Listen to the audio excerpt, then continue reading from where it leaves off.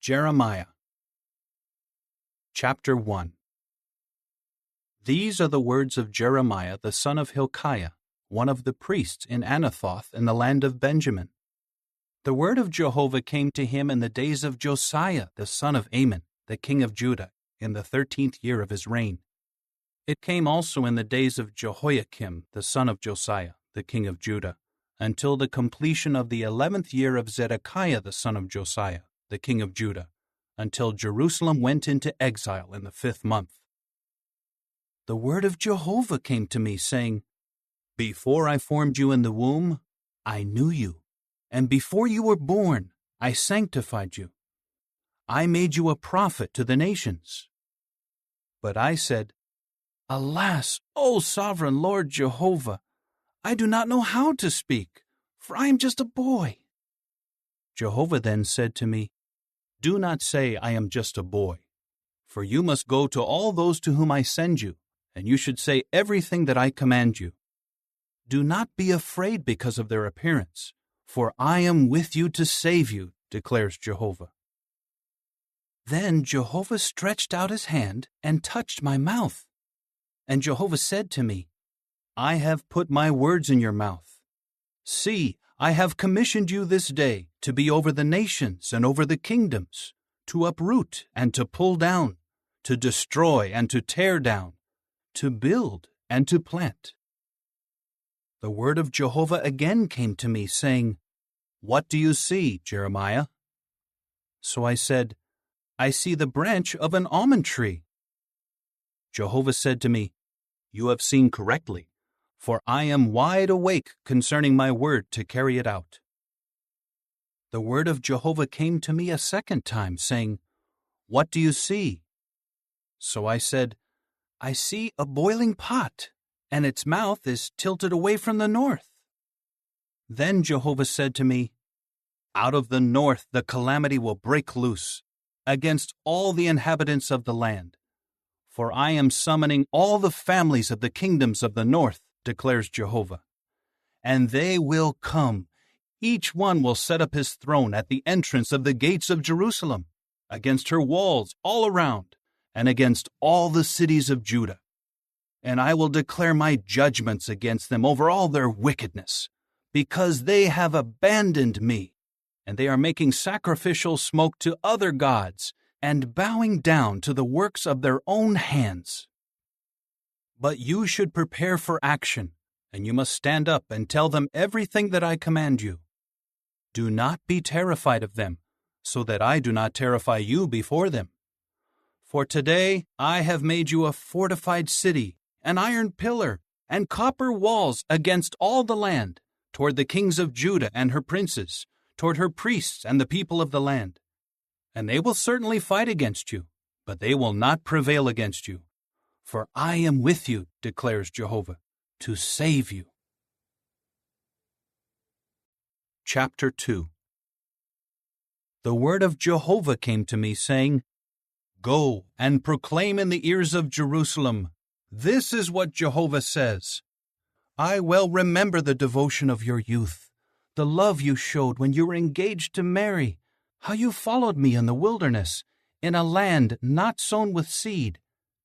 Israel was holy to Jehovah, the firstfruits of his harvest. Anyone devouring him would become guilty. Disaster would come upon them, declares Jehovah. Hear the word of Jehovah, O house of Jacob, and all you families of the house of Israel. This is what Jehovah says. What fault did your forefathers find in me, so that they strayed so far from me, and they walked after worthless idols, and became worthless themselves?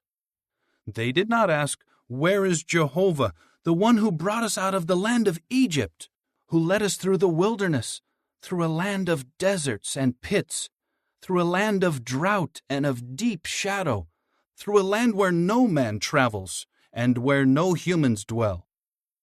I then brought you to a land of orchards, to eat its fruitage and its good things. But you came in and defiled my land. You made my inheritance something detestable. The priests did not ask, Where is Jehovah? Those handling the law did not know me, The shepherds rebelled against me. The prophets prophesied by Baal, and they followed those who could bring no benefit. So I will contend further with you, declares Jehovah, and I will contend with the sons of your sons. But cross over to the coastlands of the Kittim and see. Yes, send to Kedar and consider carefully. See whether anything like this has happened. Has a nation ever changed its gods for those that are not gods? But my own people have exchanged my glory for what is useless. Stare in amazement at this, you heavens. Shudder in absolute horror, declares Jehovah. Because my people have done two bad things.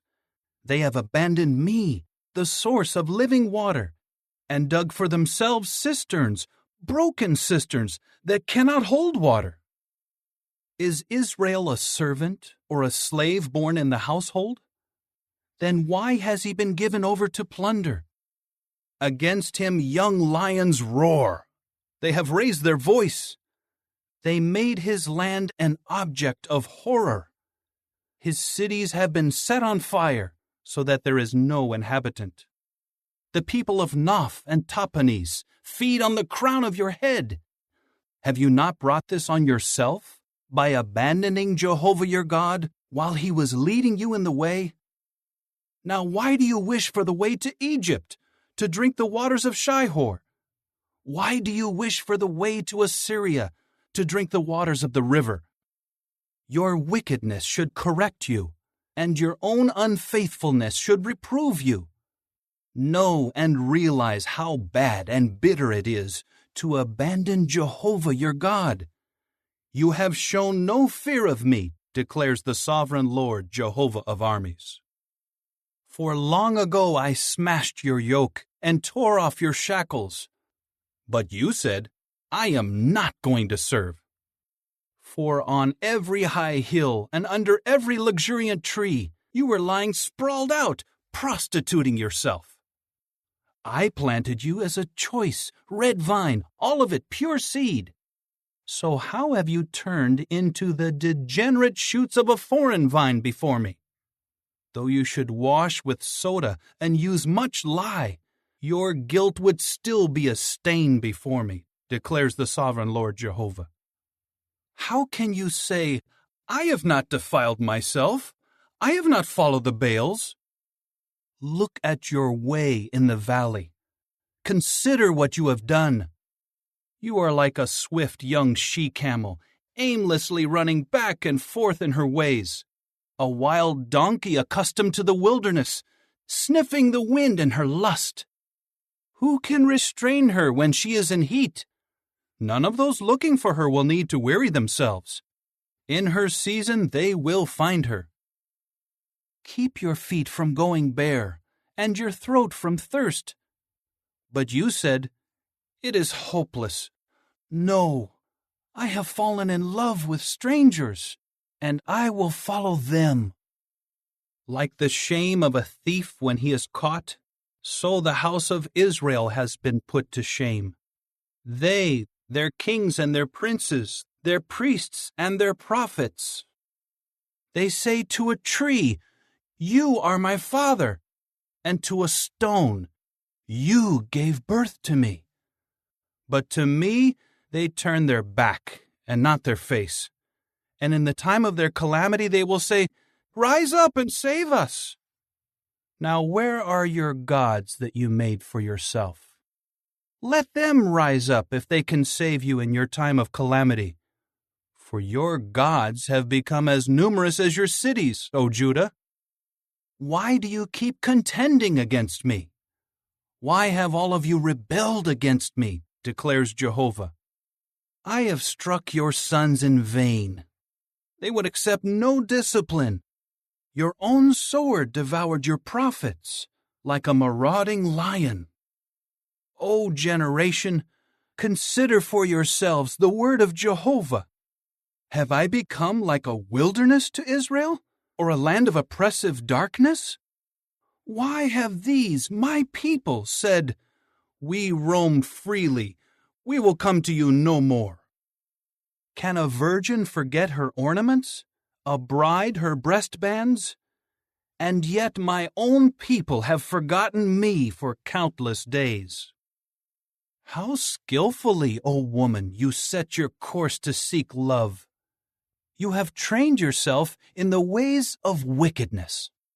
Even your skirts are stained with the blood of the innocent poor ones.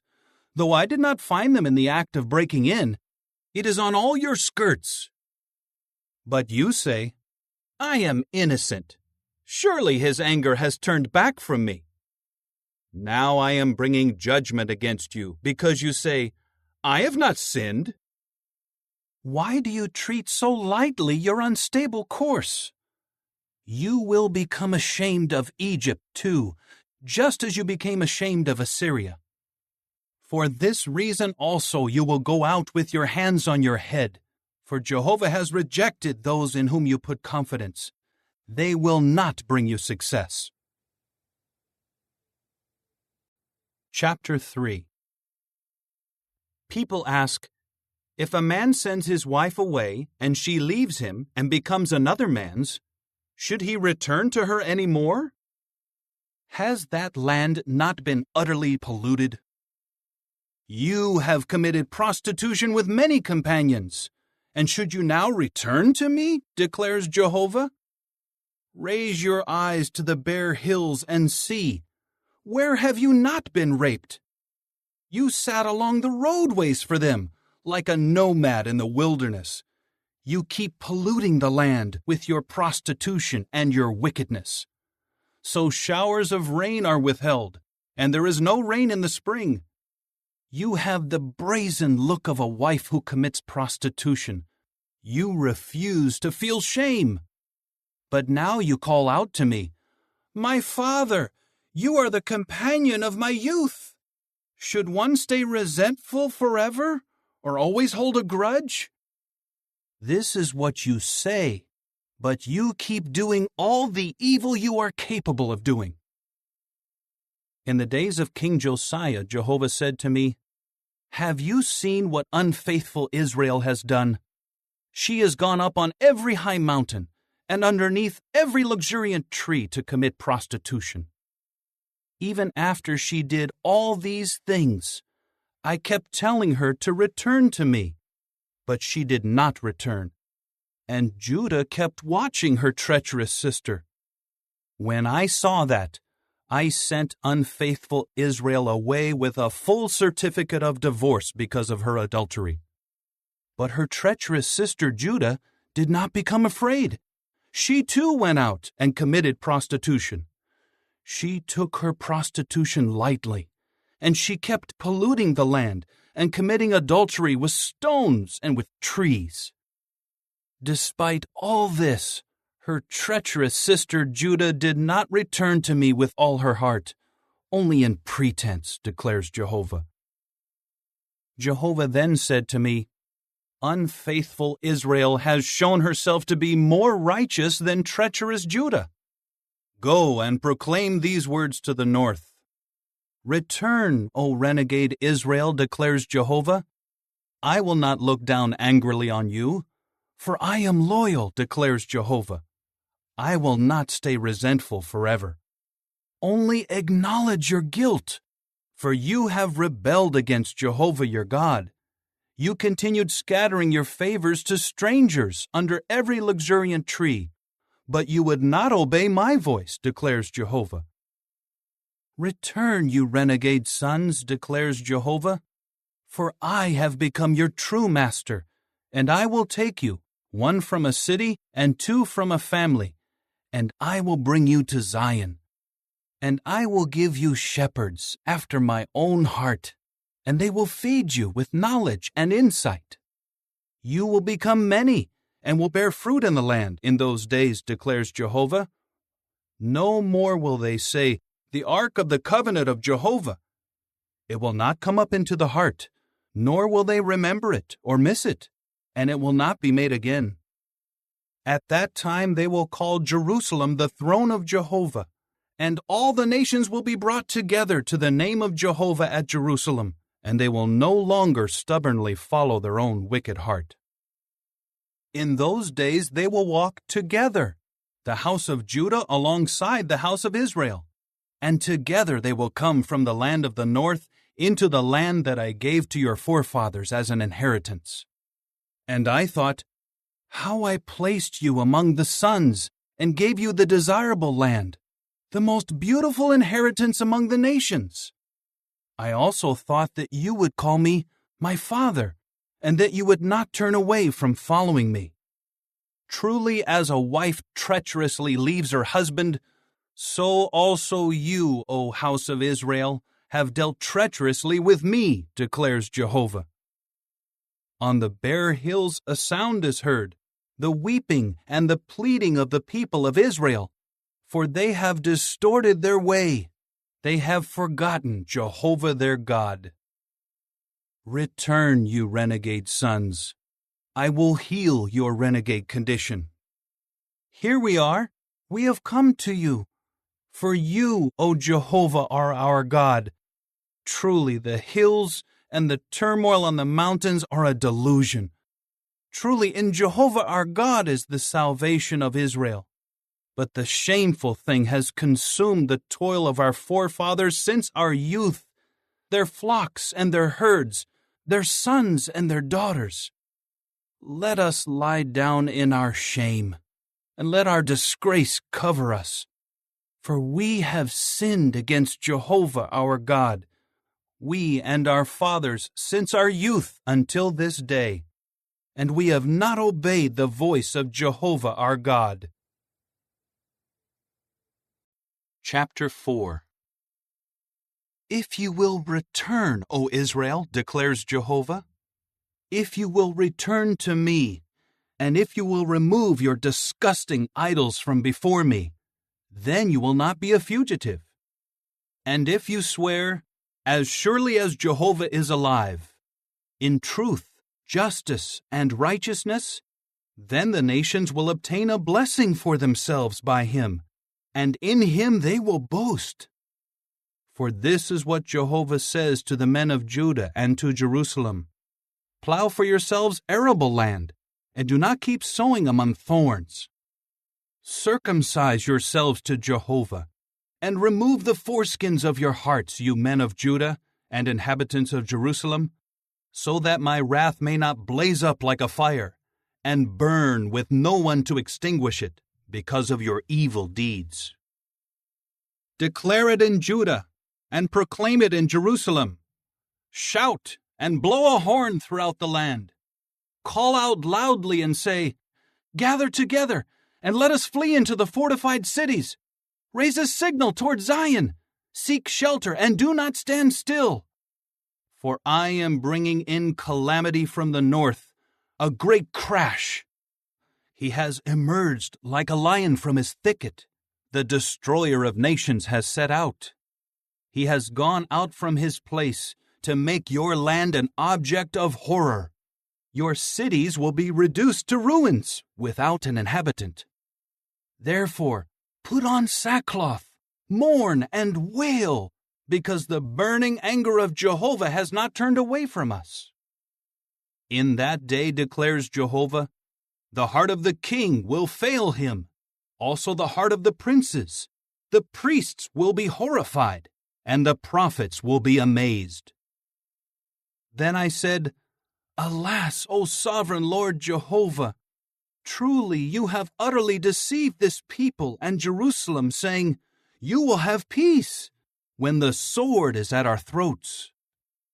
At that time it will be said to this people and to Jerusalem, A scorching wind from the barren hills of the desert will sweep down on the daughter of my people. It is not coming to winnow or to cleanse. The full wind comes from these places at my bidding. Now I will pronounce judgments against them. Look, he will come like rain clouds, and his chariots are like a storm wind. His horses are swifter than eagles. Woe to us, for we are ruined. Wash your heart clean of wickedness, O Jerusalem, in order to be saved. How long will you harbor wicked thoughts? For a voice tells the news from Dan, and it proclaims disaster from the mountains of Ephraim. Report it, yes, to the nations. Proclaim it against Jerusalem. Sentinels are coming from a distant land, and they will raise their voices against the cities of Judah. They come against her on all sides like guards of the open field, because she has rebelled against me, declares Jehovah. Your own ways and your actions will be brought upon you. How bitter is your disaster, for it reaches clear to your heart. Oh, my anguish, my anguish! I feel great pain in my very heart. My heart pounds within me. I cannot keep silent, for I have heard the sound of the horn, the alarm signal of war. Disaster after disaster has been reported, for the whole land has been destroyed. Suddenly, my own tents are destroyed. In a moment, my tent cloths. How long will I keep seeing the signal, keep hearing the sound of the horn? For my people are foolish. They take no note of me. They are stupid sons with no understanding. They are clever enough when it comes to doing bad, but they do not know how to do good. I saw the land, and look, it was empty and desolate. I looked at the heavens, and their light was no more.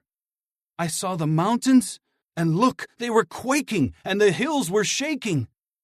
I saw, and look, there was no man, and the birds of the heavens had all fled. I saw, and look, the orchard had become a wilderness, and its cities had all been torn down. It was because of Jehovah, because of his burning anger. For this is what Jehovah says: the whole land will become desolate, but I will not carry out a complete extermination. For this reason the land will mourn, and the heavens above will become dark. It is because I have spoken, I have decided, and I will not change my mind, nor will I turn back from it. At the sound of the horsemen and the archers, the entire city flees. They enter into the thickets, and they climb the rocks. Every city is abandoned, and no man dwells in them. Now that you are devastated, what will you do? You used to clothe yourself with scarlet, to deck yourself with gold ornaments, and to enlarge your eyes with black paint. But it is in vain that you beautified yourself, for those lusting after you have rejected you. They are now seeking to take your life. For I have heard the sound like that of a sick woman, the distress like that of a woman giving birth to her first child, the voice of the daughter of Zion who keeps gasping for breath. She says as she spreads out her palms, "Woe to me, for I am exhausted because of the killers." Chapter 5. Roam the streets of Jerusalem. Look around and take note. Search her public squares to see whether you can find a man who acts with justice, one who seeks to be faithful, and I will forgive her. Even if they say, "As surely as Jehovah is alive," they would still swear to what is false. O Jehovah, do your eyes not look for faithfulness? You struck them, but it made no impact on them. You exterminated them, but they refused to accept discipline. They made their faces harder than a rock, and they refused to turn around. But I said to myself, "Surely these must be the lowly. They act foolishly, for they do not know the way of Jehovah, the judgment of their God. I will go to the prominent men and speak with them, for they must have taken note of the way of Jehovah, the judgment of their God." But they had all broken the yoke and torn apart the restraints. That is why a lion of the forest attacks them. A wolf of the desert plains keeps ravaging them. A leopard lies awake at their cities. Everyone going out from them is torn to pieces. For their transgressions are many. Their acts of unfaithfulness are numerous. How can I forgive you for this? Your sons have abandoned me. and they swear by what is no God. I satisfied their needs, but they kept committing adultery, and they flocked to the house of a prostitute. They are like eager, lustful horses, each neighing after another man's wife. Should I not call them to account for these things, declares Jehovah? Should I not avenge myself on such a nation? Come up against her vineyard terraces and bring ruin, but do not make a complete extermination. Take away her spreading shoots, for they do not belong to Jehovah. For the house of Israel and the house of Judah have been utterly treacherous with me, declares Jehovah. They have denied Jehovah, and they keep saying, He will do nothing. No calamity will come upon us. We will not see sword or famine. The prophets are full of wind, and the word is not in them. Let this happen to them. Therefore, this is what Jehovah, the God of armies, says. Because these men are saying this, here I am making my words a fire in your mouth, and this people is the wood, and it will consume them. Here I am bringing in on you a nation from far away, O house of Israel, declares Jehovah. It is an enduring nation. It is an ancient nation, a nation whose language you do not know, and whose speech you cannot understand. Their quiver is like an open grave. All of them are warriors. They will devour your harvest and your bread. They will devour your sons and your daughters. They will devour your flocks and your herds. They will devour your vines and your fig trees. They will destroy with the sword your fortified cities in which you trust. But even in those days, declares Jehovah, I will not carry out a complete extermination of you. And when they ask, Why has Jehovah our God done all these things to us? You should answer them, Just as you abandoned me to serve a foreign god in your land, so you will serve foreigners in a land that is not yours. Declare this in the house of Jacob, and proclaim it in Judah, saying, Hear this, you foolish and senseless people. They have eyes but cannot see. They have ears but cannot hear.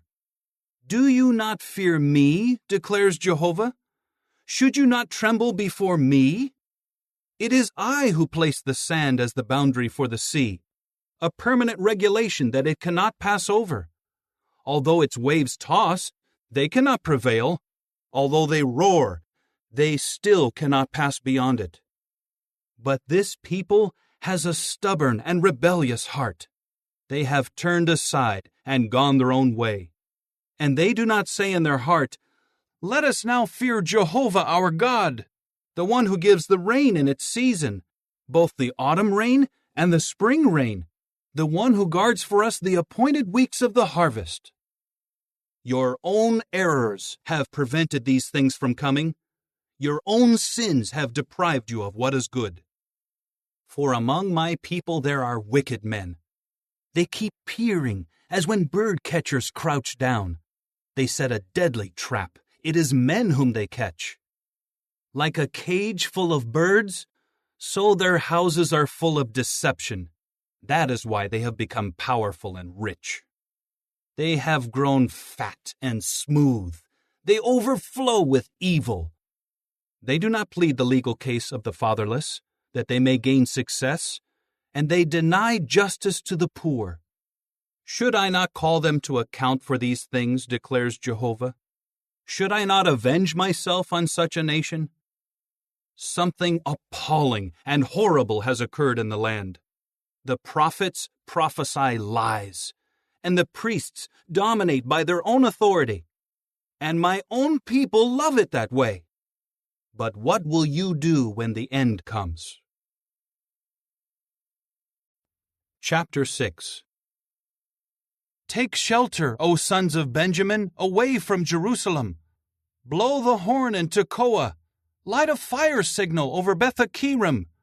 For a calamity looms from the north, a great disaster. The daughter of Zion resembles a beautiful and delicate woman. The shepherds and their droves will come.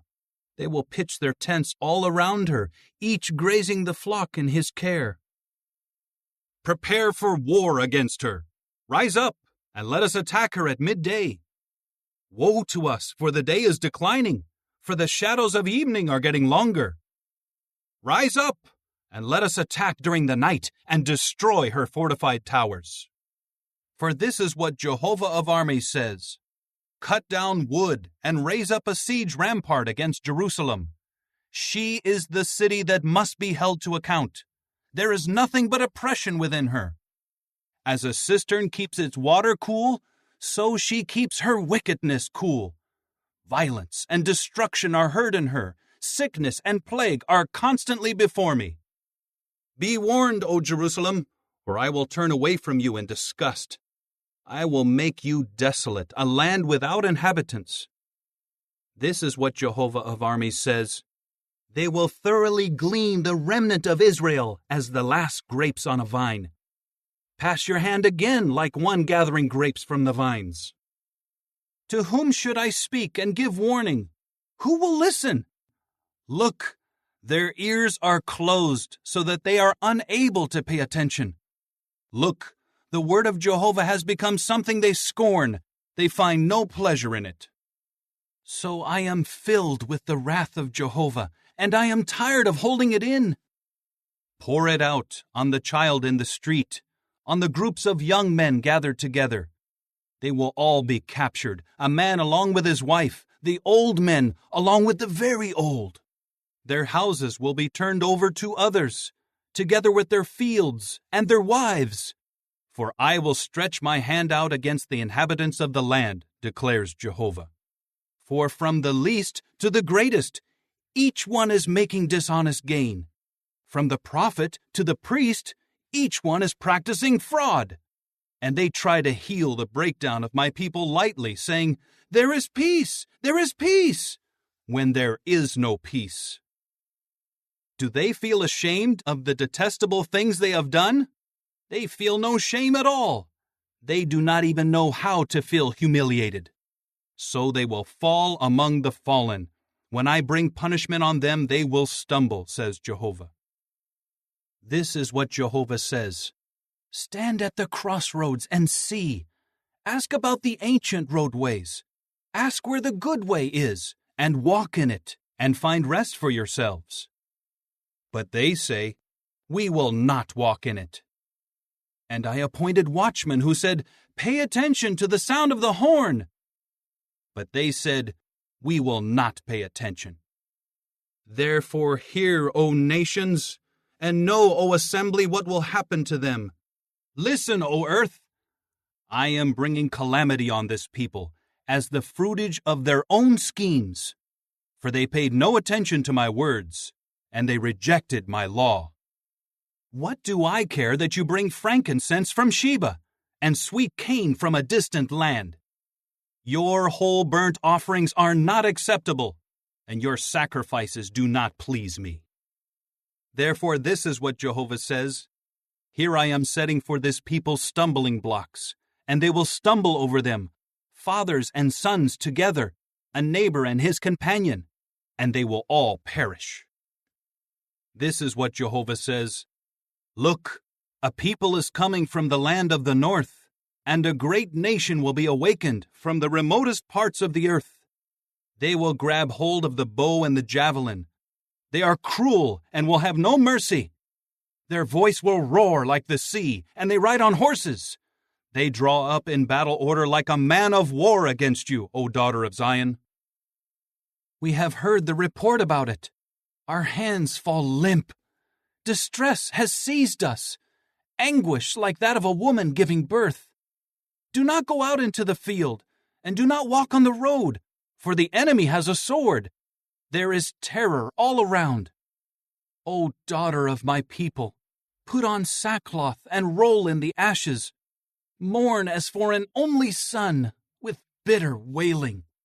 For suddenly the destroyer will come upon us.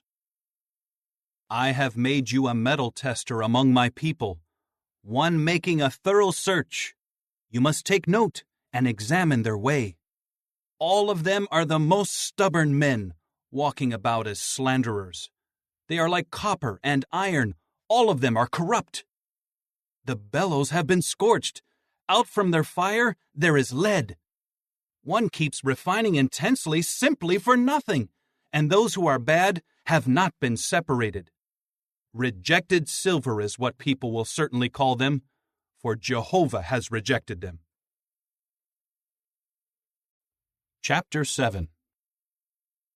This is the word that came to Jeremiah from Jehovah, saying, Stand in the gate of the house of Jehovah, and proclaim there this message.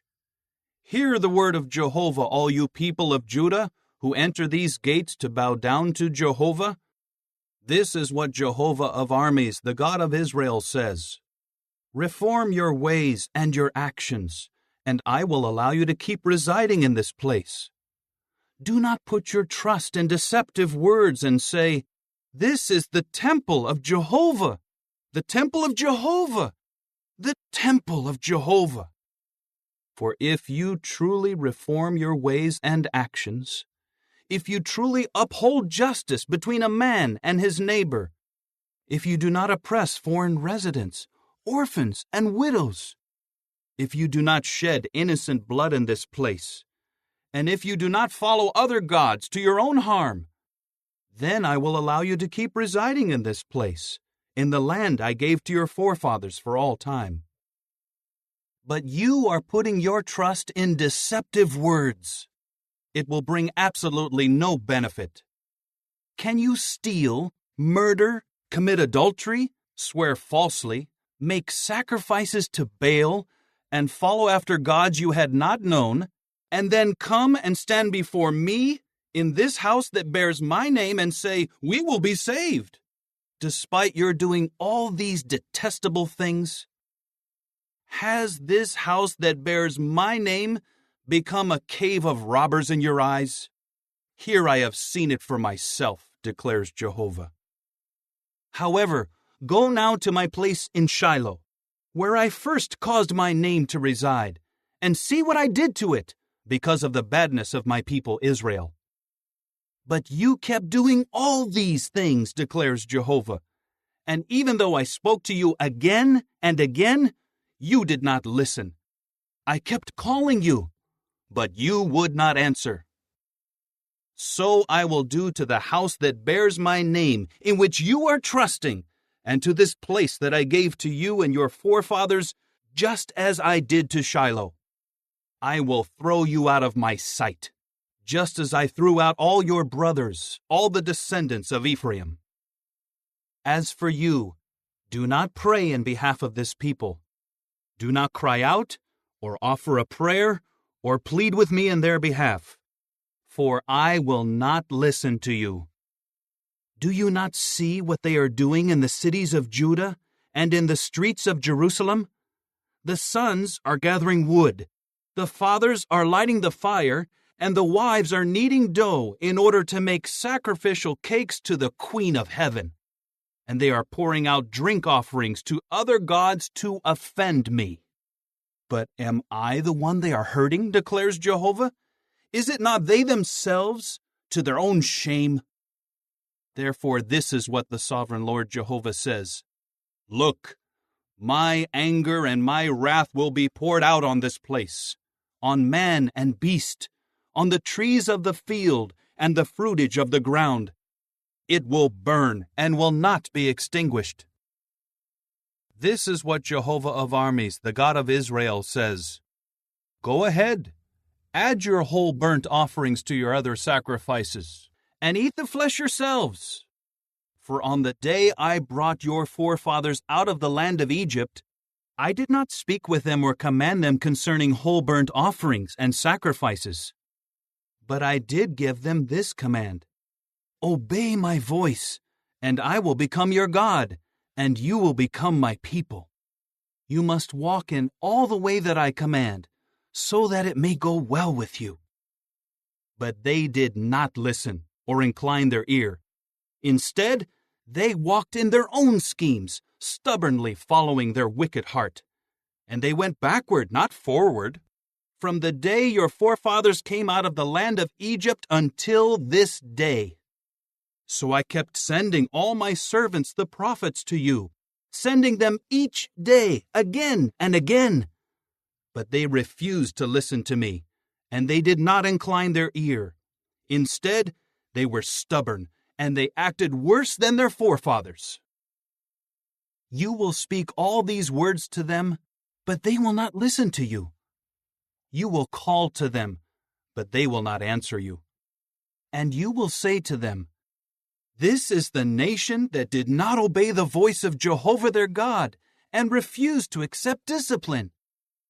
Faithfulness has perished and is not even mentioned among them. Shear off your uncut hair and throw it away, and on the bare hills raise a dirge, for Jehovah has rejected and will abandon this generation that has infuriated him. For the people of Judah have done what is bad in my eyes, declares Jehovah. They have set up their disgusting idols in the house that bears my name, in order to defile it. They have built the high places of Topheth, which is in the valley of the son of Hinnom, in order to burn their sons and their daughters in the fire, something that I had not commanded, and that had never even come into my heart. Therefore look, the days are coming, declares Jehovah, when it will no longer be called Topheth or the valley of the son of Hinnom, but the valley of the slaughter. They will bury in Topheth until there is no place left. And the dead bodies of this people will become food for the birds of the heavens and for the beasts of the earth, with no one to frighten them away. I will put an end to the sound of exultation and the sound of rejoicing, the voice of the bridegroom and the voice of the bride, in the cities of Judah and in the streets of Jerusalem, for the land will be reduced to ruins. Chapter 8. At that time, declares Jehovah, the bones of the kings of Judah, the bones of its princes, the bones of the priests, the bones of the prophets, and the bones of the inhabitants of Jerusalem will be taken from their graves. They will be spread out to the sun and to the moon and to all the army of the heavens that they loved and served and followed and sought after and bowed down to. They will not be gathered, nor will they be buried. They will become like manure on the surface of the ground. And the remnant of this evil family who survive will choose death over life in all the places where I disperse them, declares Jehovah of armies. And you must say to them, This is what Jehovah says. Will they fall and not get up again? If one would turn back, will the other not also turn back? Why is this people, Jerusalem, unfaithful with an enduring unfaithfulness? They hold fast to deception. They refuse to turn back. I paid attention and kept listening, but the way they spoke was not right. Not a man repented over his wickedness or asked, What have I done? Each one keeps returning to the popular course, like a horse dashing into the battle. Even the stork in the sky knows its seasons. The turtle dove and the swift and the thrush keep to the time of their return, but my own people do not understand the judgment of Jehovah. How can you say, We are wise, and we have the law of Jehovah? For in fact, the lying stylus of the scribes has been used only for falsehood. The wise have been put to shame. They have become terrified and will be caught. Look, they have rejected the word of Jehovah, and what wisdom do they have? So I will give their wives to other men, their fields to other owners. For from the least to the greatest, each one is making dishonest gain. From the prophet to the priest, each one is practicing fraud. And they try to heal the breakdown of the daughter of my people lightly, saying, There is peace, when there is no peace. Do they feel ashamed of the detestable things they have done? They feel no shame at all. They do not even know how to feel humiliated. so they will fall among the fallen. When I bring punishment on them, they will stumble, says Jehovah. When I gather them, I will bring them to their end, declares Jehovah. There will be no grapes left on the vine, no figs on the fig tree, and the leaves will wither. And what I gave to them will be lost to them. Why are we sitting here? Let us gather together and enter the fortified cities and perish there. For Jehovah our God will do away with us, and he gives us poisoned water to drink, because we have sinned against Jehovah. There was a hope for peace, but nothing good came. For a time of healing, but there is terror. From Dan is heard the snorting of his horses. At the sound of the neighing of his stallions, the whole land quakes. They come in and devour the land and everything in it, the city and its inhabitants. For here I am sending in serpents among you, poisonous snakes that cannot be charmed, and they will certainly bite you, declares Jehovah. My grief is incurable. My heart is sick. From a distant land there is a cry for help from the daughter of my people. Is Jehovah not in Zion? Or is her king not in her? Why have they offended me with their graven images, with their worthless foreign gods? The harvest is past, the summer is ended, but we have not been saved. I am shattered over the breakdown of the daughter of my people. I am dejected. Horror has seized me. Is there no balsam in Gilead? Or is there no healer there? Why has the daughter of my people not been restored to health? Chapter 9. Oh, that my head were waters, my eyes a fountain of tears. Then I would weep day and night for the slain ones of my people. Oh, that I had a traveler's lodging place in the wilderness. Then I would leave my people and go away from them. For they are all adulterers, a band of treacherous people. They bend their tongue like a bow. Falsehood, not faithfulness, prevails in the land. They advance from evil to evil, and they pay no attention to me, declares Jehovah. Everyone, be on guard against your neighbor, and do not trust even your brother. For every brother is a betrayer, and every neighbor is a slanderer. Each one cheats his neighbor, and no one speaks truth. They have taught their tongue to speak falsehood. They wear themselves out doing what is wrong. You are living in the midst of deception. In their deception they refuse to know me, declares Jehovah. Therefore, this is what Jehovah of armies says. I will smelt them and test them, for what else can I do with the daughter of my people? Their tongue is a deadly arrow that speaks deception. With his mouth, a person speaks of peace to his neighbor, but inside he lays an ambush. Should I not call them to account for these things, declares Jehovah? Should I not avenge myself on such a nation? I will weep and lament over the mountains, and take up a dirge over the pastures of the wilderness. For they have been burned up, so that no man passes through, and the sound of livestock is not heard. The birds of heaven and the beasts have fled. They are gone. I will make Jerusalem piles of stones, the lair of jackals, and I will make the cities of Judah desolate, without an inhabitant. Who is wise enough to understand this? To whom has the mouth of Jehovah spoken, that he may declare it? Why has the land perished? Why is it scorched like the wilderness, so that no one is passing through? Jehovah replied, Because of their rejecting my law that I set before them, and because they have not followed it and obeyed my voice. Instead, they stubbornly followed their own hearts, and they followed the Baal images as their fathers had taught them to do. Therefore, this is what Jehovah of armies, the God of Israel, says. Here I am making this people eat wormwood, and I will make them drink poisoned water. I will scatter them among the nations that they and their fathers have not known, and I will send a sword after them until I will have exterminated them. This is what Jehovah of armies says. Behave with understanding.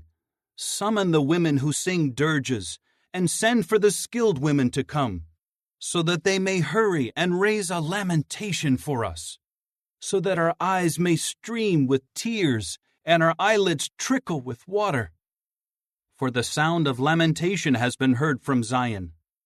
How we have been devastated! How great our shame is!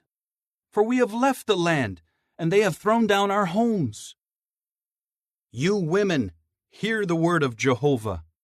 May your ear receive the word of his mouth. Teach your daughters this lamentation, and teach one another this dirge. For death has come up through our windows. It has entered our fortified towers, to take away the children from the streets, and the young men from the public squares. Say, this is what Jehovah declares.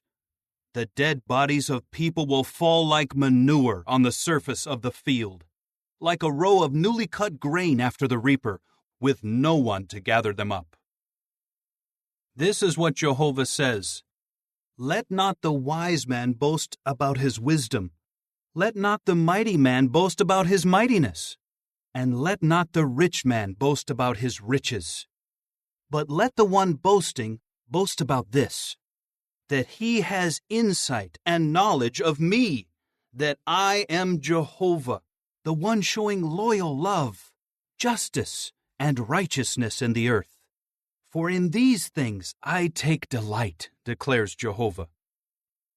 Look, days are coming, declares Jehovah, and I will hold an accounting with everyone circumcised and yet uncircumcised, with Egypt and Judah and Edom and the Ammonites and Moab, and with all of those with hair clipped at the temples who are dwelling in the wilderness. For all the nations are uncircumcised, and all the house of Israel are uncircumcised in heart. Chapter 10. Hear the word that Jehovah has spoken against you, O house of Israel. This is what Jehovah says. Do not learn the way of the nations, and do not be terrified by the signs of the heavens, because the nations are terrified by them. For the customs of the peoples are a delusion.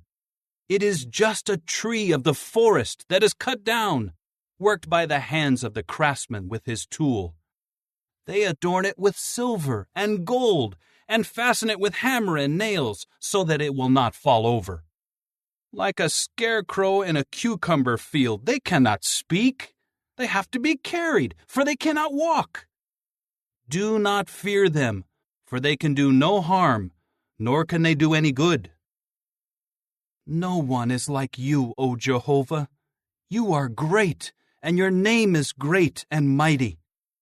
Who should not fear you, O King of the nations? For it is fitting, because among all the wise ones of the nations and among all their kingdoms, there is no one at all like you. They are all unreasoning and stupid. Instruction from a tree is an utter delusion. Silver plates are imported from Tarshish, and gold from Uphaz, the work of a craftsman, of the hands of a metal worker. Their clothing is blue thread and purple wool. They are all made by skilled workers. But Jehovah is truly God. He is the living God and the eternal King. Because of his indignation, the earth will quake, and no nations will endure his denunciation. This is what you should say to them. The gods that did not make the heavens and the earth will perish from the earth and from under these heavens. He is the maker of the earth by his power, the one who established the productive land by his wisdom, and who stretched out the heavens by his understanding. When he makes his voice heard, the waters in the heavens are in turmoil, and he causes clouds to ascend from the ends of the earth. He makes lightning for the rain, and he brings the wind out of his storehouses. Every man acts unreasonably and without knowledge. Every metal worker will be put to shame because of the carved image. For his metal image is a falsehood, and there is no spirit in them. They are a delusion, a work of mockery. When their day of reckoning comes, they will perish. The share of Jacob is not like these things, for he is the one who formed everything, and Israel is the staff of his inheritance. Jehovah of armies is his name. Gather up your bundle from the ground, O woman dwelling under siege, for this is what Jehovah says. Here I am hurling the inhabitants out of the land at this time, and I will cause them to experience distress. Woe to me because of my breakdown. My wound is incurable. And I said, surely this is my sickness, and I must bear it. My tent has been devastated, and my tent cords have all been torn apart. My sons have left me and are no more. There is no one left to stretch out my tent or raise up my tent cloths. For the shepherds have behaved senselessly, and they have not inquired of Jehovah. That is why they have not acted with insight, and all their flocks have been scattered. Listen, a report! It is coming! A great pounding from the land of the north, to make the cities of Judah desolate, a lair of jackals. I well know, O Jehovah, that man's way does not belong to him. It does not belong to man who is walking, even to direct his step. Correct me, O Jehovah, with judgment, but not in your anger, that you may not reduce me to nothing. Pour out your wrath on the nations who ignore you, and on the families who do not call on your name. For they have devoured Jacob. Yes, they have devoured him to the point of extermination, and they have desolated his homeland. Chapter 11. This is the word that came to Jeremiah from Jehovah, saying, Hear the words of this covenant, you people. Speak them to the men of Judah and to the inhabitants of Jerusalem, and say to them, This is what Jehovah the God of Israel says.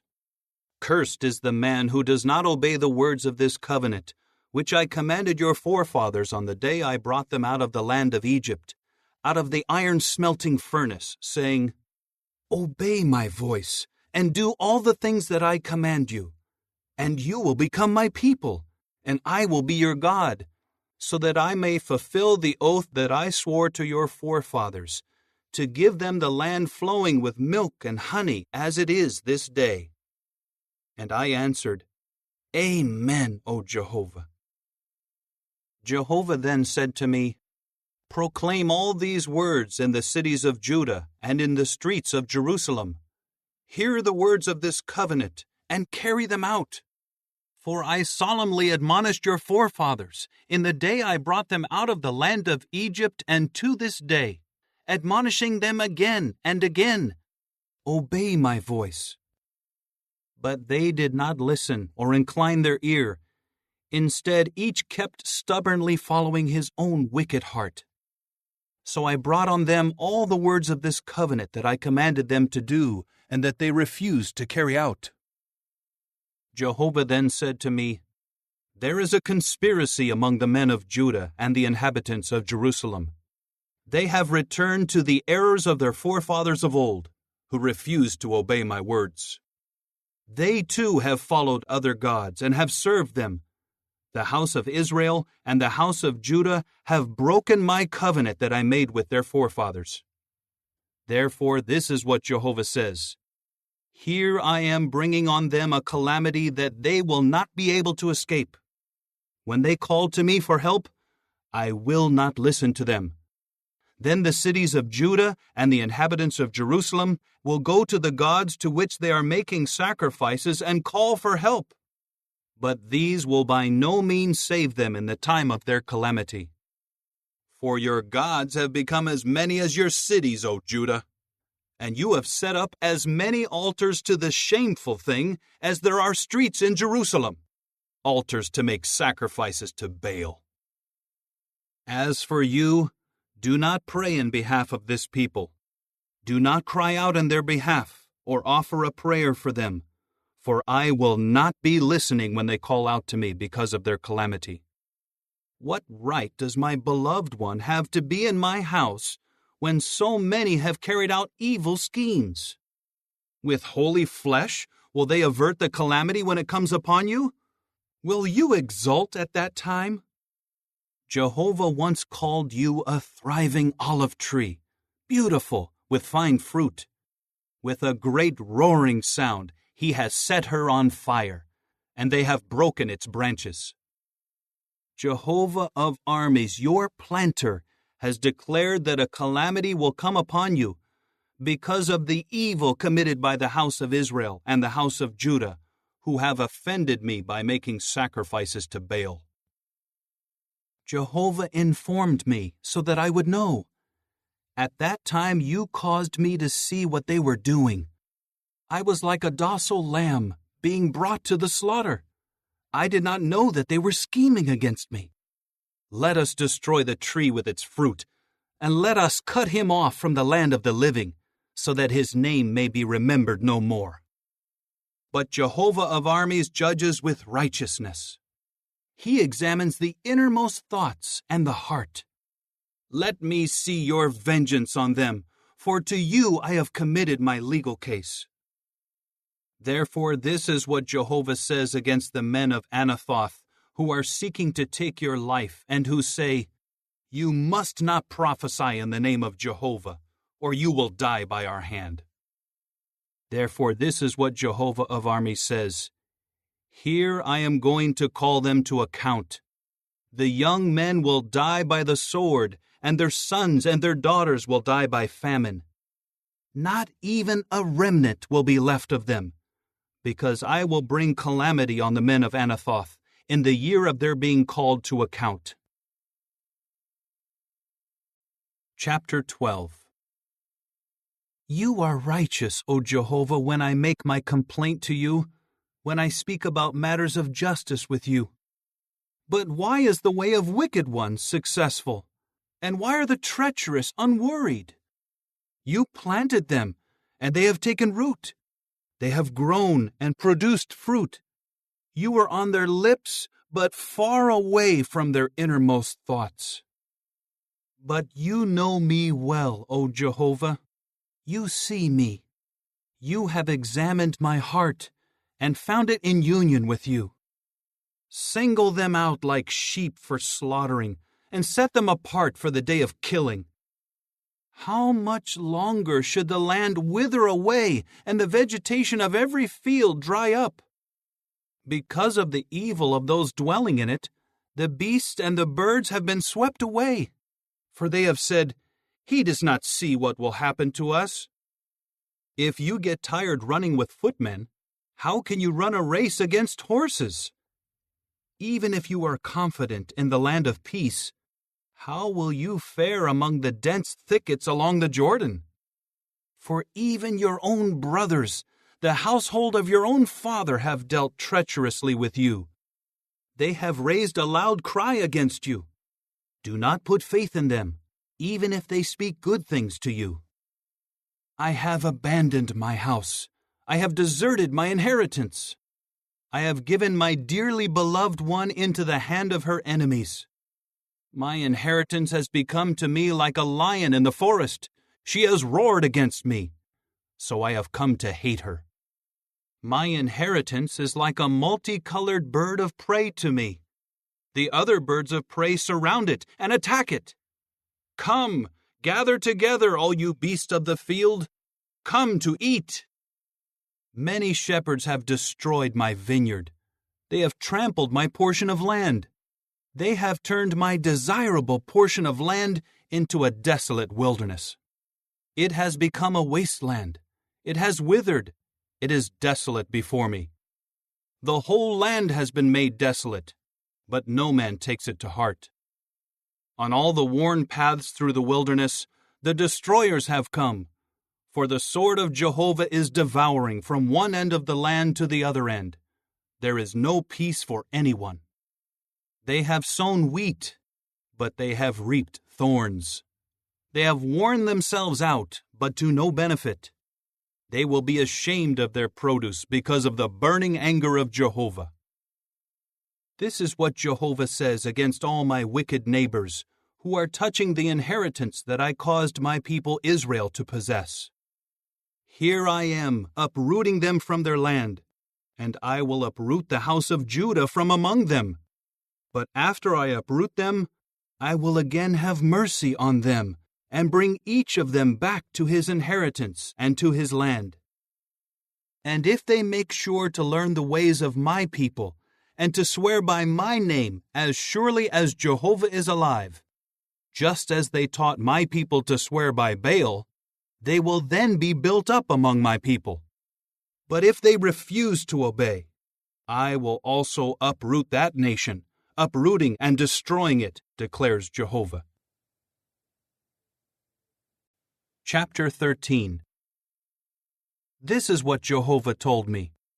Go and buy a linen belt for yourself, and put it around your waist, but do not dip it in water. So I bought the belt according to the word of Jehovah, and put it around my waist. And the word of Jehovah came to me a second time. Take the belt that you bought and are wearing, and get up. Go to the Euphrates, and hide it there in a cleft of the crag. So I went and hid it by the Euphrates, just as Jehovah had commanded me. But many days later Jehovah said to me, Get up, go to the Euphrates, and take from there the belt that I commanded you to hide there. So I went to the Euphrates, and dug up the belt, and took it from the place where I had hidden it. And I saw that the belt had been ruined. It was completely useless. Then the word of Jehovah came to me. This is what Jehovah says. In the same way, I will destroy the pride of Judah and the immense pride of Jerusalem. These evil people who refuse to obey my words, who stubbornly follow their own heart, and who are following other gods, serving and bowing down to them, will become just like this belt that is completely useless. For just as a belt clings to the waist of a man, so I made the whole house of Israel and the whole house of Judah cling to me, declares Jehovah, to become to me a people, a name, a praise, and something beautiful. But they did not obey. And you must also give this message to them. This is what Jehovah the God of Israel says. Every large jar should be filled with wine.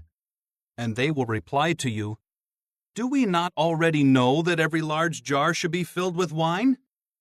Then say to them, This is what Jehovah says.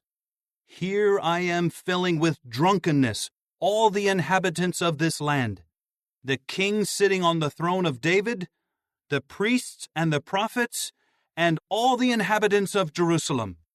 And I will smash them against each other, fathers and sons alike, declares Jehovah. I will not show compassion, or feel any sorrow, or have any mercy on them. Nothing will stop me from bringing them to ruin. Hear and pay attention.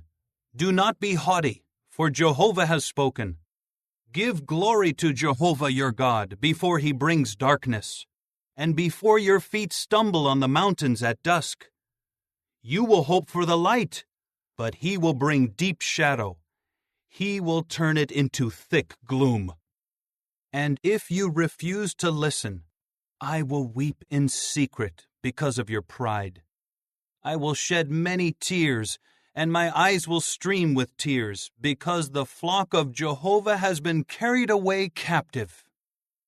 Tell the king and the queen mother, Sit in a lower place, for your beautiful crown will fall from your head. The cities of the south are shut, with no one to open them. All of Judah has been taken into exile, taken completely into exile. Raise your eyes and see those coming from the north. Where is the flock you were given, your beautiful sheep? What will you say when your punishment comes from your close friends, whom you cultivated from the start? Will not birth pains seize you like those of a woman giving birth? And when you say in your heart, "Why have these things befallen me?" It is because of your great error that your skirts have been stripped off, and your heels have been treated violently. Can a Cushite change his skin, or a leopard its spots? If so, then you can do good, you who are trained to do bad. So I will scatter them like straw blown by the desert wind. This is your lot, the portion that I have measured out to you, declares Jehovah, because you have forgotten me, and you trust in lies. Therefore, I will lift up your skirts over your face, and your shame will be seen. Your acts of adultery, and your lustful neighing, your obscene prostitution. On the hills, in the field, I have seen your disgusting behavior. Woe to you, O Jerusalem! How much longer will you remain unclean? Chapter 14. This is the word of Jehovah that came to Jeremiah concerning the droughts. Judah mourns, and its gates have faded away. They sink to the ground dejected, and a cry goes up from Jerusalem. And their masters send their servants for water. They go to the water holes and find no water. They return with their vessels empty. They are ashamed and disappointed, and they cover their heads. Because the ground is cracked, for there is no rain on the land, the farmers are dismayed and cover their heads. Even the doe in the field forsakes her newborn because there is no grass. The wild donkeys stand on the bare hills. They pant for air like jackals. Their eyes fail because there is no vegetation. Although our own errors testify against us, O Jehovah, act for the sake of your name. For our acts of unfaithfulness are many, and it is against you that we have sinned. O hope of Israel, his Savior in times of distress, why are you like a stranger in the land, like a traveler who stops only to spend the night? Why are you like a man who is stunned, like a mighty man who cannot save? For you are among us, O Jehovah, and your name has been called on us. Do not abandon us. This is what Jehovah says concerning this people. They love to wander about. They have not restrained their feet. So Jehovah finds no pleasure in them. Now he will remember their error and call them to account for their sins. Then Jehovah said to me, Do not pray for good to come to this people. When they fast, I do not listen to their entreaties. And when they offer whole burnt offerings and grain offerings, I take no pleasure in them. For by the sword, by famine, and by pestilence, I will do away with them. At this I said, Alas, O sovereign Lord Jehovah! Here the prophets are saying to them, You will not see the sword, and famine will not come upon you, but I will give you true peace in this place. Jehovah then said to me, The prophets are prophesying lies in my name. I have not sent them, or commanded them, or spoken to them. A lying vision and a worthless divination, and the deceit of their own heart is what they are prophesying to you. Therefore, this is what Jehovah says concerning the prophets who are prophesying in my name, though I did not send them, and who say that no sword or famine will occur in this land. By sword and by famine, those prophets will perish. And the people to whom they are prophesying will be cast out into the streets of Jerusalem, because of the famine and the sword, with no one to bury them. Them, their wives, their sons, or their daughters, for I will pour out on them the calamity they deserve. You must speak this word to them. Let my eyes stream with tears, night and day. Let them not cease. For the virgin daughter of my people has been completely crushed and broken, with an extremely severe wound. If I go out into the field and look, I see those slain by the sword. And if I come into the city, I see the diseases from the famine. For both the prophet and the priest have gone around in a land that they do not know. Have you completely rejected Judah? Or have you abhorred Zion? Why have you struck us, so that there is no healing for us? There was a hope for peace, but nothing good came. For a time of healing, but there is terror. We acknowledge our wickedness, O Jehovah, and the error of our forefathers, for we have sinned against you. For the sake of your name, do not reject us. Do not despise your glorious throne. Remember, and do not break your covenant with us. Can any of the worthless idols of the nations give rain? Or can even the heavens send showers of rain on their own? Are you not the only one, O Jehovah our God? And we hope in you, for you alone have done all these things. Chapter 15. Then Jehovah said to me, Even if Moses and Samuel were standing before me, I would show no favor toward this people. Drive them out from before me. Let them go. And if they say to you, Where should we go? You must say to them, This is what Jehovah says. Whoever is for deadly plague, to deadly plague. Whoever is for the sword, to the sword. Whoever is for the famine, to the famine. And whoever is for the captivity, to the captivity. And I will appoint over them 4 calamities, declares Jehovah. The sword to kill, the dogs to drag away, and the birds of the heavens and the beasts of the earth to devour and to destroy. And I will make them an object of horror to all the kingdoms of the earth, because of Manasseh the son of Hezekiah, the king of Judah, for what he did in Jerusalem. Who will show compassion to you, O Jerusalem? Who will sympathize with you, and who will stop to ask about your welfare? You have deserted me, declares Jehovah.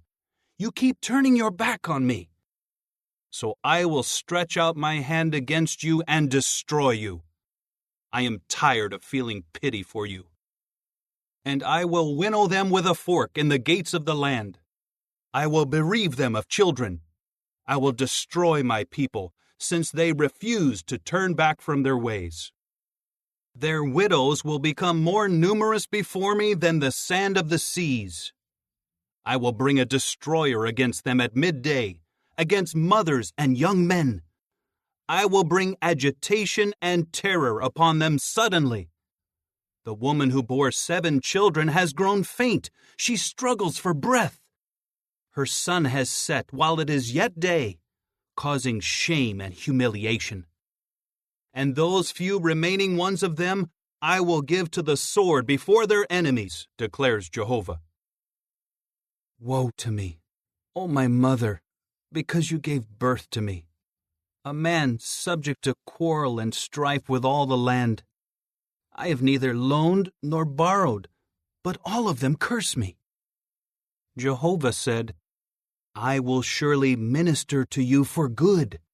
I will surely intercede for you in the time of calamity, in the time of distress against the enemy. Can anyone break iron in pieces? Iron from the north and copper? Your resources and your treasures I will give as plunder, not for a price, but because of all your sins throughout all your territories.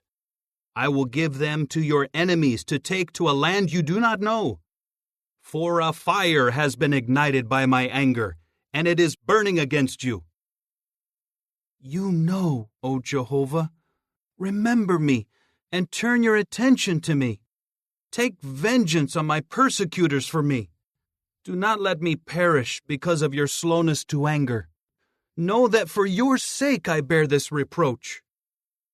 Your words were found, and I ate them. And your word became to me the exultation and the rejoicing of my heart. For your name has been called on me, O Jehovah God of armies. I do not sit in the company of merrymakers and rejoice. Because your hand is upon me, I sit alone, for you have filled me with indignation. Why is my pain chronic and my wound incurable? It refuses to be healed. Will you become to me like a deceptive water supply that cannot be relied on? Therefore, this is what Jehovah says. If you return, then I will restore you, and you will stand before me. If you separate what is precious from what is worthless, you will become like my own mouth. They will have to turn to you, but you will not turn to them. I am making you a fortified copper wall to this people. They will certainly fight against you, but they will not prevail against you. For I am with you to save you and to rescue you, declares Jehovah. And I will rescue you from the hand of the wicked and redeem you from the palm of the ruthless. Chapter 16. The word of Jehovah again came to me, saying, You must not take a wife for yourself, and you must not have sons and daughters in this place. For this is what Jehovah says concerning the sons and daughters who are born here, and concerning their mothers who give birth to them, and concerning their fathers who cause their birth in this land. They will die of deadly diseases, but no one will mourn them or bury them. They will become like manure on the surface of the ground. They will perish by the sword and by famine, and their dead bodies will be food for the birds of the heavens and for the beasts of the earth.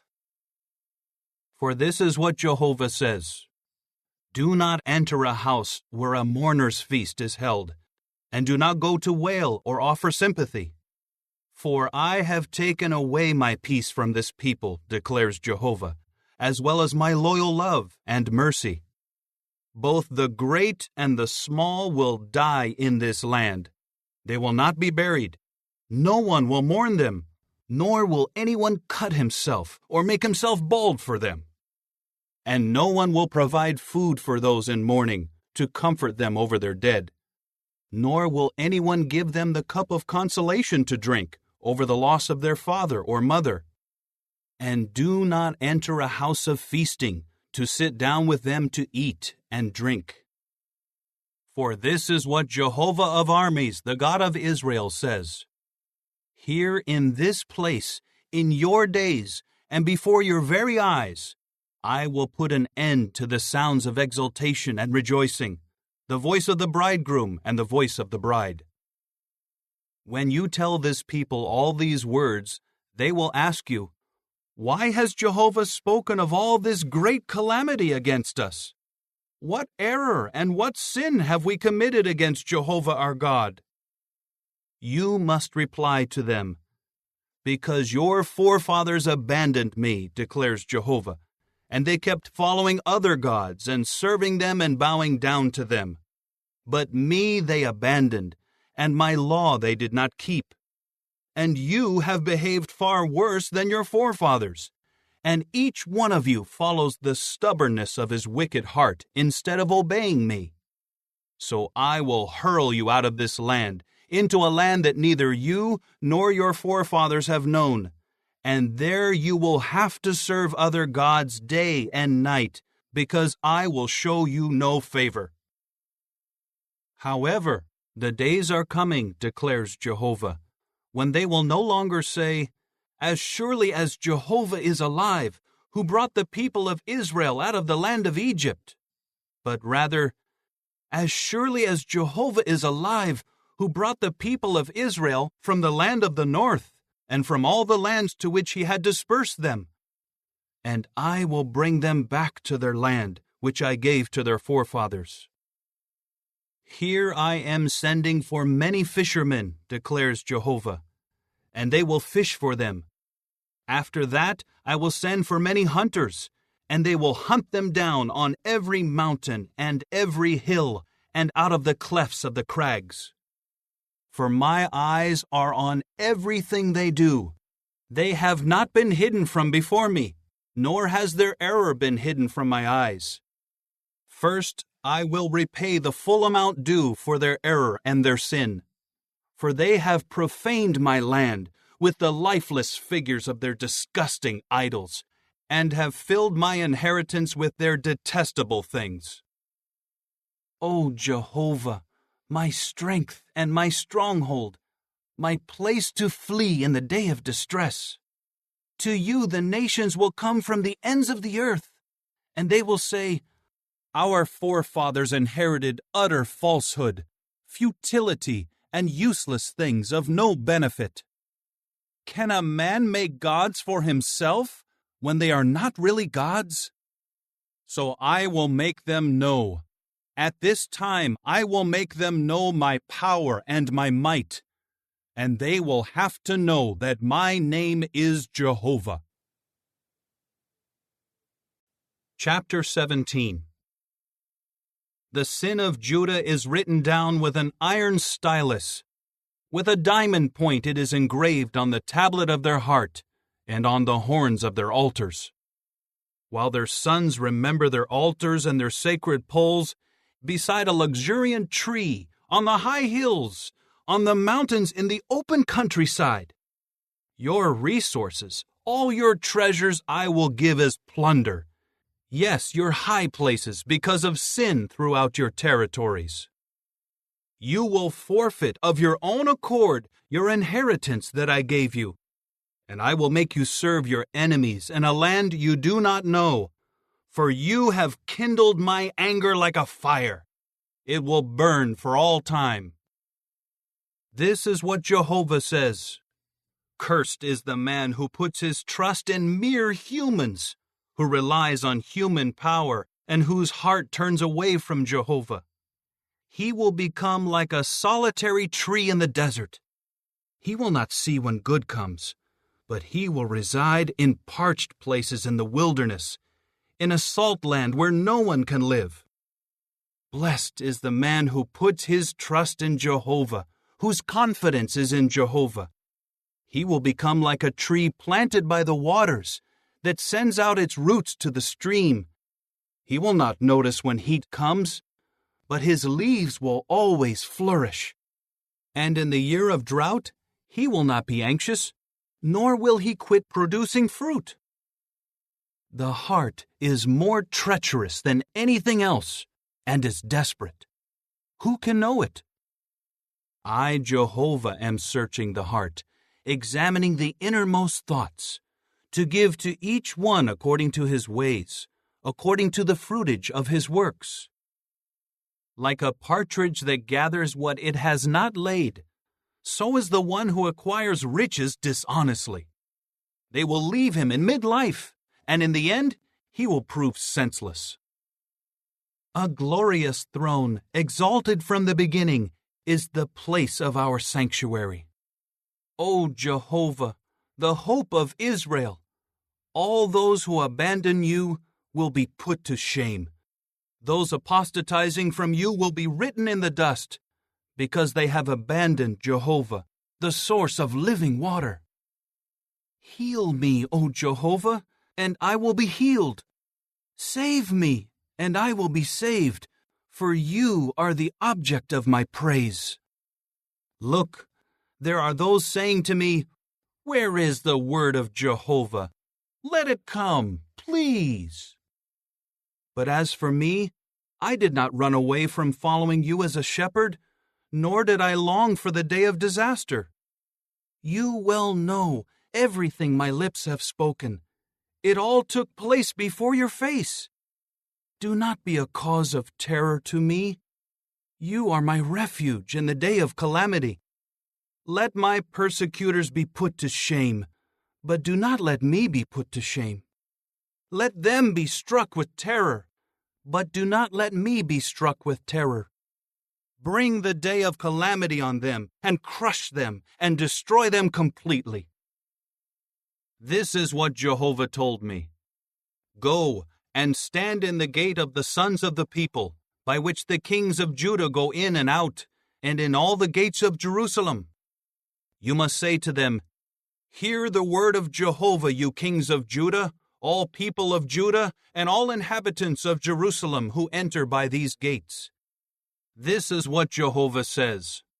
Watch yourselves, and do not carry any load on the Sabbath day, or bring it in through the gates of Jerusalem. You must not bring any load out of your homes on the Sabbath day, and you must do no work at all.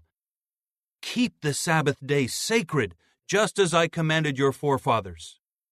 But they did not listen or incline their ear, and they stubbornly refused to obey or to accept discipline.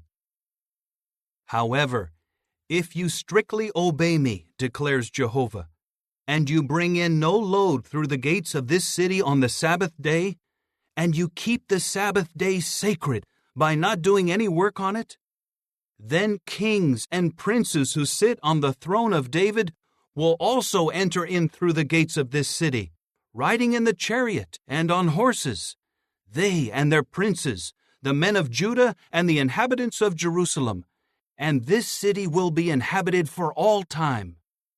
And people will come from the cities of Judah, from the places around Jerusalem, from the land of Benjamin, from the lowland, from the mountainous region, and from the Negeb, bringing whole burnt offerings, sacrifices, grain offerings, frankincense, and thanksgiving sacrifices into the house of Jehovah. But if you do not obey me by keeping the Sabbath day sacred, and by not carrying loads and bringing them through the gates of Jerusalem on the Sabbath day, I will set her gates on fire, and it will certainly consume the fortified towers of Jerusalem, and will not be extinguished. Chapter 18. This is the word that came to Jeremiah from Jehovah. Rise up, and go down to the house of the potter, and there I will cause you to hear my words.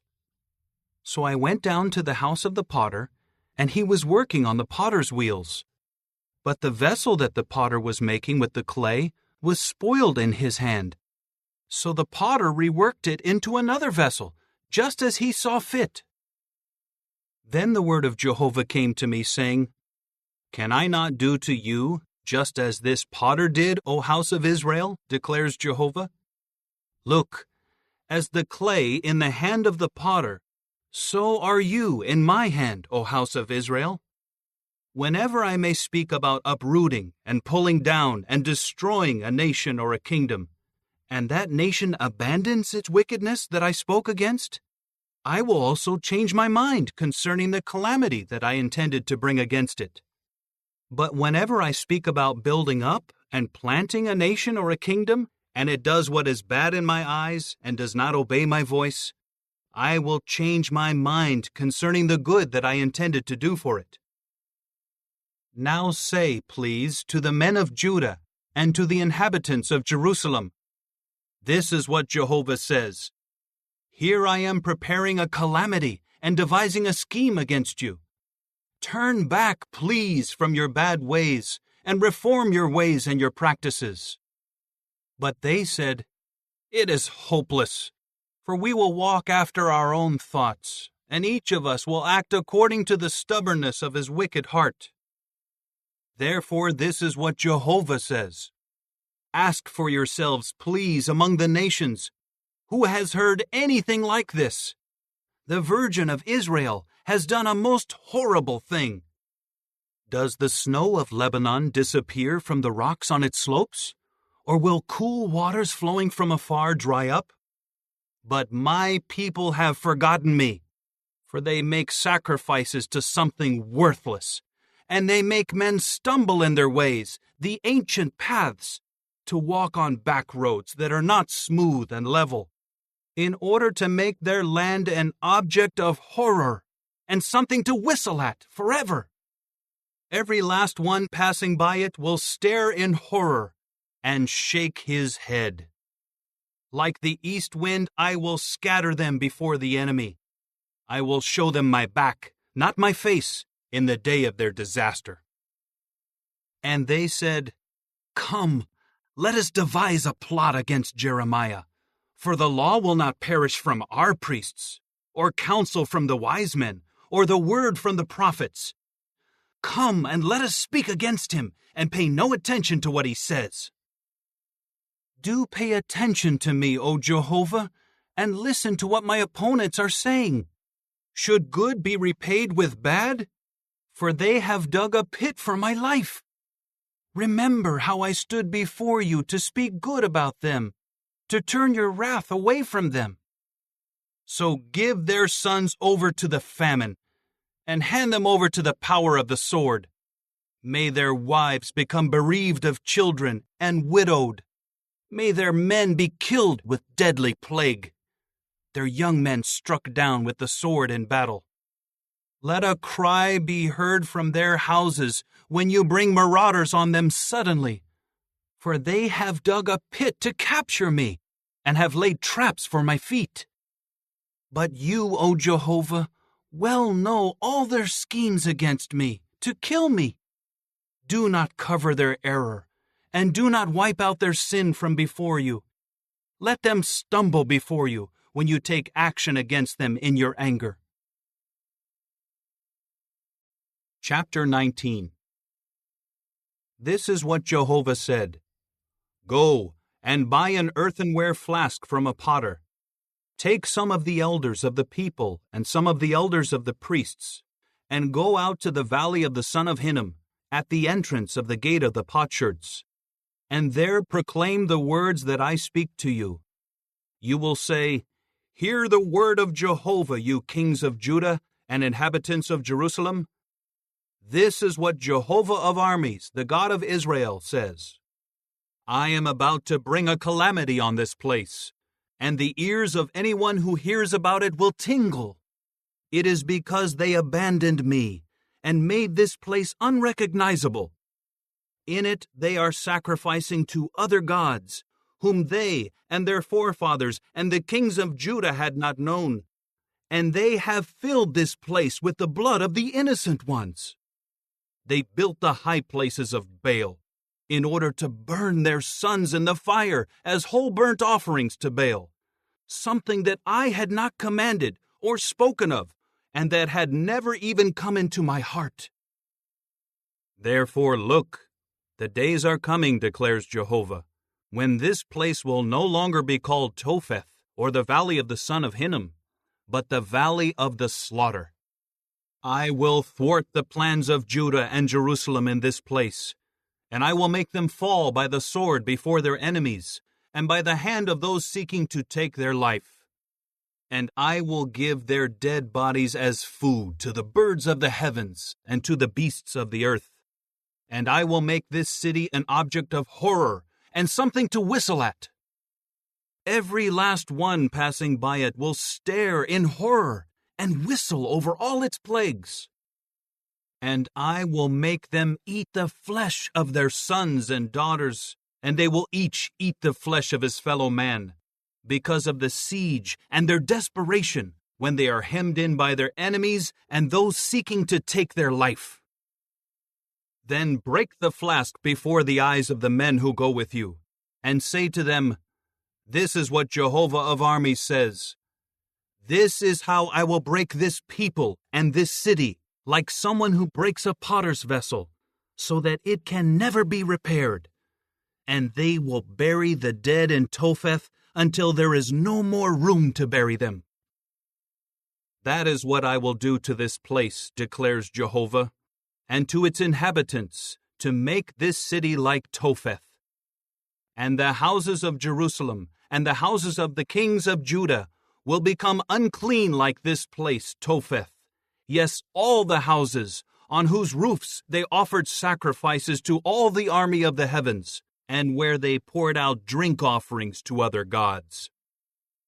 When Jeremiah returned from Topheth, where Jehovah sent him to prophesy, he stood in the courtyard of the house of Jehovah and said to all the people, This is what Jehovah of armies, the God of Israel, says.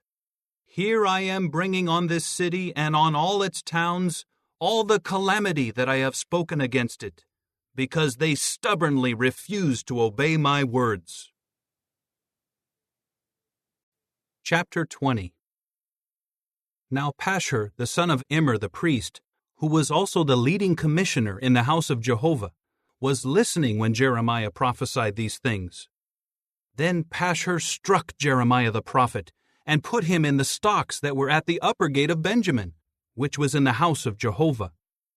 But on the following day, when Pashur released Jeremiah from the stocks, Jeremiah said to him, Jehovah has named you not Pashur, but terror all around. For this is what Jehovah says, I will make you an object of terror to yourself and to all your friends, and they will fall by the sword of their enemies while your eyes are looking on. And I will give all Judah into the hand of the king of Babylon, and he will take them into exile in Babylon, and put them to death by the sword. And I will give all the wealth of this city, all its resources, all its precious things, and all the treasures of the kings of Judah into the hand of their enemies. And they will plunder them, and seize them, and take them to Babylon. And as for you, Pashur, and all who live in your house, you will go into captivity. You will go off to Babylon and die there, and you will be buried there with all your friends, because you have prophesied lies to them. You have fooled me, O Jehovah, and I was fooled. You used your strength against me, and you prevailed. I have become a laughingstock all day long. Everyone ridicules me. For whenever I speak, I must cry out and proclaim violence and destruction. For me, the word of Jehovah has been the cause of insults and jeering all day long. So I said, I am not going to make mention of him, and I will speak no more in his name. But in my heart, it became like a burning fire shut up in my bones, and I was tired of holding it in. I could no longer endure it. For I heard many evil rumors. Terror surrounded me. Denounce him. Let us denounce him. Every man wishing me peace was watching for my downfall. Perhaps he will make a foolish mistake, and we can prevail and take our revenge against him. But Jehovah was with me like a fearsome warrior. That is why those persecuting me will stumble and will not prevail. They will be put to great shame, for they will not succeed. Their everlasting humiliation will not be forgotten. But you, O Jehovah of armies, are examining the righteous one. You see the innermost thoughts and the heart. Let me see your vengeance on them, for to you I have committed my legal case. Sing to Jehovah, praise Jehovah, for he has rescued the poor one from the hand of evildoers. Cursed be the day I was born. May the day my mother gave birth to me not be blessed.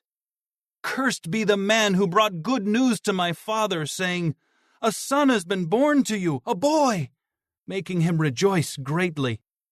May that man become like cities that Jehovah overthrew without regret. May he hear an outcry in the morning and the sound of alarm at midday. Why did he not put me to death in the womb, so that my mother would become my burial place, and her womb would always remain pregnant? Why did I have to come out of the womb to see trouble and grief, to end my days in shame? Chapter 21.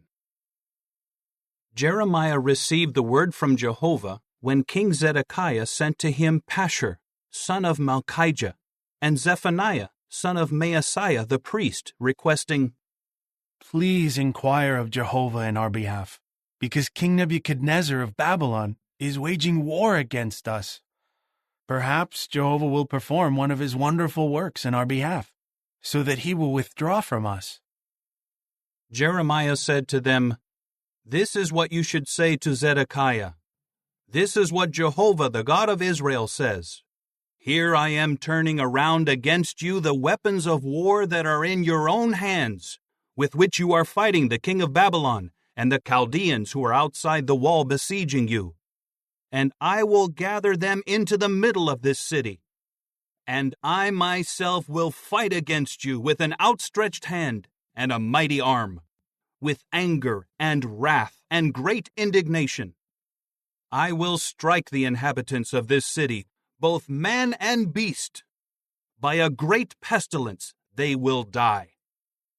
And after that, declares Jehovah, I will give King Zedekiah of Judah and his servants and the people of this city, those who survive the pestilence, the sword, and the famine, into the hand of King Nebuchadnezzar of Babylon, into the hand of their enemies, and into the hand of those who are seeking to take their life.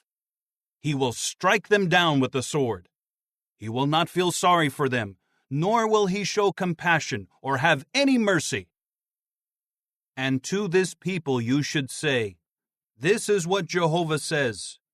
Here I am putting before you the way of life and the way of death. Those who remain in this city will die by the sword, by famine, and by pestilence. But whoever goes out and surrenders to the Chaldeans who are besieging you will keep living, and he will have his life as a spoil. For I have set my face against this city for calamity and not for good, declares Jehovah. It will be given into the hand of the king of Babylon, and he will burn it with fire. To the household of the king of Judah, hear the word of Jehovah. O house of David, this is what Jehovah says. Uphold justice every morning, and rescue the one being robbed from the hand of the defrauder, so that my wrath does not blaze like a fire and burn with no one to extinguish it because of your evil deeds. Here I am against you, O inhabitant of the valley, O rock of the level land, declares Jehovah. As for you who say, Who will come down against us? And who will invade our dwellings? I will hold an accounting against you as your deeds deserve, declares Jehovah. And I will set her forest ablaze, and it will consume all the things around her. Chapter 22. This is what Jehovah says. Go down to the house of the king of Judah and deliver this message. You must say, Hear the word of Jehovah, O king of Judah, who sits on the throne of David. You with your servants and your people, those who enter through these gates. This is what Jehovah says. Uphold justice and righteousness. Rescue the one being robbed from the hand of the defrauder. Do not mistreat any foreign resident, and do not harm any fatherless child or widow, and do not shed any innocent blood in this place. For if you are careful to carry out this word, then the kings who sit on the throne of David will enter through the gates of this house, riding in chariots and on horses, they with their servants and their people. But if you will not obey these words, by myself I do swear, declares Jehovah, that this house will become a devastated place. For this is what Jehovah says concerning the house of the king of Judah. You are as Gilead to me, like the summit of Lebanon. But I will make you a wilderness. Not one of your cities will be inhabited. And I will appoint destroyers against you, each with his weapons. They will cut down your choicest cedars and make them fall into the fire. And many nations will pass by this city and say to one another, Why did Jehovah do this to this great city?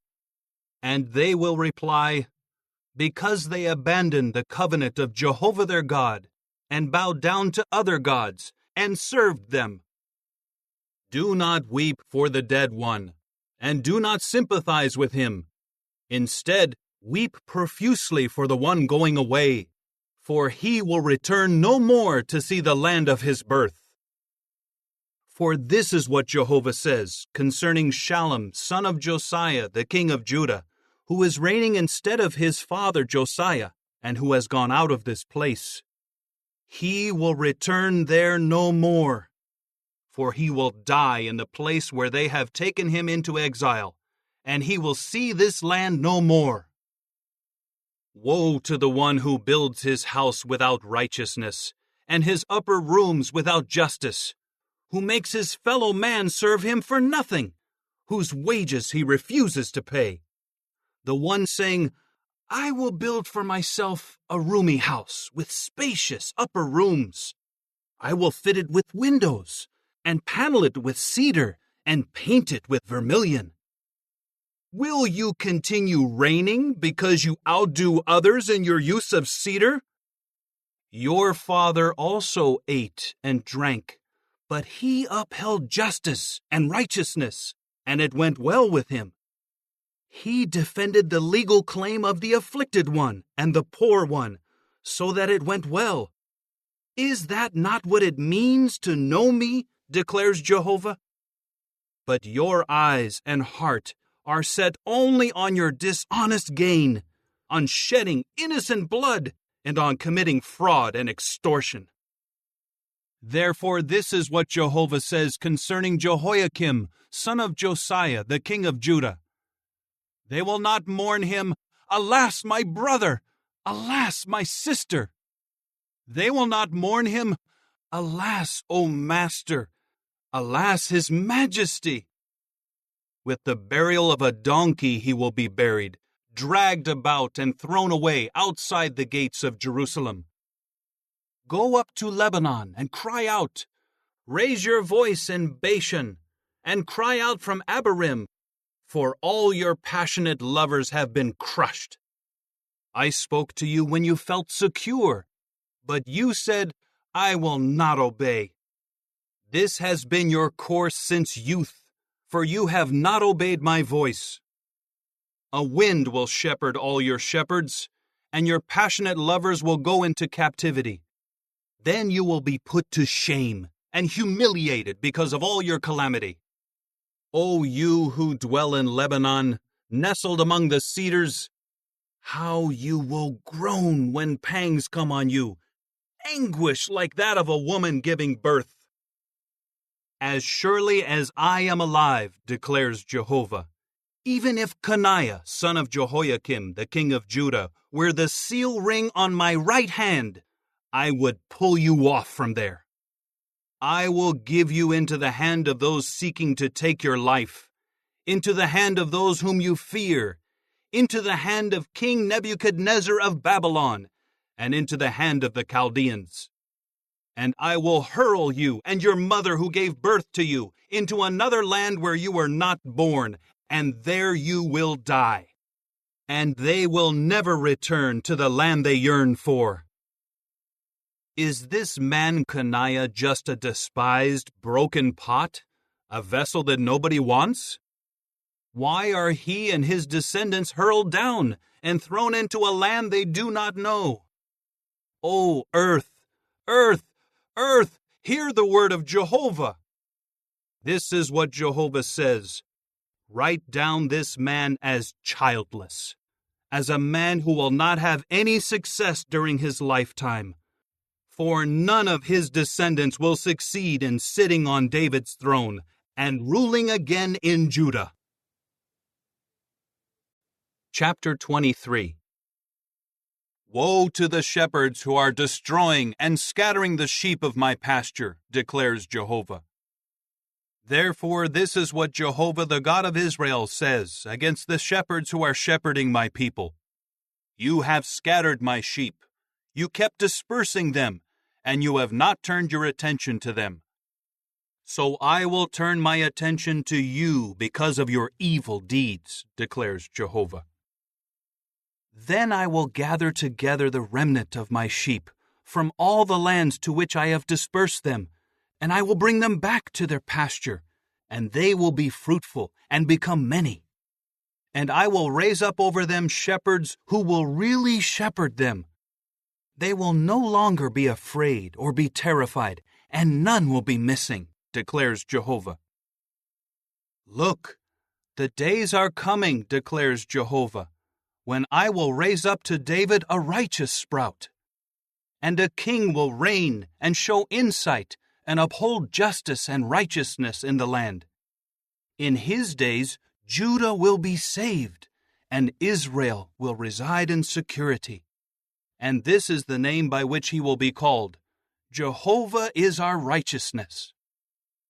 However, the days are coming, declares Jehovah, when they will no longer say, As surely as Jehovah is alive, who brought the people of Israel out of the land of Egypt, but rather, As surely as Jehovah is alive, who brought out and brought back the descendants of the house of Israel from the land of the north, and from all the lands to which I had dispersed them, and they will dwell in their own land.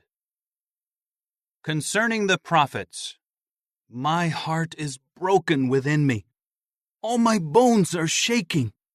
I am like a man who is drunk, and like a man overcome by wine, because of Jehovah and because of his holy words. For the land is full of adulterers. Because of the curse, the land has gone into mourning, and the pastures of the wilderness have dried up. Their course is evil, and they abuse their power. Both the prophet and the priest are polluted. Even in my own house I have found their wickedness, declares Jehovah. So their path will become slippery and dark. They will be pushed and will fall. For I will bring calamity on them in the year of reckoning, declares Jehovah. And in the prophets of Samaria I have seen what is repulsive. Their prophecies are incited by Baal, and they lead my people Israel astray. And in the prophets of Jerusalem I have seen horrible things. They commit adultery and walk in falsehood. They encourage evildoers, and they do not turn away from their wickedness. To me, they are all like Sodom, and her inhabitants are like Gomorrah. Therefore, this is what Jehovah of armies says against the prophets. Here I am making them eat wormwood, and giving them poisoned water to drink. For from the prophets of Jerusalem, apostasy has spread throughout the land. This is what Jehovah of armies says. Do not listen to the words of the prophets who are prophesying to you. They are deluding you. The vision they speak is from their own heart, not from the mouth of Jehovah. They are saying again and again to those who disrespect me, Jehovah has said, you will enjoy peace. And to everyone who follows his own stubborn heart, they say, no calamity will come upon you. For who has stood in the inner circle of Jehovah to see and hear his word? Who has paid attention to his word in order to hear it? Look, the windstorm of Jehovah will burst out in fury. Like a whirling tempest, it will whirl down on the head of the wicked. The anger of Jehovah will not turn back until he has carried out and accomplished the intentions of his heart. In the final part of the days, you will clearly understand this. I did not send the prophets, yet they ran. I did not speak to them, yet they prophesied. But if they had stood in my inner circle, they would have made my people hear my words, and would have caused them to turn back from their bad way and their evil deeds. Am I only a God nearby, declares Jehovah, and not a God also from far away? Can any man hide in a concealed place where I cannot see him, declares Jehovah? Do I not fill the heavens and the earth, declares Jehovah? I have heard the prophets who are prophesying lies in my name say, I had a dream! I had a dream! How long will this continue in the heart of the prophets to prophesy lies? They are prophets of the deceit of their own heart. They intend to make my people forget my name by the dreams they relate to one another, just as their fathers forgot my name because of Baal. Let the prophet who has a dream relate the dream, but the one who has my word should speak my word truthfully. What does the straw have in common with the grain, declares Jehovah? Is not my word just like a fire, declares Jehovah, and like a forge hammer that smashes the crag? So here I am against the prophets, declares Jehovah, who steal my words from one another. Here I am against the prophets, declares Jehovah, those who use their tongue to say, He declares. Here I am against the prophets of lying dreams, declares Jehovah, who relate them and lead my people astray because of their lies and their boasting. But I did not send them or command them, so they will not benefit this people at all, declares Jehovah. And when this people, or a prophet, or a priest asks you, What is the burden of Jehovah? You should reply to them, You people are the burden, and I will cast you off, declares Jehovah. As for the prophet, or the priest, or the people who say, This is the burden of Jehovah, I will turn my attention on that man and on his household. This is what each of you is saying to his fellow and to his brother. What has Jehovah answered? And what has Jehovah spoken? But the burden of Jehovah you should mention no more. For the burden is each one's own word, and you have changed the words of the living God, Jehovah of armies, our God. This is what you will say to the prophet. What answer has Jehovah given you? And what has Jehovah spoken? And if you keep saying, The burden of Jehovah, this is what Jehovah says. Because of your saying this word is the burden of Jehovah, after I told you, you must not say the burden of Jehovah, look, I will lift you up and throw you away from my presence, both you and the city that I gave to you and your forefathers. And I will bring on you everlasting disgrace and everlasting humiliation, which will not be forgotten. Chapter 24.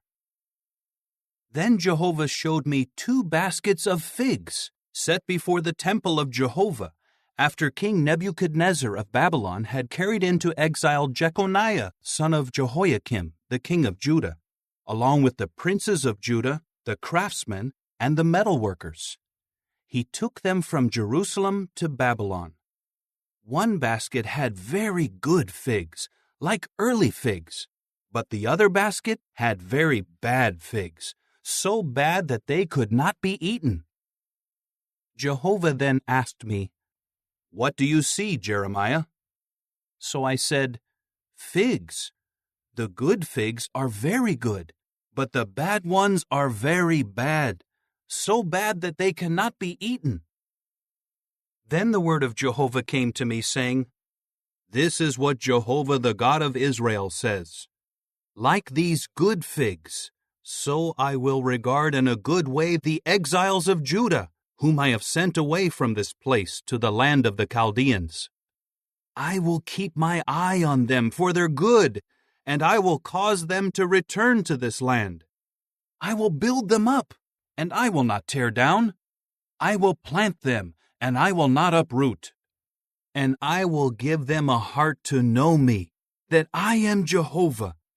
They will become my people, and I will become their God, for they will return to me with all their heart.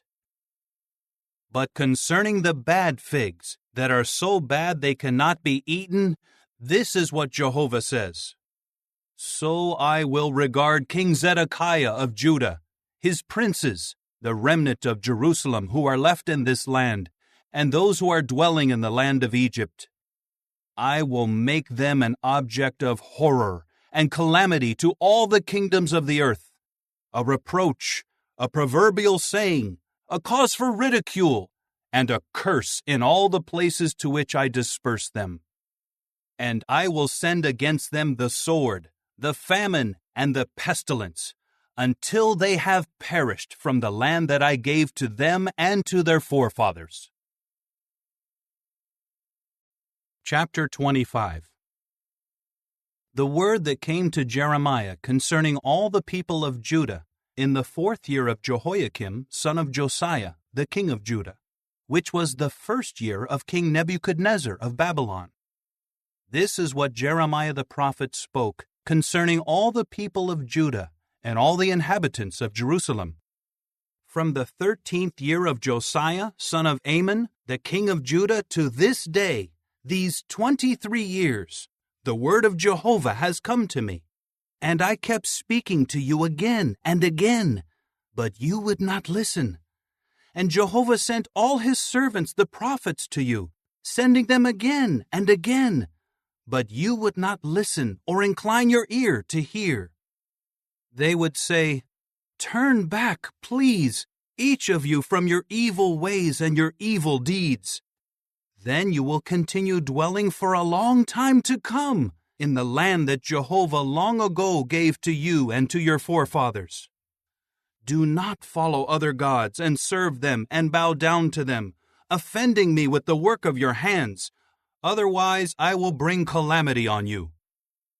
But you would not listen to me, declares Jehovah. Instead, you offended me with the work of your hands, to your own calamity. Therefore, this is what Jehovah of armies says: because you would not obey my words, I am sending for all the families of the north, declares Jehovah, sending for King Nebuchadnezzar of Babylon, my servant. And I will bring them against this land, and against its inhabitants, and against all these surrounding nations. I will devote them to destruction, and make them an object of horror, and something to whistle at, and a perpetual ruin.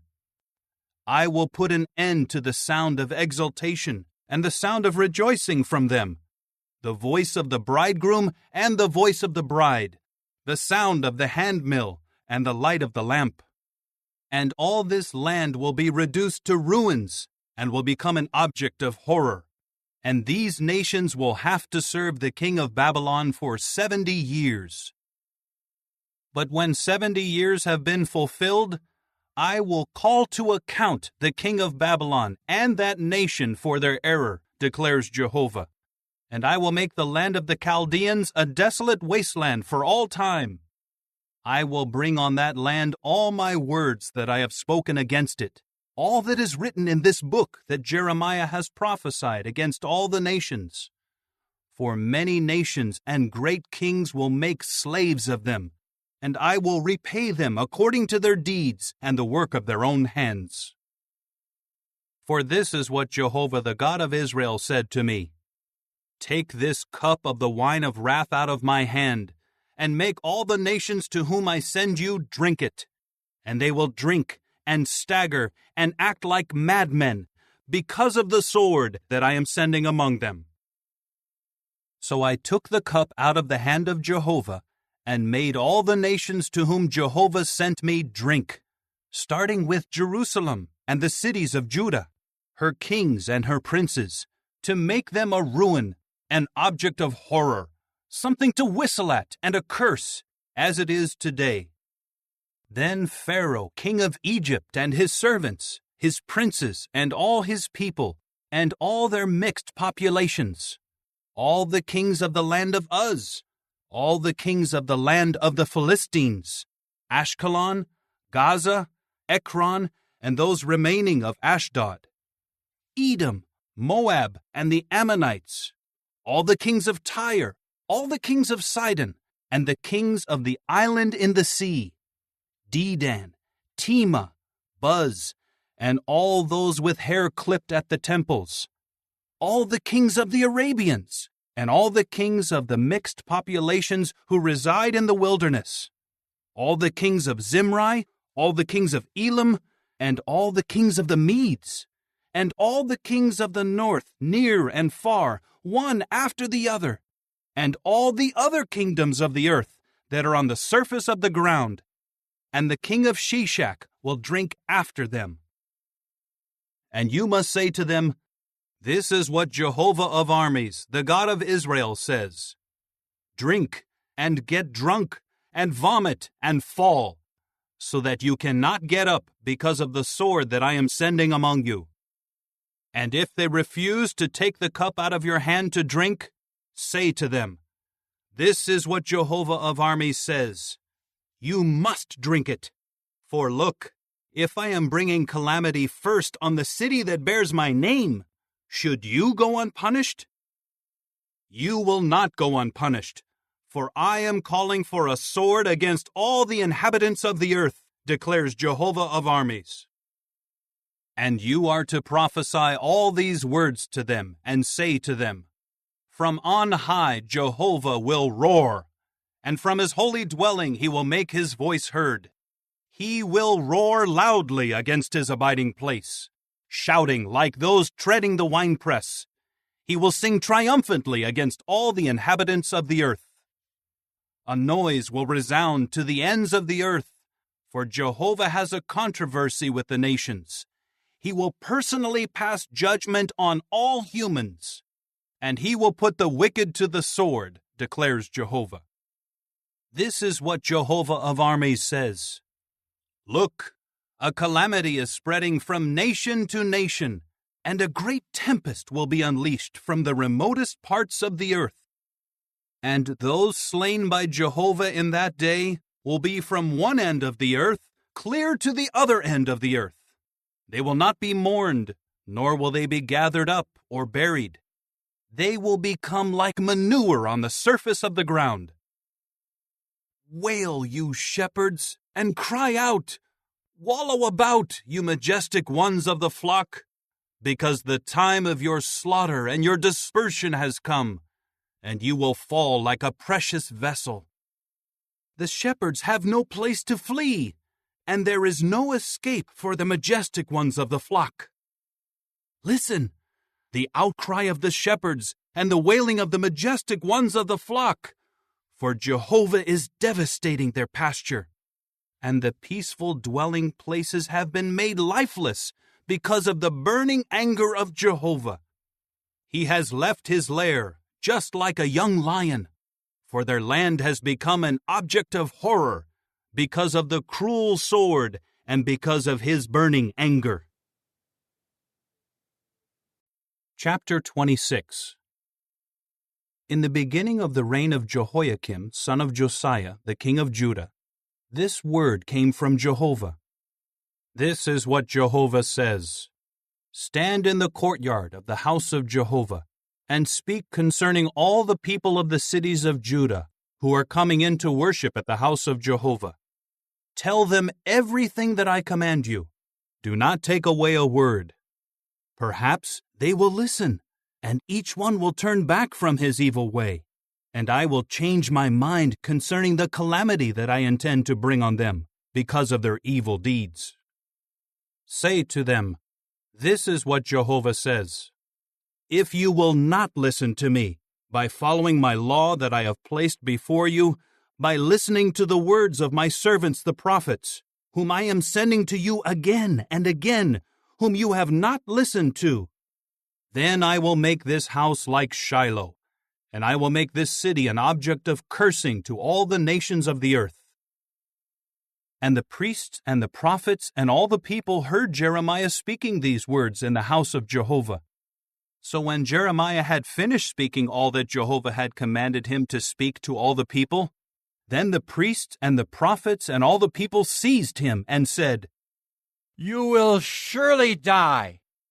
Why have you prophesied in the name of Jehovah, saying, This house will become like Shiloh, and this city will be devastated and left without an inhabitant?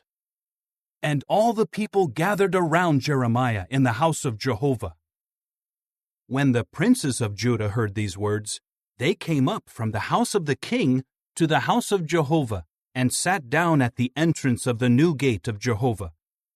The priests and the prophets said to the princes and to all the people, This man deserves the death penalty, because he has prophesied against this city, just as you have heard with your own ears. Jeremiah then said to all the princes and to all the people, It was Jehovah who sent me to prophesy against this house and against this city all the words that you have heard. So now, reform your ways and your actions, and obey the voice of Jehovah your God, and Jehovah will change his mind concerning the calamity that he has spoken against you. But as for me, I am in your hand. Do to me whatever seems good and right in your eyes.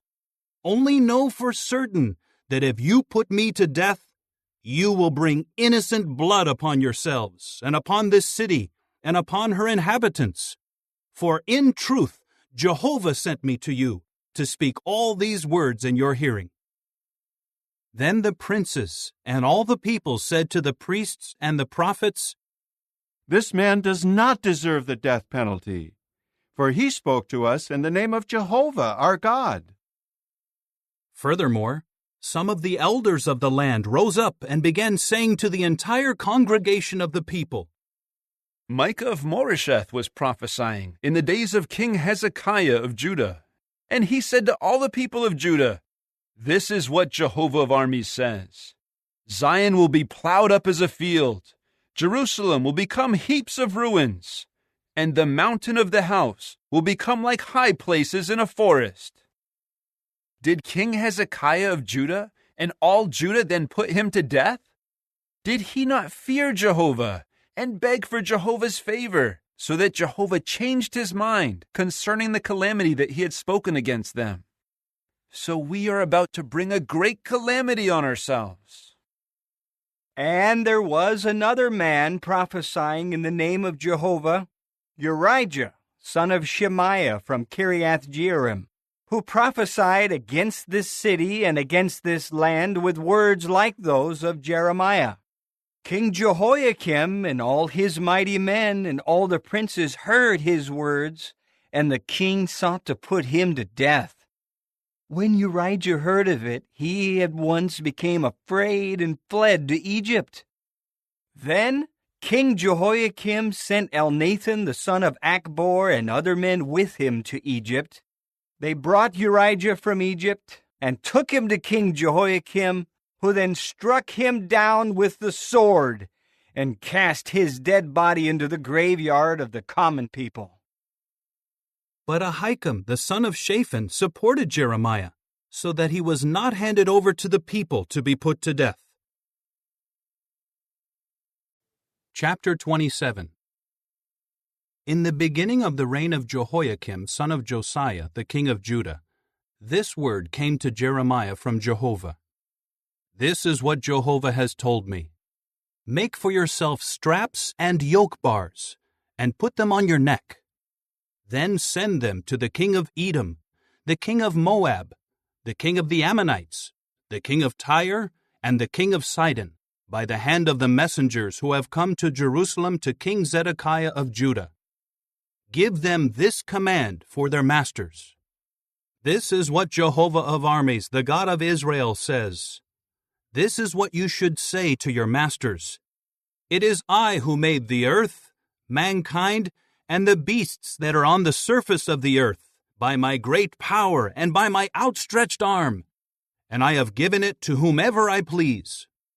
And now I have given all these lands into the hand of my servant King Nebuchadnezzar of Babylon. Even the wild beasts of the field I have given him to serve him. All the nations will serve him and his son and his grandson until the time for his own land comes, when many nations and great kings will make him their slave. If any nation or kingdom refuses to serve King Nebuchadnezzar of Babylon and refuses to put its neck under the yoke of the king of Babylon, I will punish that nation with the sword, with famine, and with pestilence, declares Jehovah, until I have finished them off by his hand. Therefore do not listen to your prophets, your diviners, your dreamers, your magicians, and your sorcerers, who are saying to you, You will not serve the king of Babylon. For they are prophesying lies to you, so that you will be taken far away from your land, and I will disperse you, and you will perish. But the nation that brings its neck under the yoke of the king of Babylon and serves him, I will allow to remain on its land, declares Jehovah, to cultivate it and dwell in it. Also to King Zedekiah of Judah I spoke in the same way, saying, Bring your necks under the yoke of the king of Babylon, and serve him and his people, and you will keep living. Why should you and your people die by the sword, by famine, and by pestilence, as Jehovah has said about the nation that will not serve the king of Babylon? Do not listen to the words of the prophets who are saying to you, 'You will not serve the king of Babylon,' because they are prophesying lies to you.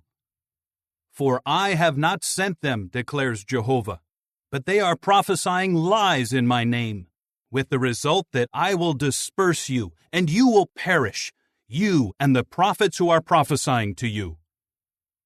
And to the priests and to all this people I said, "This is what Jehovah says. Do not listen to the words of your prophets who are prophesying to you. Look, the utensils of the house of Jehovah will be brought back from Babylon very soon.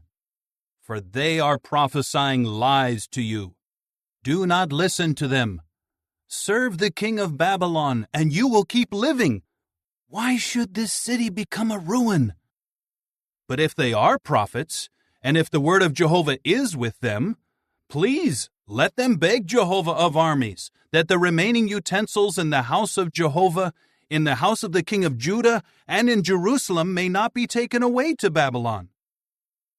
For this is what Jehovah of armies says concerning the pillars, the sea, the carriages, and the remaining utensils that are left in this city, which King Nebuchadnezzar of Babylon did not take when he took into exile Jeconiah, son of Jehoiakim, the king of Judah, from Jerusalem to Babylon, together with all the nobles of Judah and Jerusalem.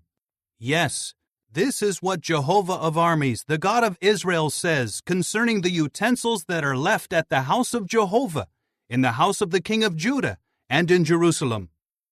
To Babylon they will be brought, and there they will remain, until the day I turn my attention to them, declares Jehovah. Then I will bring them back and restore them to this place. Chapter 28. In that same year, in the beginning of the reign of King Zedekiah of Judah, in the 4th year, in the 5th month, the prophet Hananiah, the son of Azur from Gibeon, said to me in the house of Jehovah, in the presence of the priests and all the people, "This is what Jehovah of armies, the God of Israel, says. I will break the yoke of the king of Babylon. Within 2 years, I am bringing back to this place all the utensils of the house of Jehovah that King Nebuchadnezzar of Babylon took from this place and brought to Babylon.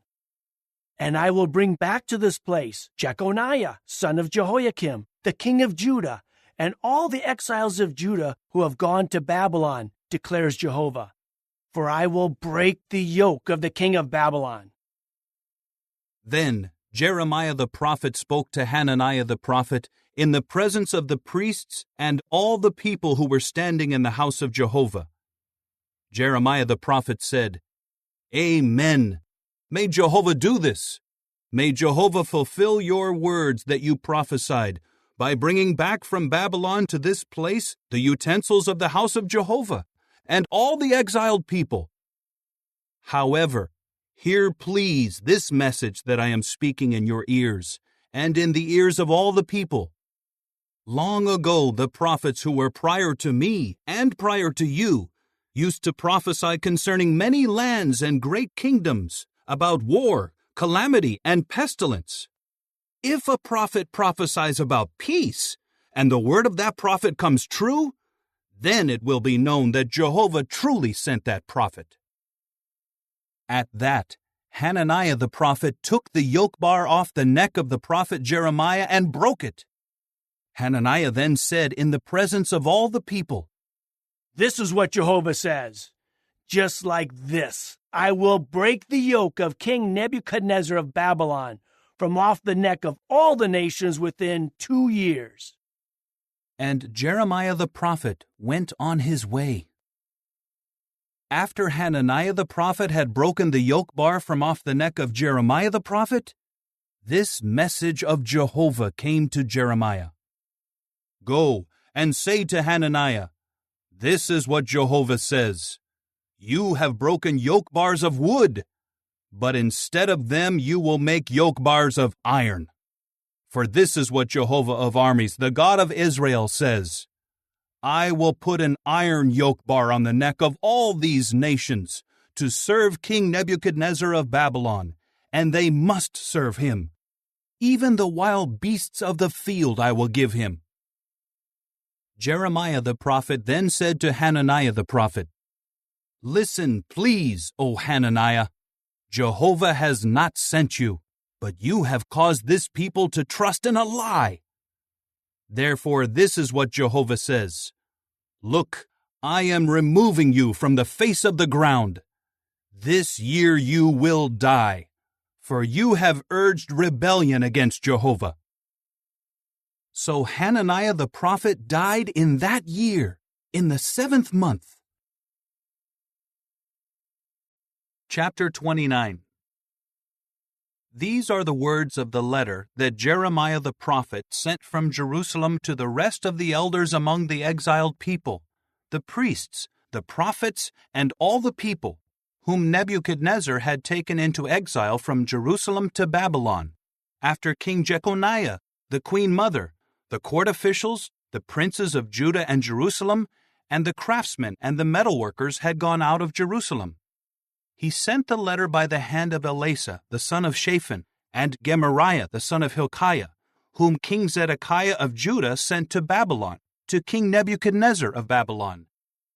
It said, "This is what Jehovah of armies, the God of Israel, says to all the exiled people, whom I have caused to go into exile from Jerusalem to Babylon. Build houses and live in them.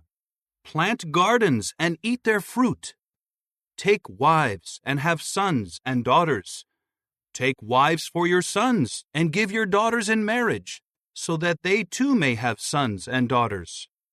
Become many there, and do not decrease. And seek the peace of the city to which I have exiled you, and pray in its behalf to Jehovah, for in its peace you will have peace. For this is what Jehovah of armies, the God of Israel, says: Do not let your prophets and your diviners who are among you deceive you, and do not listen to the dreams that they are dreaming, for they are prophesying lies to you in my name. I have not sent them, declares Jehovah. For this is what Jehovah says: When 70 years at Babylon are fulfilled, I will turn my attention to you, and I will make good my promise by bringing you back to this place. For I well know the thoughts that I am thinking toward you, declares Jehovah. Thoughts of peace and not of calamity, to give you a future and a hope. And you will call me and come and pray to me, and I will listen to you.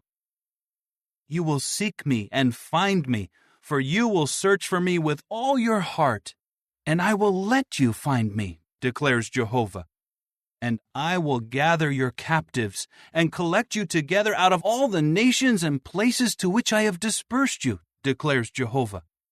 And I will bring you back to the place from which I caused you to go into exile. But you have said, Jehovah has raised up prophets for us in Babylon. For this is what Jehovah says to the king sitting on the throne of David, and to all the people dwelling in this city, your brothers who have not gone with you into exile. This is what Jehovah of armies says: Here I am sending against them the sword, the famine, and the pestilence, and I will make them like rotten figs, that are so bad they cannot be eaten. And I will pursue them with the sword, with famine, and with pestilence, and I will make them an object of horror to all the kingdoms of the earth, and a curse, and an object of astonishment, something to whistle at, and a reproach among all the nations to which I disperse them, because they have not listened to my words that I sent to them with my servants the prophets, declares Jehovah, sending them again and again. But you have not listened, declares Jehovah. Therefore, hear the word of Jehovah, all you exiled people, whom I have sent away from Jerusalem to Babylon. This is what Jehovah of armies, the God of Israel, says concerning Ahab, the son of Koliah, and concerning Zedekiah, the son of Maaseiah, who are prophesying lies to you in my name. Here I am giving them into the hand of King Nebuchadnezzar of Babylon, and he will strike them down before your eyes. and what happens to them will become a curse spoken by all the exiles of Judah in Babylon. May Jehovah make you like Zedekiah and like Ahab, whom the king of Babylon roasted in the fire. For they have acted disgracefully in Israel, committing adultery with the wives of their neighbors, and speaking false words in my name, that I did not command them. I am the one who knows, and I am a witness, declares Jehovah. And to Shemaiah of Nehelam you will say, This is what Jehovah of armies, the God of Israel, says. Because you sent in your name letters to all the people who are in Jerusalem, to Zephaniah son of Maaseiah the priest, and to all the priests, saying, Jehovah has made you priest instead of Jehoiada the priest, to become the overseer of the house of Jehovah, to be in charge of any madman who acts like a prophet, and to put him into the stocks and into the pillory. Why then have you not rebuked Jeremiah of Anathoth, who is acting as a prophet for you? For he even sent to us at Babylon, saying, It will be a long time. Build houses and live in them. Plant gardens and eat their fruit. When Zephaniah the priest read this letter in the hearing of Jeremiah the prophet, the word of Jehovah came to Jeremiah, saying, Send to all the exiled people, saying, This is what Jehovah says concerning Shemaiah of Nehelam. Because Shemaiah prophesied to you, though I did not send him, and he tried to make you trust in lies, therefore this is what Jehovah says. Here I am turning my attention to Shemaiah of Nehelam and his descendants. Not one man of his will survive among this people, and he will not see the good that I will do for my people, declares Jehovah. For he has urged rebellion against Jehovah. Chapter 30. The word that came to Jeremiah from Jehovah, saying, This is what Jehovah the God of Israel says. Write in a book all the words that I speak to you. For look, the days are coming, declares Jehovah, when I will gather the captives of my people, Israel and Judah, says Jehovah. And I will bring them back to the land that I gave to their forefathers, and they will possess it once again. These are the words that Jehovah spoke to Israel and Judah. This is what Jehovah says. We have heard the sounds of trembling. There is terror and no peace. Ask, please, whether a man can give birth. Why, then, do I see every strong man with his hands on his stomach, like a woman giving birth? Why has every face turned pale? Alas, for that day is a terrible one. There is none like it, a time of distress for Jacob, but he will be saved out of it. And in that day, declares Jehovah of armies, I will break the yoke from off your neck, and your straps I will tear in two, and no more will strangers make him their slave. They will serve Jehovah their God and David their king, whom I will raise up for them. And you, my servant Jacob, do not be afraid, declares Jehovah, and do not be terrified, O Israel, for I will save you from far away, and your offspring from the land of their captivity. Jacob will return and be calm and undisturbed, with no one to make them afraid. For I am with you, declares Jehovah, to save you. But I will make an extermination among all the nations to which I scattered you. However, you I will not exterminate. I will discipline you to the proper degree, and I will by no means leave you unpunished. For this is what Jehovah says, There is no cure for your breakdown. Your wound is incurable. There is no one to plead your cause, no means of healing your ulcer. There is no cure for you. All your passionate lovers have forgotten you. They no longer seek you out. For with the stroke of an enemy I have struck you, with the punishment of someone cruel, because of your great guilt and your many sins. Why do you cry out because of your breakdown? Your pain is incurable. Because of your great guilt and your many sins, I have done this to you. Therefore, all those devouring you will be devoured, and all your enemies will also go into captivity.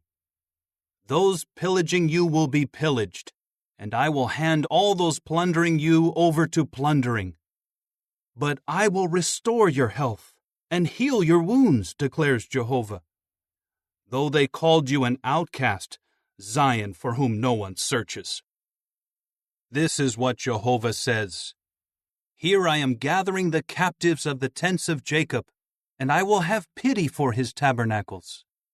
The city will be rebuilt on her mound, and the fortified tower will stand on its rightful site, and from them will come thanksgiving and the sounds of laughter. I will multiply them, and they will not be few. I will make them numerous, and they will not be insignificant. His sons will become as in the past, and before me his assembly will be firmly established. I will deal with all his oppressors. His majestic one will be one of his own, and from his midst his ruler will emerge. I will cause him to come near, and he will approach me.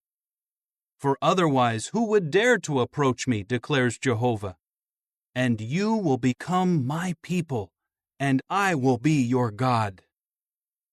Look, a windstorm of Jehovah will burst out in fury, a sweeping tempest that whirls down on the head of the wicked.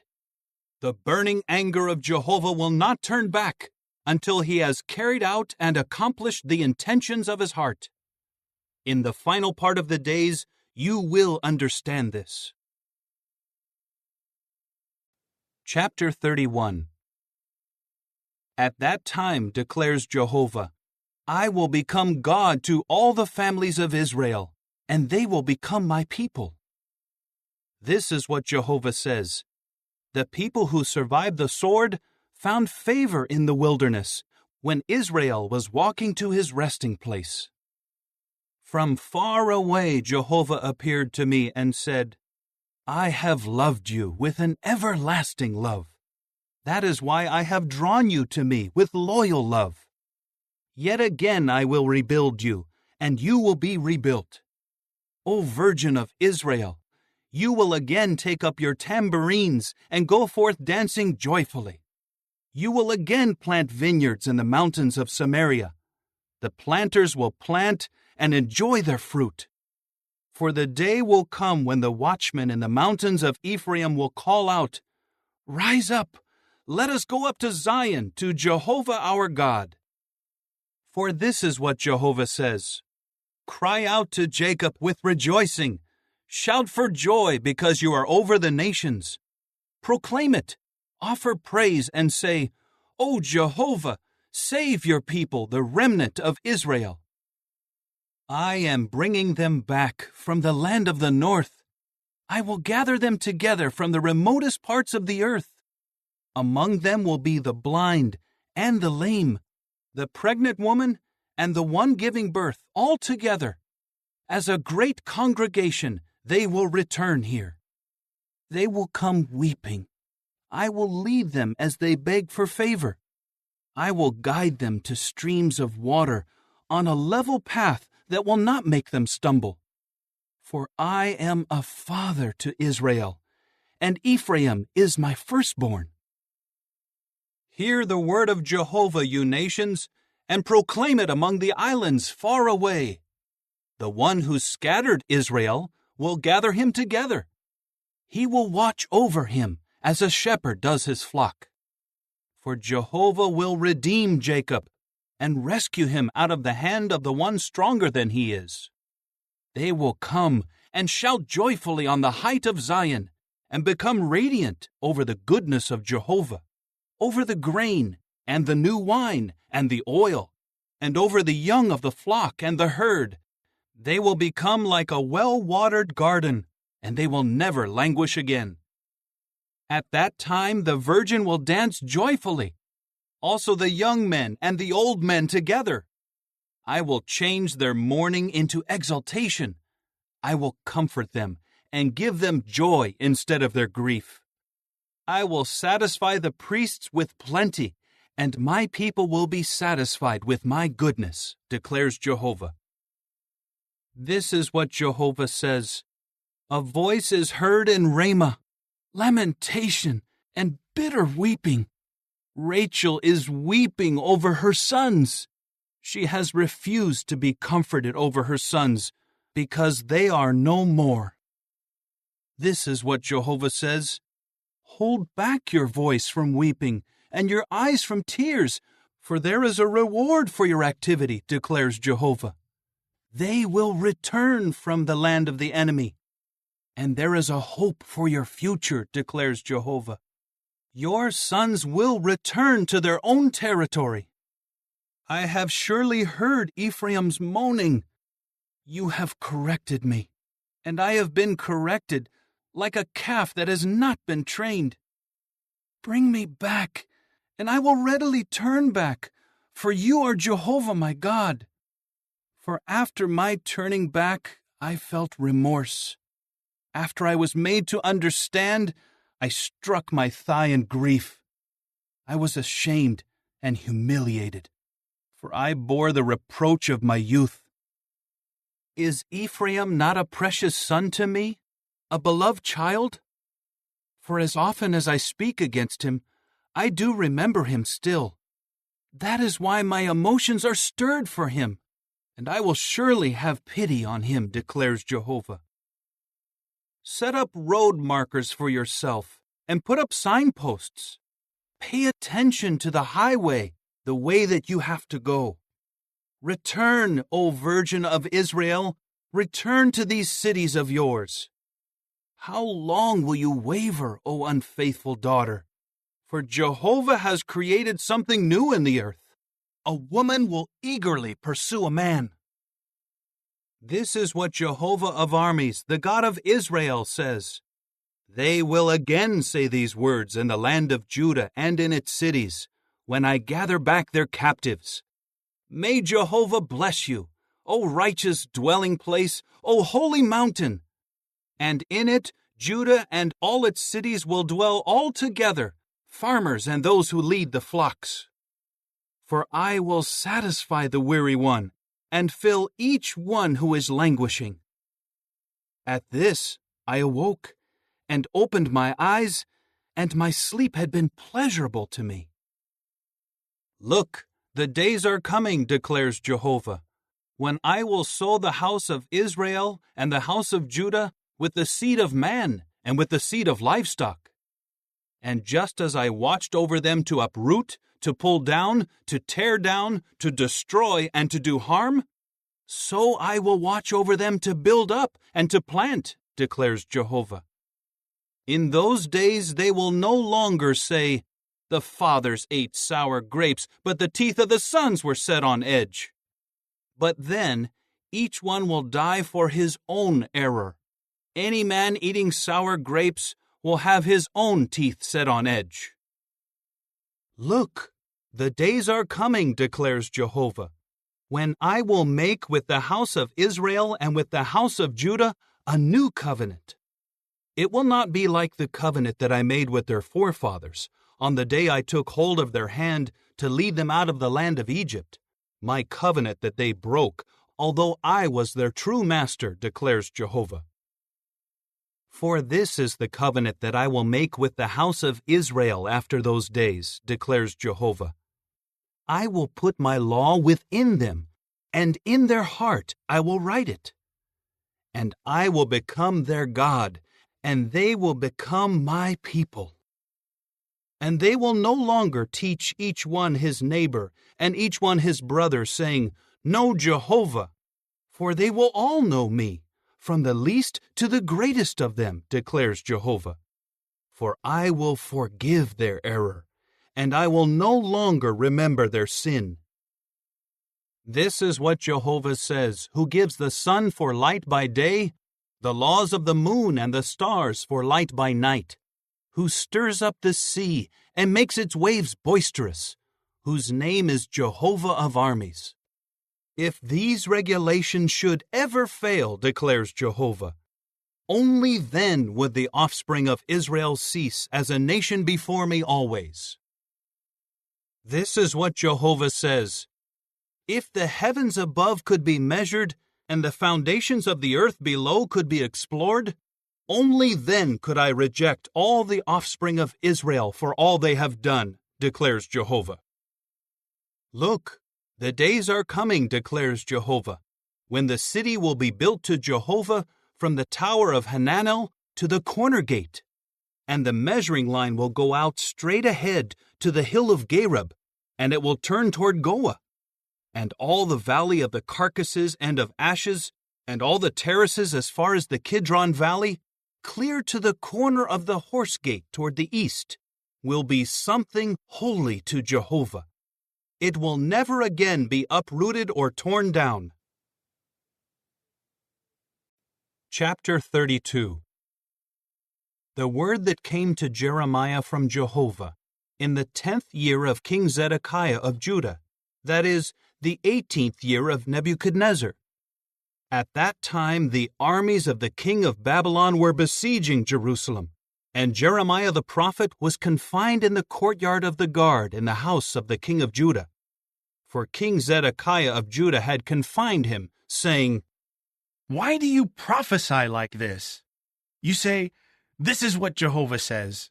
I will give this city into the hand of the king of Babylon, and he will capture it. And King Zedekiah of Judah will not escape from the Chaldeans, for he will surely be given into the hand of the king of Babylon, and he will speak to him face to face, and see him eye to eye. He will take Zedekiah to Babylon, and there he will remain until I turn my attention to him, declares Jehovah. Although you keep fighting against the Chaldeans, you will not succeed. Jeremiah said, The word of Jehovah has come to me, saying, Here Hanamel, the son of Shallum, your uncle, will come to you and say, Buy for yourself my field in Anathoth, because you have the first right to repurchase it. Hanamel, the son of my uncle, came to me, just as Jehovah had said, into the courtyard of the guard, and he said to me, Please buy my field in Anathoth in the land of Benjamin, for you have the right to take possession of it and to repurchase it. Buy it for yourself. At that, I knew that this was by the word of Jehovah. So I bought the field in Anathoth from Hanamel, the son of my uncle. I weighed out the money to him, 7 shekels and 10 silver pieces. Then I recorded it in a deed, affixed the seal, called in witnesses, and weighed the money in the scales. I took the deed of purchase, the one that was sealed according to the commandment and legal requirements, as well as the one that was left unsealed. And I gave the deed of purchase to Baruch, son of Neriah, son of Messiah, in the presence of Hanamel, the son of my uncle, the witnesses who wrote in the deed of purchase, and all the Jews who were sitting in the courtyard of the guard. I now commanded Baruch in their presence, saying, This is what Jehovah of armies, the God of Israel, says. Take these deeds, this deed of purchase, the sealed one, and the other deed left unsealed, and put them into an earthenware vessel, so that they may be kept for a long time. For this is what Jehovah of armies, the God of Israel, says. Houses and fields and vineyards will again be bought in this land. Then I prayed to Jehovah after giving the deed of purchase to Baruch, the son of Neriah, saying, Alas, O sovereign Lord Jehovah! Look, you made the heavens and the earth by your great power and by your outstretched arm. Nothing is too wonderful for you, the one showing loyal love to thousands, but repaying the error of the fathers to their sons after them. The true God, the great and mighty one, whose name is Jehovah of armies. You are great in counsel and mighty in deed, you whose eyes observe all the ways of men, to give to each one according to his ways and according to what he does. You have performed signs and miracles in the land of Egypt, which are known down to this day, and thus you have made a name for yourself in Israel and among mankind as it is today. And you brought your people Israel out of the land of Egypt, with signs, with miracles, with a mighty hand, with an outstretched arm, and with terrifying deeds. In time you gave them this land that you swore to give to their forefathers, a land flowing with milk and honey. And they came in and took possession of it. But they did not obey your voice or walk in your law. They did not do anything you commanded them to do, so that you caused all this calamity to befall them. Look, men have come with siege ramparts to capture the city. And because of the sword, the famine, and the pestilence, the city will certainly fall into the hands of the Chaldeans, who are fighting against it. What you said has all happened, as you now see. But you have told me, O sovereign Lord Jehovah, buy for yourself the field with money and call in witnesses, although the city will certainly be given into the hand of the Chaldeans. At that, the word of Jehovah came to Jeremiah, saying, Here I am, Jehovah, the God of all mankind. Is there anything too wonderful for me? So this is what Jehovah says. Here I am handing this city over to the Chaldeans, and into the hand of King Nebuchadnezzar of Babylon, and he will capture it. And the Chaldeans fighting against this city will come in and set this city on fire and burn it down, along with the houses on whose roofs the people offered sacrifices to Baal and poured out drink offerings to other gods to offend me. For the people of Israel and of Judah have done only what was bad in my eyes, from their youth on. The people of Israel keep offending me by the work of their hands, declares Jehovah. For this city, from the day that they built it down to this day, has been nothing but a cause of anger and wrath to me, so that it must be removed from before my face.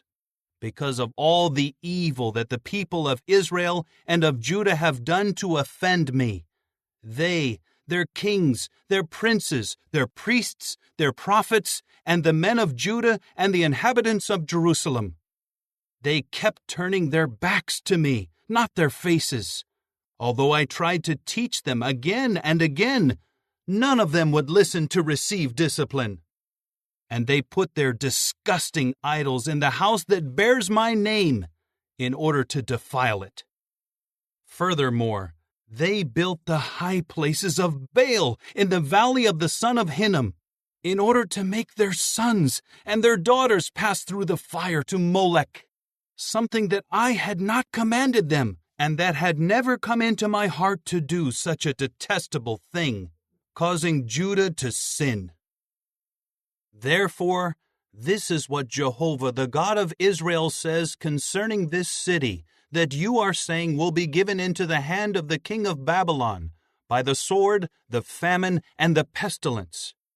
Here I will gather them together from all the lands where I dispersed them in my anger and in my wrath and in great indignation, and I will bring them back to this place and let them dwell in security.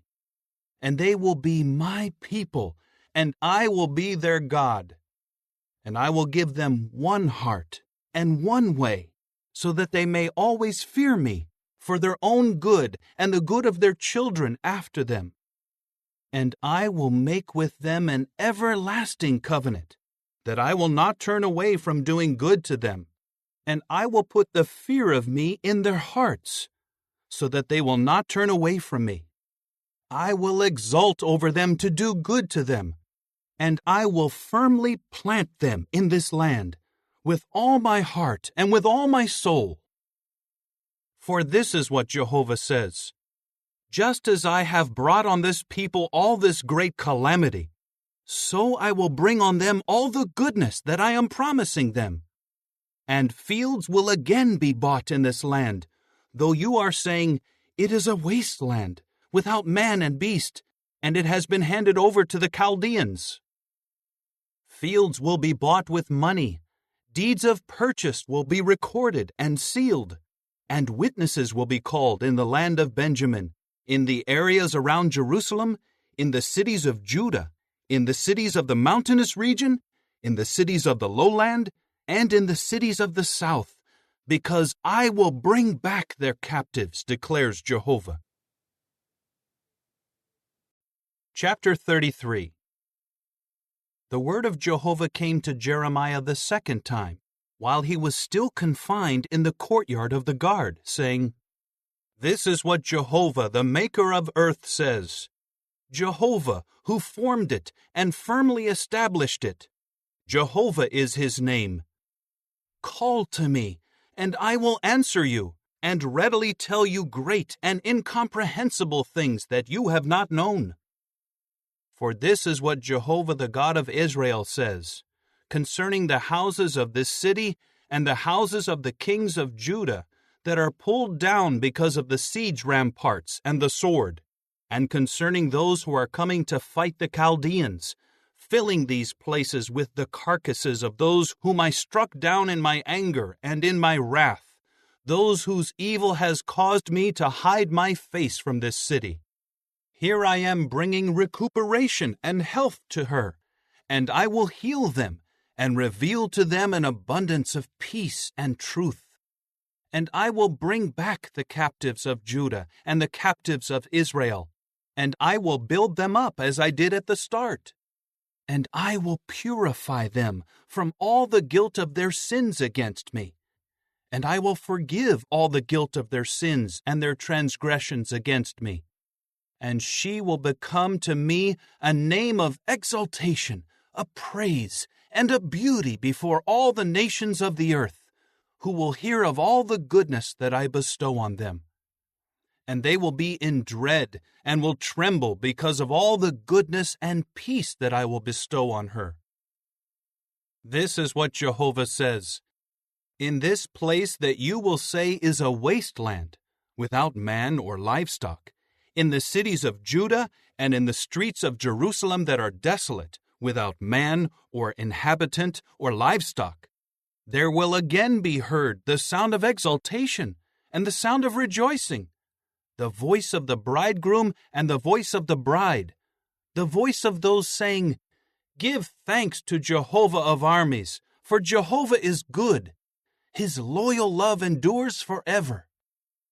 They will bring thanksgiving offerings into the house of Jehovah, for I will bring back the captives of the land as at the start, says Jehovah.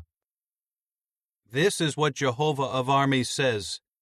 In this wasteland, without man or livestock, and in all its cities, there will again be pastures for the shepherds to rest their flocks.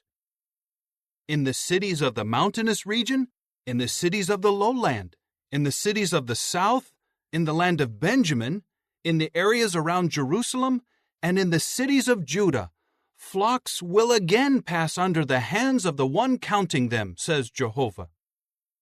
Look, the days are coming, declares Jehovah, when I will fulfill the good promise that I have spoken concerning the house of Israel and the house of Judah. In those days, and at that time, I will cause to sprout for David a righteous sprout, and he will execute justice and righteousness in the land. In those days, Judah will be saved, and Jerusalem will reside in security, and this is what she will be called. Jehovah is our righteousness. For this is what Jehovah says. There will never fail to be a man from David's line to sit on the throne of the house of Israel, nor will the Levitical priests ever fail to have a man stand before me, to offer whole burnt offerings, to burn grain offerings, and to offer sacrifices. And the word of Jehovah again came to Jeremiah, saying, This is what Jehovah says. If you could break my covenant regarding the day, and my covenant regarding the night, to prevent day and night from coming at their proper time, only then could my covenant with my servant David be broken, so that he should not have a son ruling as king on his throne, and so also my covenant with the Levitical priests, my ministers. Just as the army of the heavens cannot be counted, and the sand of the sea cannot be measured, so I will multiply the offspring of my servant David and the Levites who are ministering to me. And the word of Jehovah again came to Jeremiah, saying, Have you not taken note of what this people is saying? Jehovah will reject the two families that he chose. And they are treating my own people with disrespect, and they no longer regard them as a nation. This is what Jehovah says. Just as surely as I have established my covenant regarding the day and the night, the laws of heaven and earth, so I will never reject the offspring of Jacob and of my servant David, so as not to take from his offspring rulers over the descendants of Abraham, Isaac, and Jacob. For I will gather back their captives and have pity on them.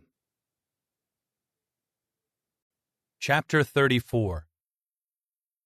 The word that came to Jeremiah from Jehovah, when King Nebuchadnezzar of Babylon and all his army, and all the kingdoms of the earth under his dominion, and all the peoples were fighting against Jerusalem and all her cities. This is what Jehovah the God of Israel says. Go and speak to King Zedekiah of Judah and tell him, This is what Jehovah says. Here I am giving this city into the hand of the king of Babylon, and he will burn it with fire. And you will not escape out of his hand. For you will without fail be caught and handed over to him. And you will see the king of Babylon eye to eye, and he will speak to you face to face, and you will go to Babylon. However, hear the word of Jehovah, O King Zedekiah of Judah. This is what Jehovah says concerning you. You will not die by the sword. In peace you will die, and they will make a burning ceremony for you, as they did for your fathers, the former kings who were before you. And they will mourn you. Alas, O Master, for I have spoken the word, declares Jehovah.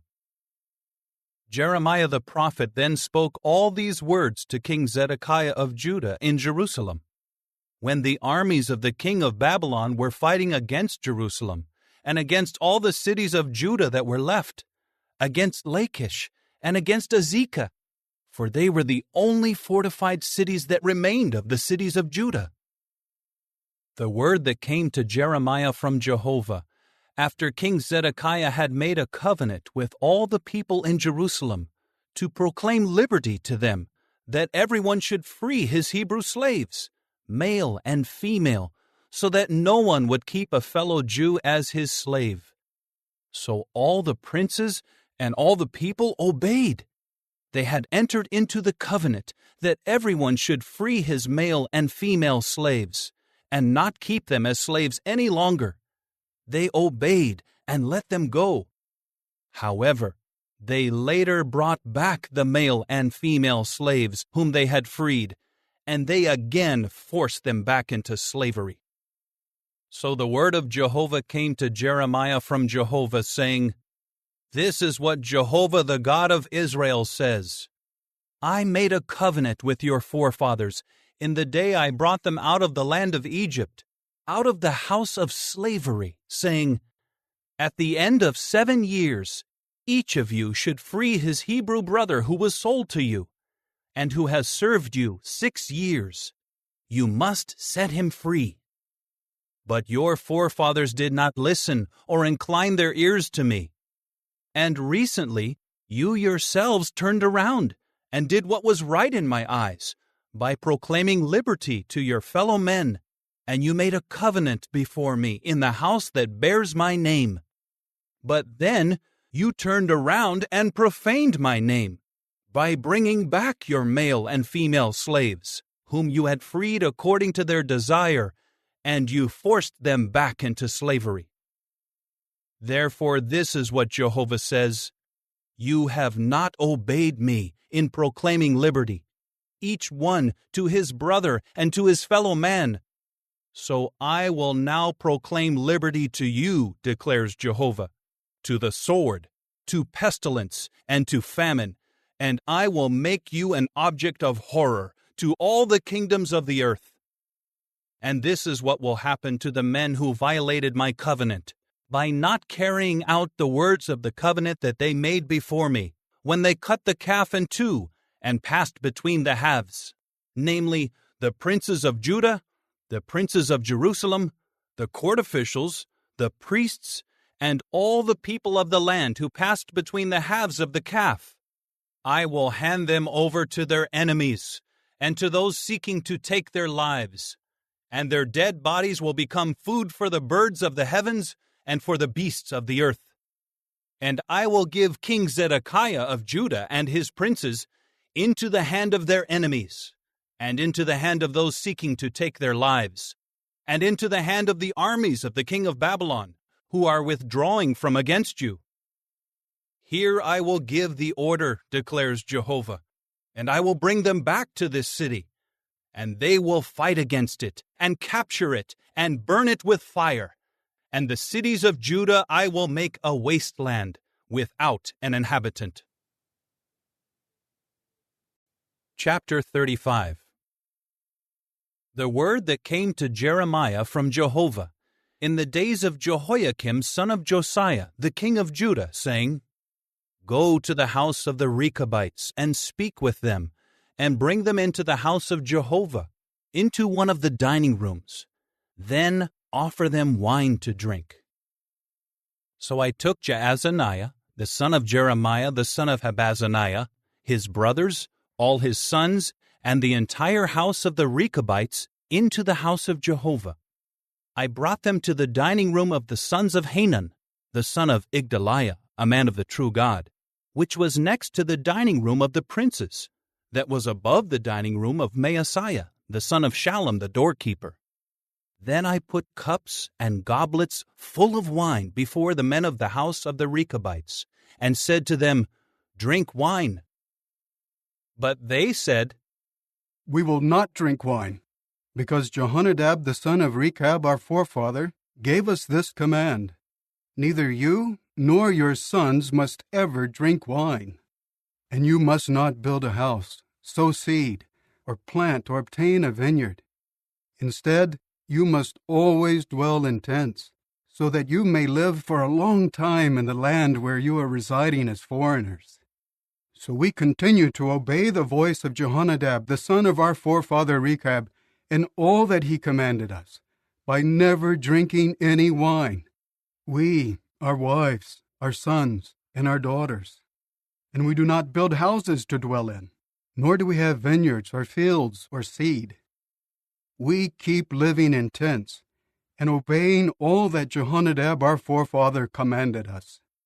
But when King Nebuchadnezzar of Babylon came up against the land, we said, Come, let us go into Jerusalem to escape the army of the Chaldeans and of the Syrians. And now we are living in Jerusalem. And the word of Jehovah came to Jeremiah, saying, This is what Jehovah of armies, the God of Israel, says. Go and say to the men of Judah and to the inhabitants of Jerusalem, Were you not continually urged to obey my words, declares Jehovah? Jehonadab, the son of Rechab, commanded his descendants not to drink wine, and they have carried out his words by not drinking it to this day, thus obeying the order of their forefather. However, I have spoken to you again and again, but you have not obeyed me. And I kept sending all my servants the prophets to you, sending them again and again, saying, Turn back, please, each of you from your evil ways, and do what is right. Do not walk after other gods and serve them. Then you will keep dwelling in the land that I gave to you and your forefathers. But you did not incline your ear or listen to me. The descendants of Jehonadab, the son of Rechab, have carried out the order that their forefather gave them, but these people have not listened to me. Therefore this is what Jehovah, the God of armies, the God of Israel, says. Here I am bringing on Judah and on all the inhabitants of Jerusalem all the calamity that I have warned them about. For I have spoken to them, but they would not listen. And I kept calling to them, But they would not answer. And Jeremiah said to the household of the Rechabites, This is what Jehovah of armies, the God of Israel, says. Because you have obeyed the order of your forefather Jehonadab, and you continue to observe all his orders, doing exactly what he ordered you, this is what Jehovah of armies, the God of Israel, says. There will never fail to be a descendant of Jehonadab, the son of Rechab, to serve in my presence. Chapter 36. Now in the 4th year of Jehoiakim, son of Josiah, the king of Judah, this word came to Jeremiah from Jehovah, saying, Take a scroll, and write in it all the words that I have spoken to you against Israel and Judah and all the nations, from the first day I spoke to you in the days of Josiah to this day. Perhaps when those of the house of Judah hear of all the calamity that I intend to bring on them, they may turn back from their evil ways, so that I may forgive their error and their sin. Jeremiah then called Baruch the son of Neriah, and Jeremiah dictated all the words that Jehovah had spoken to him, and Baruch wrote them in the scroll. Then Jeremiah commanded Baruch, I am confined and unable to enter the house of Jehovah. So you are the one who must go in and read aloud the words of Jehovah from the scroll that you wrote at my dictation. Read them in the hearing of the people at the house of Jehovah on the day of a fast. Thus you will read them to all the people of Judah who come in from their cities. Perhaps their request for favor will reach Jehovah, and they will turn back, each one from his evil ways. For great is the anger and the wrath that Jehovah has declared against this people. So Baruch the son of Neriah did all that Jeremiah the prophet had commanded him. He read aloud from the scroll the words of Jehovah at the house of Jehovah. Now in the 5th year of Jehoiakim son of Josiah, the king of Judah, in the 9th month, all the people in Jerusalem and all the people who came into Jerusalem from the cities of Judah proclaimed a fast before Jehovah. Baruch then read aloud from the scroll the words of Jeremiah at the house of Jehovah, in the chamber of Gemariah, the son of Shaphan the copyist, in the upper courtyard, at the entrance of the new gate of the house of Jehovah, in the hearing of all the people. When Micaiah the son of Gemariah the son of Shaphan heard all the words of Jehovah from the scroll, he went down to the house of the king, to the secretary's chamber. All the princes were sitting there: Elishama the secretary, Delaiah the son of Shemaiah, Elnathan the son of Achbor, Gemariah the son of Shaphan, Zedekiah the son of Hananiah, and all the other princes. Micaiah told them all the words that he had heard when Baruch read from the scroll in the hearing of the people. Then all the princes sent Jehudi the son of Nethaniah, the son of Shelemiah, the son of Cushai, to Baruch, saying, Come, and bring with you the scroll from which you read in the hearing of the people. Baruch the son of Neriah took the scroll in his hand and went in to them. They said to him, Sit down, please, and read it aloud to us. So Baruch read it to them. Now as soon as they heard all the words, they looked at one another in dread, and they said to Baruch, We must certainly tell the king all these words. And they asked Baruch, Tell us, please, how you wrote all these words. Was it at his dictation? Baruch replied to them, He dictated all these words to me, and I wrote them down with ink in this scroll. The princes said to Baruch, Go and hide yourselves, you and Jeremiah, and do not let anyone know where you are. Then they went into the king to the courtyard and deposited the scroll in the chamber of Elishama the secretary, and they told the king everything they had heard. So the king sent Jehudi out to get the scroll, and he brought it from the chamber of Elishama the secretary. Jehudi began to read it in the hearing of the king and of all the princes standing by the king. The king was sitting in the winter house in the 9th month, with a fire burning in the brazier before him. After Jehudi had read 3 or 4 columns, the king would cut off that portion with the secretary's knife and pitch it into the fire that was burning in the brazier, until the entire scroll ended up in the fire that was in the brazier. And they felt no dread. Neither the king nor all his servants who heard all these words ripped their garments apart. Although Elnathan, Delaiah, and Gemariah pleaded with the king not to burn the scroll, he did not listen to them. Further, the king commanded Jerahmeel the son of the king, Seraiah the son of Azriel, and Shelemiah the son of Abdiel to seize Baruch the secretary and Jeremiah the prophet. But Jehovah kept them concealed. And the word of Jehovah again came to Jeremiah, after the king had burned up the scroll containing the words that Baruch had written at Jeremiah's dictation, saying, "Take another scroll, and write on it all the same words that were on the first scroll, which King Jehoiakim of Judah burned up. And you should say against King Jehoiakim of Judah, 'This is what Jehovah says. You have burned up this scroll and said, Why have you written on it? The king of Babylon will certainly come and destroy this land and empty it of man and beast.' Therefore this is what Jehovah says against King Jehoiakim of Judah. He will have no one to sit on the throne of David, and his dead body will be left exposed to the heat by day and the frost by night.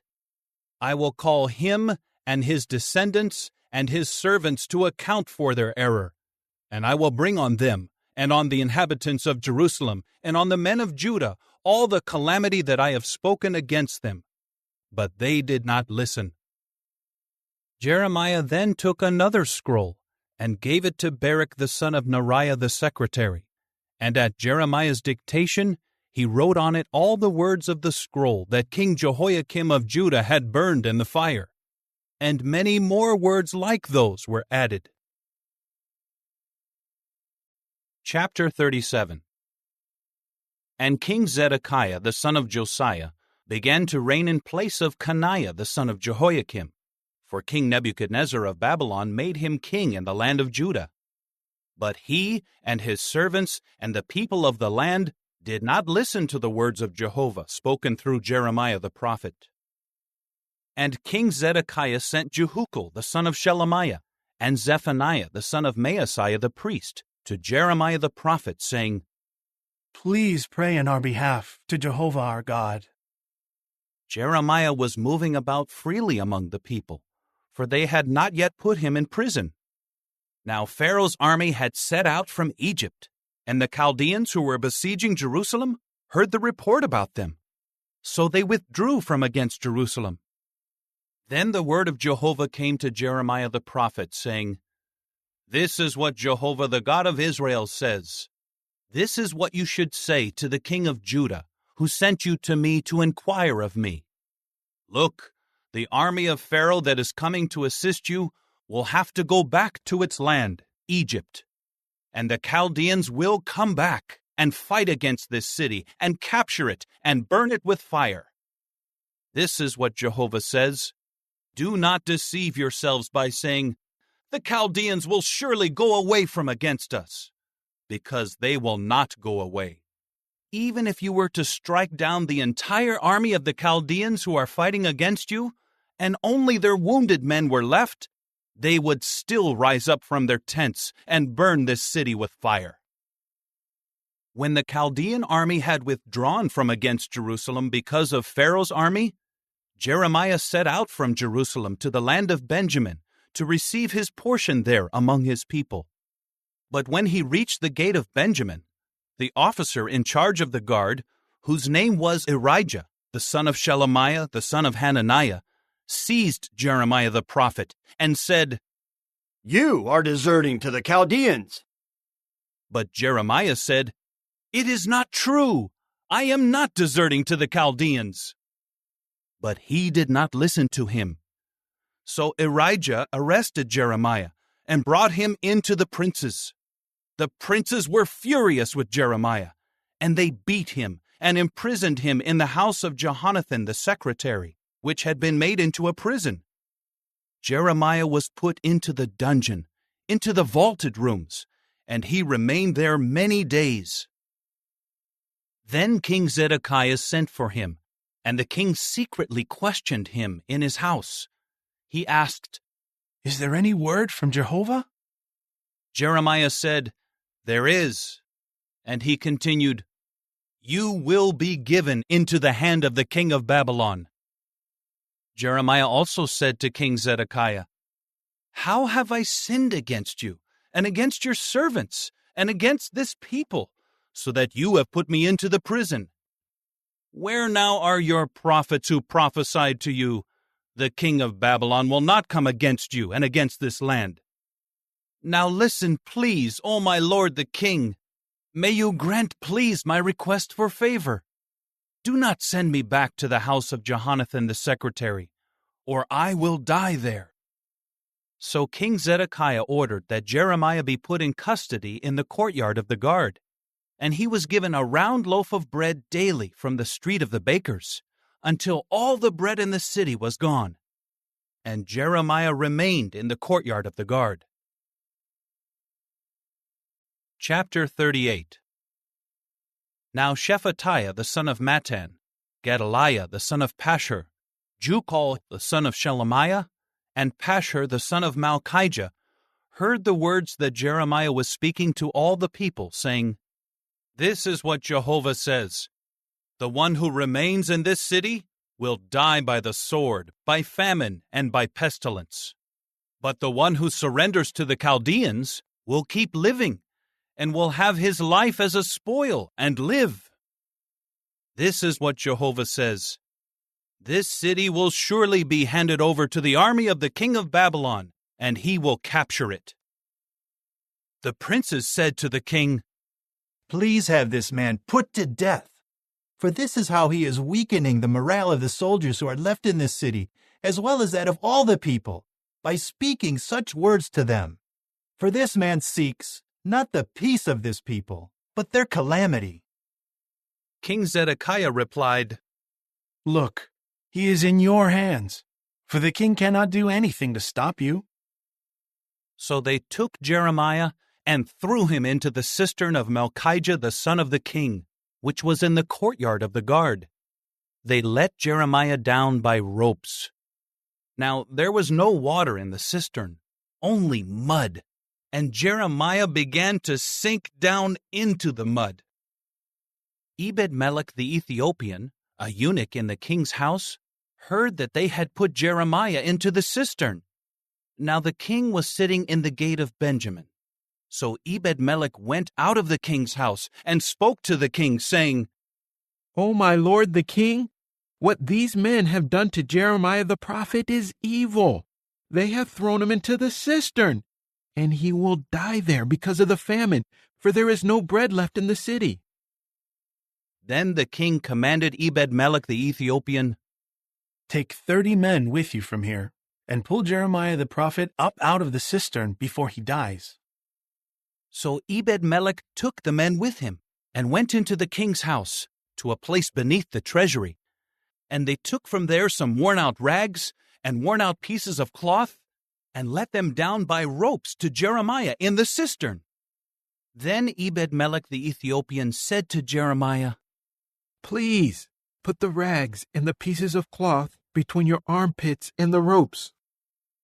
Jeremiah did so, and they drew Jeremiah out with the ropes, and pulled him up out of the cistern, and Jeremiah remained in the courtyard of the guard. King Zedekiah sent for Jeremiah the prophet to come to him at the third entrance, which is in the house of Jehovah. And the king said to Jeremiah, "I have something to ask of you. Do not hide anything from me." Jeremiah then said to Zedekiah, "If I tell you, you will certainly put me to death. And if I give you advice, you will not listen to me."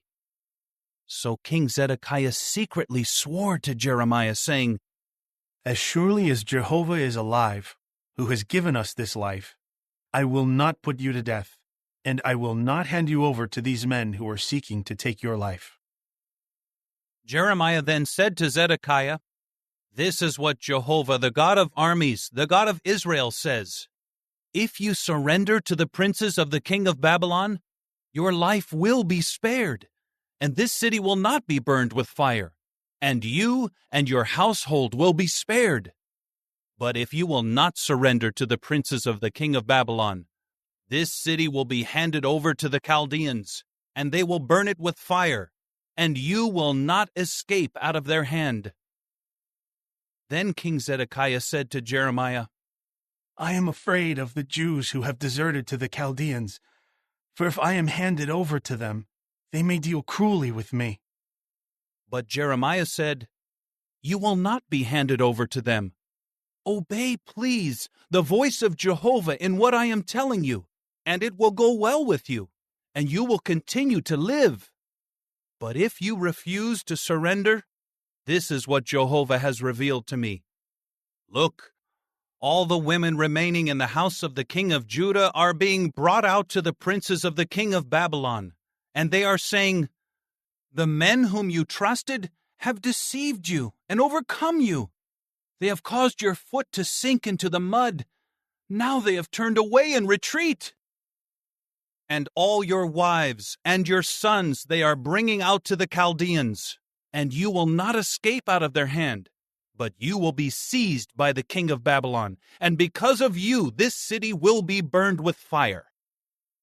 Zedekiah then said to Jeremiah, Do not let anyone know about these things, so that you do not die.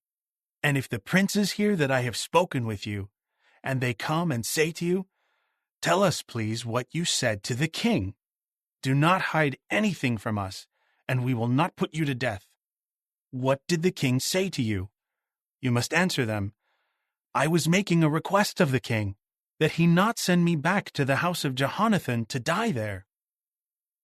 In time, all the princes came in to Jeremiah and questioned him. He told them everything that the king had commanded him to say, so they said no more to him, for no one had heard the conversation. Until the day that Jerusalem was captured, Jeremiah remained in the courtyard of the guard. He was still there when Jerusalem was captured. Chapter 39. In the 9th year of King Zedekiah of Judah, in the 10th month, King Nebuchadnezzar of Babylon and all his army came to Jerusalem, and they besieged it. In the 11th year of Zedekiah, in the 4th month, on the 9th day of the month, they broke through the city wall, and all the princes of the king of Babylon went in and sat down in the middle gate, namely, Nergal-Sharezer the Samgar, Nebo-Sarsekim the Rabsaris, Nergal-Sharezer the Rabmag, and all the rest of the princes of the king of Babylon. When King Zedekiah of Judah and all the soldiers saw them, they fled, going out of the city by night, by way of the king's garden, through the gate between the double wall, and they continued by the way of the Arabah. But the Chaldean army chased after them, and they overtook Zedekiah in the desert plains of Jericho. They captured him, and brought him up to King Nebuchadnezzar of Babylon at Riblah, in the land of Hamath, where he passed sentence on him. The king of Babylon had the sons of Zedekiah slaughtered before his eyes there at Riblah, and the king of Babylon had all the nobles of Judah slaughtered. Then he blinded the eyes of Zedekiah, after which he bound him with copper fetters to bring him to Babylon. The Chaldeans then burned down the king's house and the houses of the people, and they tore down the walls of Jerusalem. Nebuzaradan, the chief of the guard, took into exile to Babylon the rest of the people who were left in the city, the deserters who had defected to him, and anyone who remained. But Nebuzaradan, the chief of the guard, left in the land of Judah some of the poorest people, those who had nothing at all. On that day he also gave them vineyards and fields to work. Now King Nebuchadnezzar of Babylon gave Nebuzaradan, the chief of the guard, these orders concerning Jeremiah. Take him and look after him. Do him no harm, and grant whatever he asks of you. So Nebuzaradan, the chief of the guard, Nebuchadnezzar the Rabsaris, Nergal-Sharezer the Rabmag, and all the principal men of the king of Babylon sent and had Jeremiah taken out of the courtyard of the guard, and handed him over to Gedaliah the son of Ahikam, the son of Shaphan, to be brought to his house. So he lived among the people. While Jeremiah was confined in the courtyard of the guard, the word of Jehovah came to him, saying, Go and tell Ebed-Melech the Ethiopian, This is what Jehovah of armies, the God of Israel, says.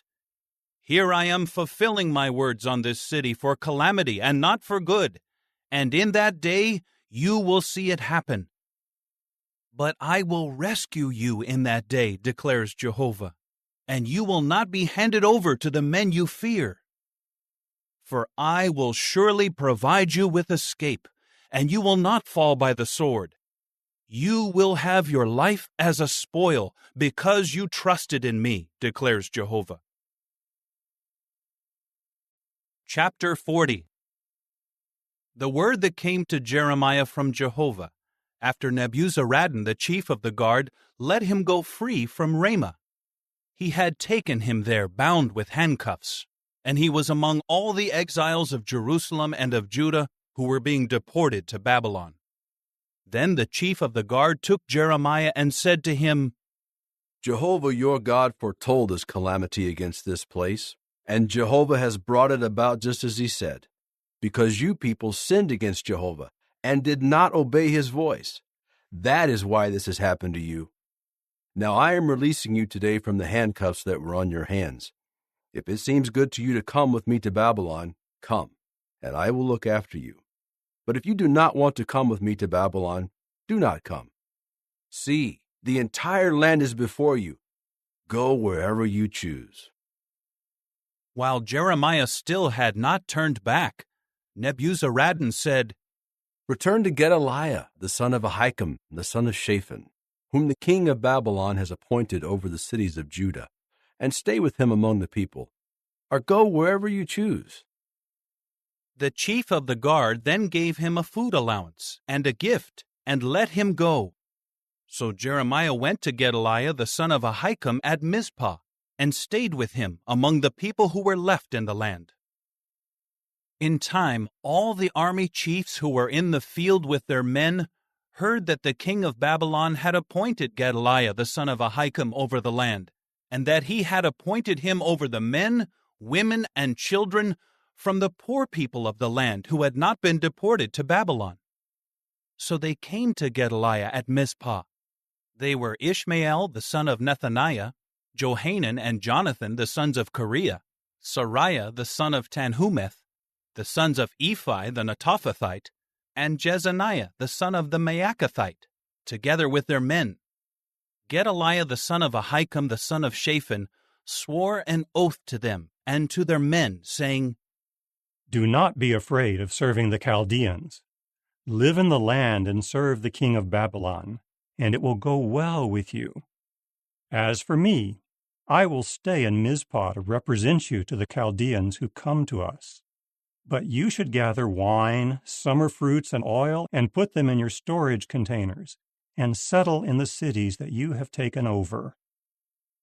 And all the Jews who were in Moab, Ammon, and Edom, as well as those who were in all the other lands, also heard that the king of Babylon had let a remnant stay in Judah, and that he had appointed over them Gedaliah the son of Ahikam, the son of Shaphan. So all the Jews began returning from all the places to which they had been dispersed, and they came into the land of Judah to Gedaliah at Mizpah, and they gathered wine and summer fruits in very great quantity. Johanan the son of Kareah and all the army chiefs who were in the field came to Gedaliah at Mizpah.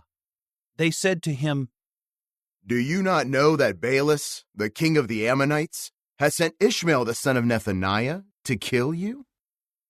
But Gedaliah the son of Ahikam did not believe them. Then Johanan the son of Kareah secretly told Gedaliah in Mizpah, I want to go and strike down Ishmael the son of Nethaniah, and no one will know. Why should he kill you?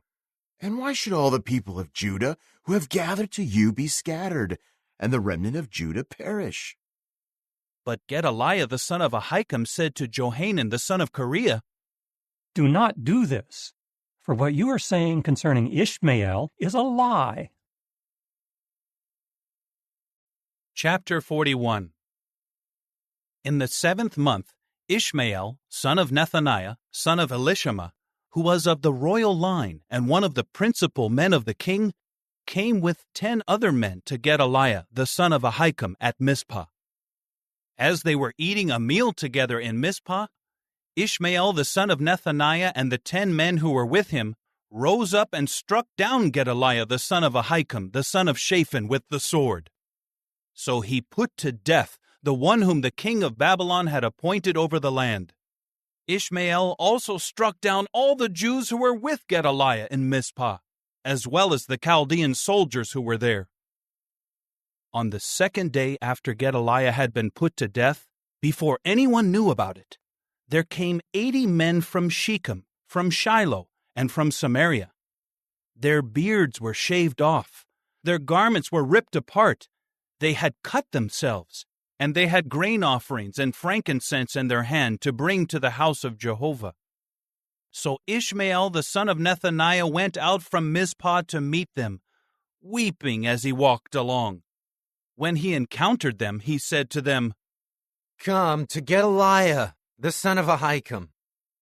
But when they came into the city, Ishmael the son of Nethaniah and his men slaughtered them and threw them into the cistern. But there were 10 men among them who said to Ishmael, Do not put us to death, for we have hidden stores of wheat, barley, oil, and honey in the field. So he refrained from putting them to death along with their brothers. Now Ishmael threw all the carcasses of the men he had killed into a great cistern, the one that King Asa had made because of King Baasha of Israel. This was the cistern that Ishmael the son of Nethaniah filled with the slain men. Ishmael took captive all the rest of the people in Mizpah, including the daughters of the king, and all the people left in Mizpah, whom Nebuzaradan, the chief of the guard, had put in the custody of Gedaliah the son of Ahikam. Ishmael the son of Nethaniah took them captive and went off to cross over to the Ammonites. When Johanan the son of Kareah and all the army chiefs who were with him heard about all the evil that Ishmael the son of Nethaniah had done, they took all the men and went off to fight against Ishmael the son of Nethaniah, and they found him by the great waters in Gibeon. All the people who were with Ishmael rejoiced when they saw Johanan the son of Kareah and all the army chiefs with him. Then all the people whom Ishmael had taken captive from Mizpah turned around and went back with Johanan the son of Kareah. But Ishmael the son of Nethaniah and 8 of his men escaped from Johanan and went to the Ammonites. Johanan the son of Kareah and all the army chiefs who were with him took with them the rest of the people from Mizpah, those whom they had rescued from Ishmael the son of Nethaniah, after he had struck down Gedaliah the son of Ahikam. They brought the men, the soldiers, the women, the children, and the court officials back from Gibeon. So they went and stayed in the lodging place of Kimham next to Bethlehem, intending to go on into Egypt because of the Chaldeans, for they had become afraid of them, since Ishmael the son of Nethaniah had struck down Gedaliah the son of Ahikam, whom the king of Babylon had appointed over the land. Chapter 42. Then all the army chiefs, and Johanan the son of Kareah, Jezaniah the son of Hoshaiah, and all the people, from the least to the greatest, approached and said to Jeremiah the prophet, Hear, please, our request for favor, and pray in our behalf to Jehovah your God, in behalf of all this remnant, for just a few of many are left, as you can see.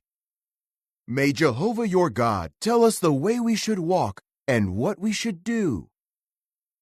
Jeremiah the prophet replied to them, I have heard you, and I am praying to Jehovah your God according to your request. And every word that Jehovah answers you, I will tell you. I will not hold back a word from you. They replied to Jeremiah, May Jehovah be a true and faithful witness against us if we do not do exactly as Jehovah your God instructs us through you. Whether good or bad, we will obey the voice of Jehovah our God, to whom we are sending you, so that it may go well with us, because we obey the voice of Jehovah our God. Now 10 days later, the word of Jehovah came to Jeremiah. So he called for Johanan the son of Kareah, and for all the army chiefs who were with him, and for all the people, from the least to the greatest. He said to them, This is what Jehovah the God of Israel says, to whom you sent me to present your request for favor before him.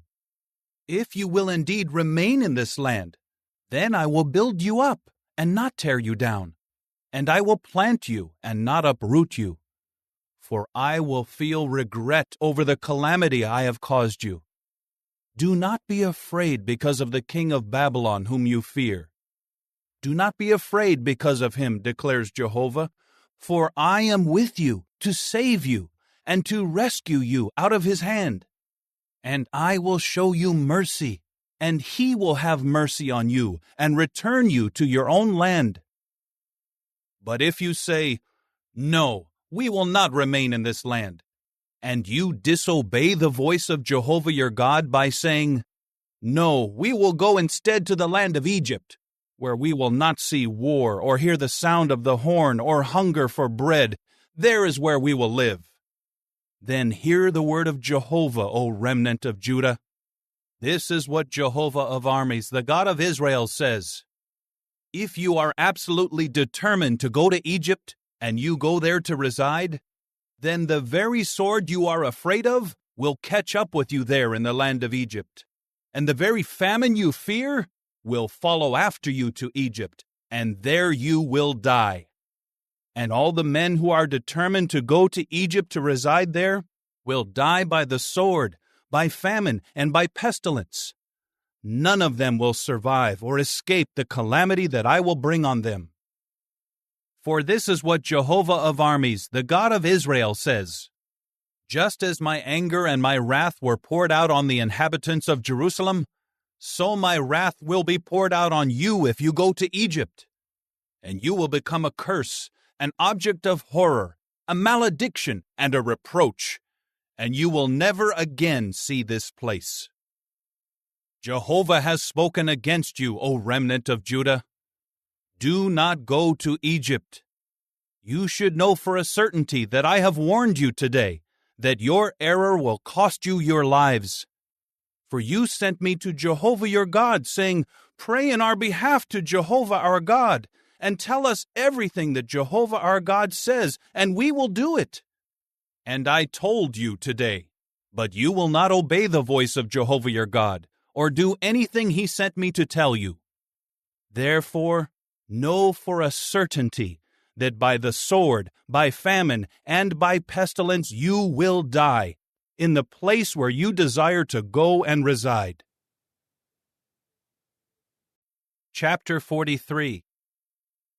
When Jeremiah had finished speaking to all the people all these words from Jehovah their God, every single word that Jehovah their God had sent him to tell them, Azariah the son of Hoshea, Johanan the son of Kareah, and all the presumptuous men said to Jeremiah, What you are saying is a lie. Jehovah our God has not sent you to say, Do not go to Egypt to reside there.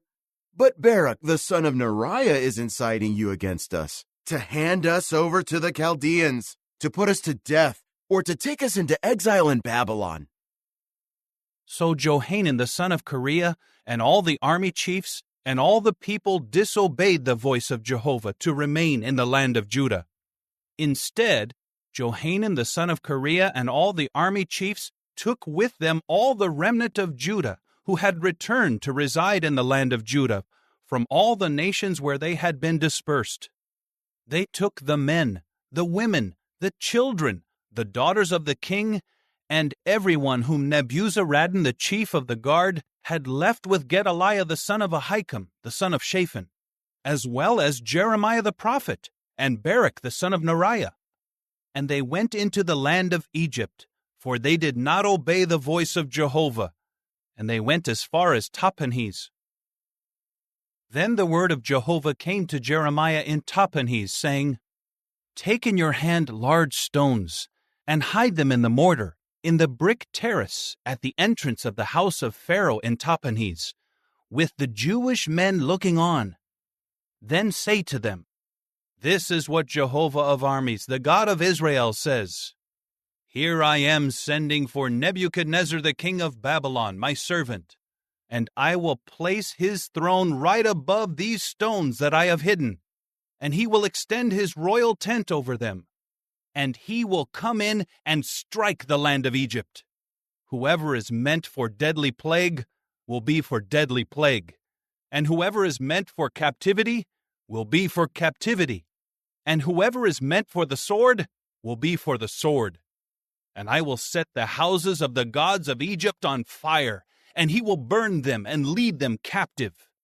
He will wrap the land of Egypt around himself, just as a shepherd wraps himself in his garment, and he will depart from there in peace. And he will break to pieces the pillars of Beth-Shemesh in the land of Egypt, and he will burn the houses of the gods of Egypt with fire. Chapter 44. The word that came to Jeremiah for all the Jews living in the land of Egypt, those living in Migdol, Tahpanhes, Noph, and the land of Pathros, saying, This is what Jehovah of armies, the God of Israel, says. You have seen all the calamity that I brought on Jerusalem and on all the cities of Judah, and today they are in ruins, without an inhabitant. It is because of the evil things that they did to offend me, by going and making sacrifices and serving other gods whom they had not known, neither you nor your forefathers. I kept sending all my servants the prophets to you, sending them again and again, saying, Please, do not do this detestable thing that I hate. But they did not listen or incline their ear to turn back from their evil by not making sacrifices to other gods. So my wrath and my anger were poured out and burned in the cities of Judah and in the streets of Jerusalem, and they became a ruin and a wasteland, as they are today. And now this is what Jehovah, the God of armies, the God of Israel, says.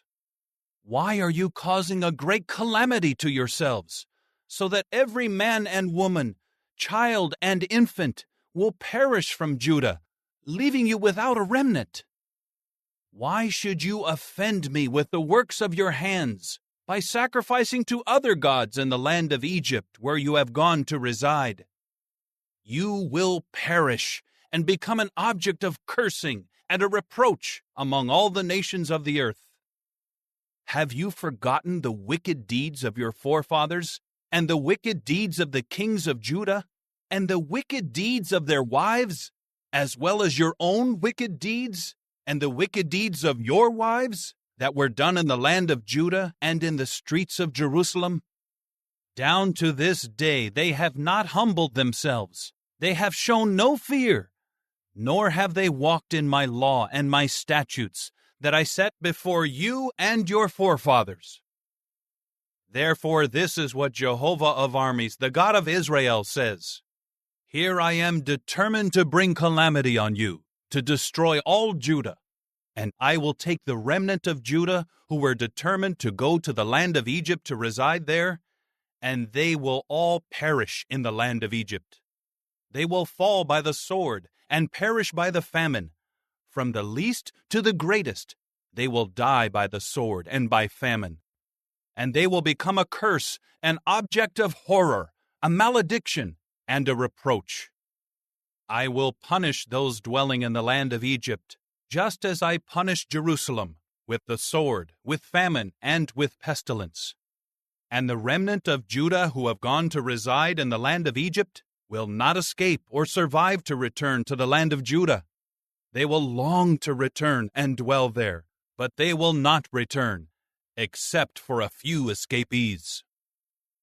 All the men who knew that their wives had been making sacrifices to other gods, and all the wives who were standing there, who formed a large group.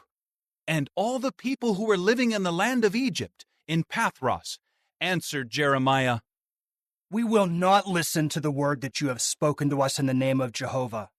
Instead, we will surely carry out every word that our mouths have spoken, to make sacrifices to the Queen of Heaven and to pour out drink offerings to her, just as we, our forefathers, our kings, and our princes did in the cities of Judah and in the streets of Jerusalem, when we were satisfied with bread and were well off, when we saw no calamity at all."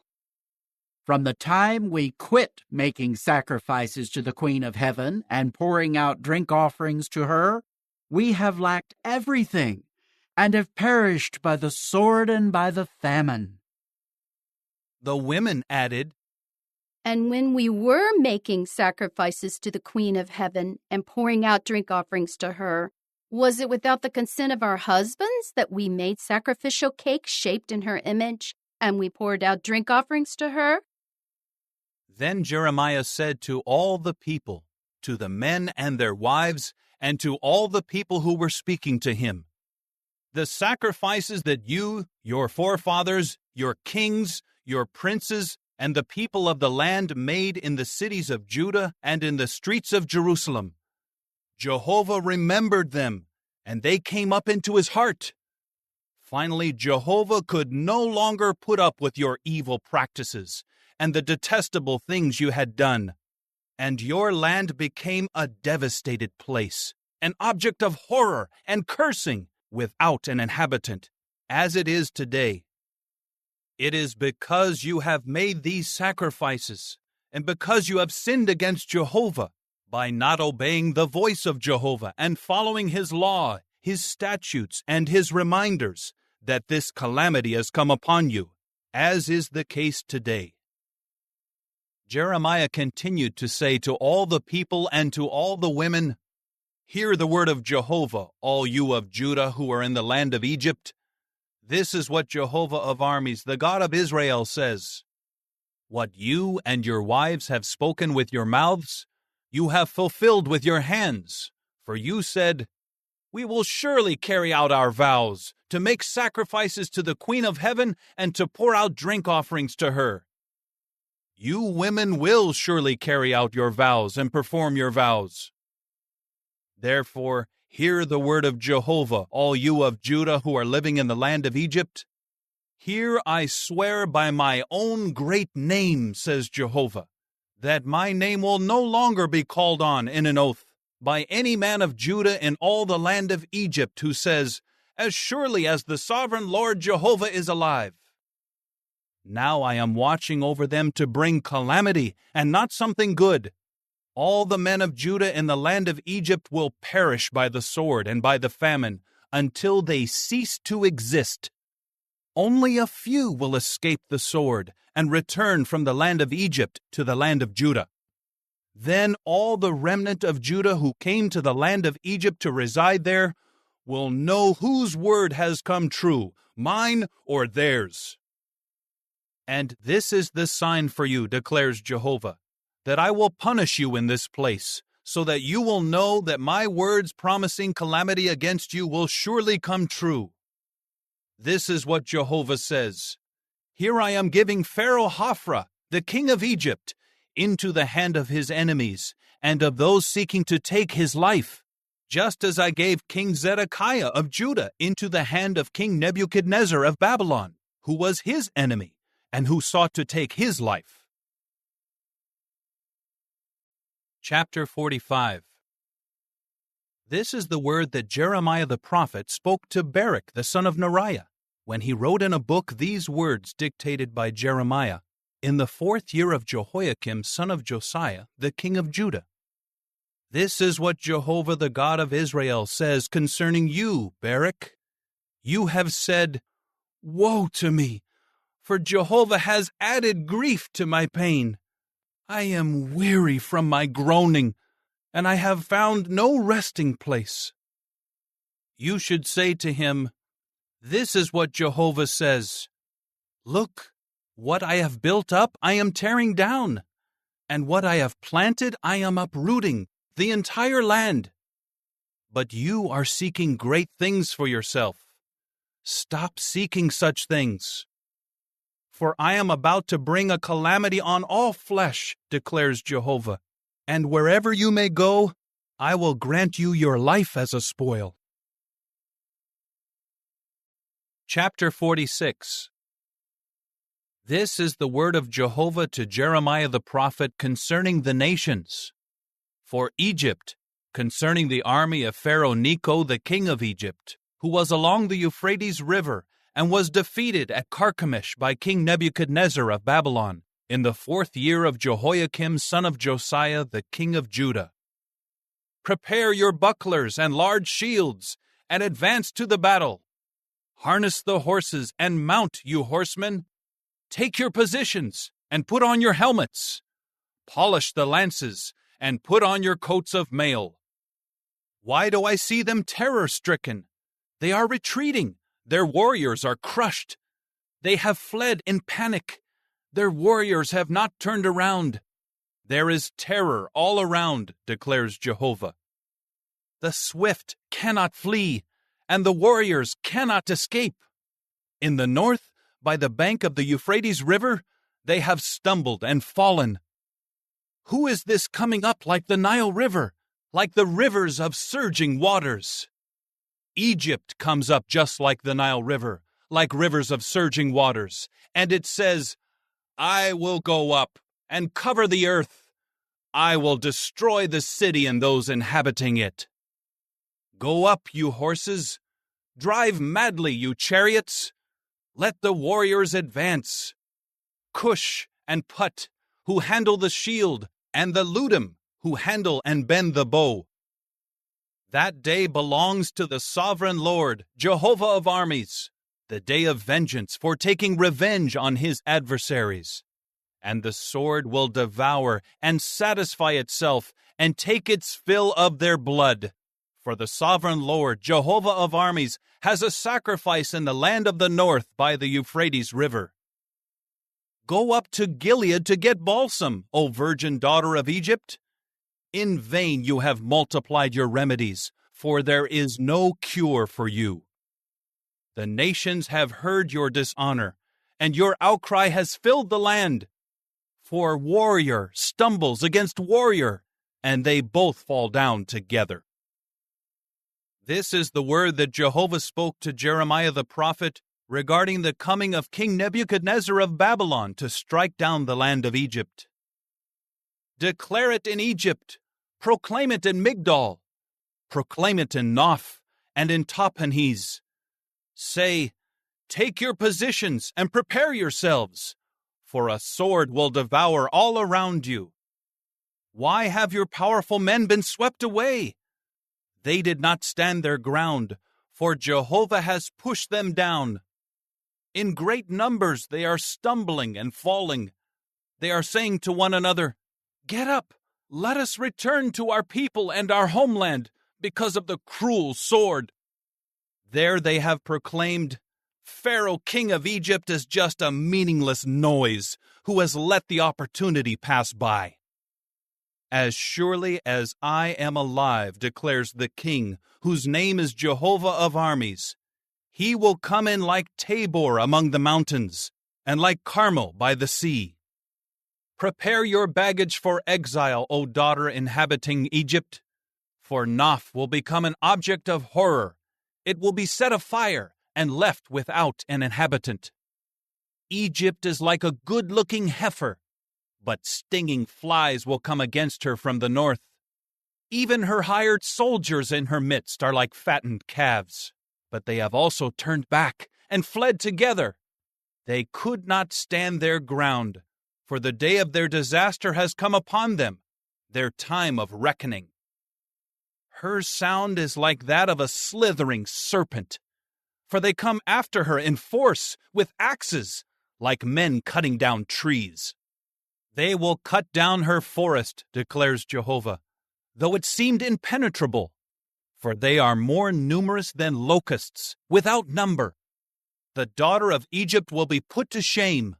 She will be handed over to the people of the north. Jehovah of armies, the God of Israel, says, Now I am turning my attention to Ammon from No, to Pharaoh, to Egypt, to her gods and to her kings, yes, to Pharaoh and all those trusting in him. And I will hand them over to those seeking to take their life, to King Nebuchadnezzar of Babylon and his servants. But afterward she will be inhabited as in times past, declares Jehovah. As for you, do not be afraid, my servant Jacob, and do not be terrified, O Israel, for I will save you from far away, and your offspring from the land of their captivity. Jacob will return and be calm and undisturbed, with no one to make them afraid. So do not be afraid, my servant Jacob, declares Jehovah, for I am with you.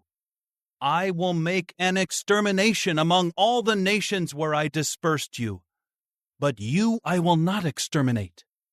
I will discipline you to the proper degree, but I will by no means leave you unpunished. Chapter 47. This is the word of Jehovah to Jeremiah the prophet concerning the Philistines, before Pharaoh struck down Gaza.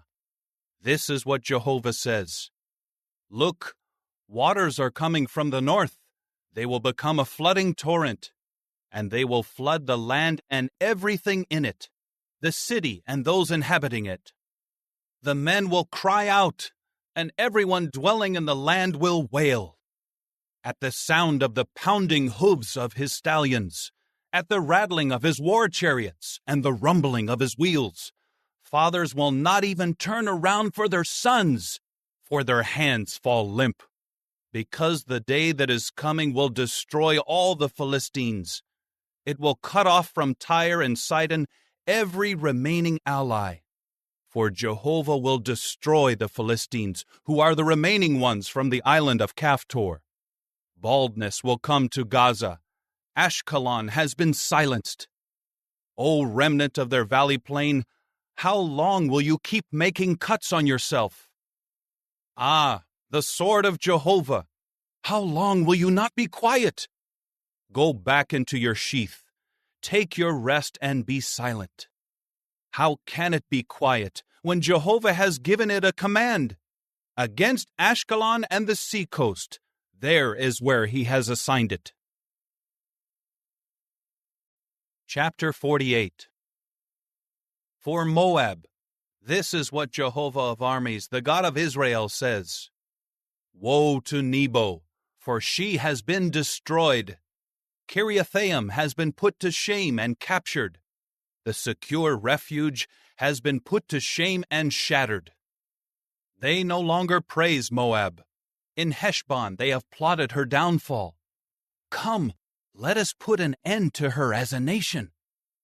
You too, O madman, should keep silent, for the sword is following you. There is the sound of an outcry from Horonaim, of destruction and great collapse. Moab has been broken down. Her little ones cry out. On the ascent of Luhith, they weep continually as they climb. And on the way down from Horonaim, they hear cries of distress over the catastrophe. Flee! Escape for your lives! You must become like a juniper tree in the wilderness. Because you trust in your works and in your treasures, you will also be captured. And Chemosh will go into exile, together with his priests and his princes. The destroyer will come in on every city, and no city will escape. The valley will perish, and the level land will be annihilated, just as Jehovah has said. Set up a marker for Moab, for as she falls into ruins, she will flee, and her cities will become an object of horror without an inhabitant. Cursed is the one who carries out the mission of Jehovah neglectfully. Cursed is the one who holds back his sword from bloodshed. The Moabites have been undisturbed since their youth, like wine that is settled on the dregs. They have not been poured from one vessel into another, and they have never gone into exile. That is why their taste has remained the same, and their aroma has not changed.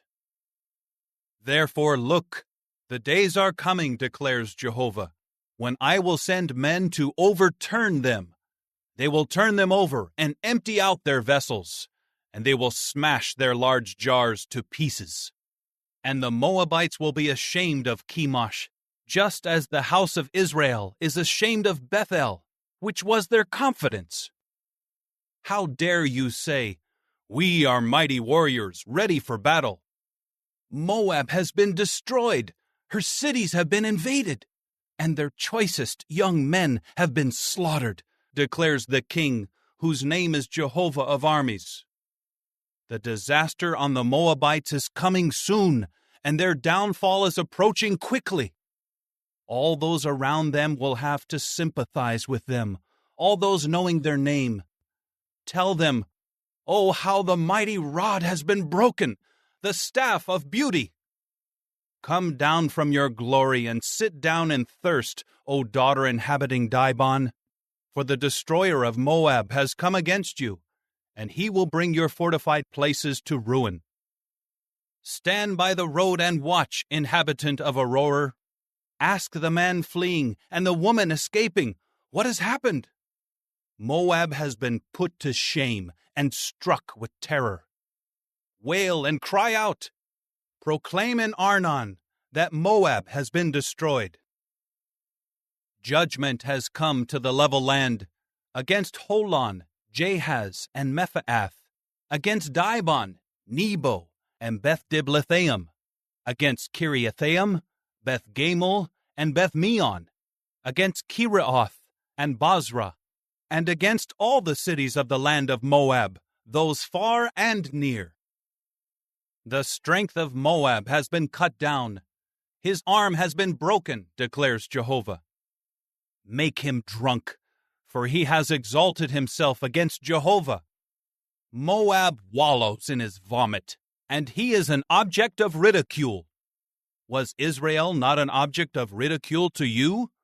Was he found among thieves, so that you should shake your head and speak against him? Leave the cities and live on the crag, inhabitants of Moab, and become like a dove that nests along the sides of the gorge. We have heard about the pride of Moab. He is very haughty. About his arrogance, his pride, his haughtiness, and the loftiness of his heart. I know his fury, declares Jehovah, but his empty talk will come to nothing. They will do nothing. That is why I will wail over Moab.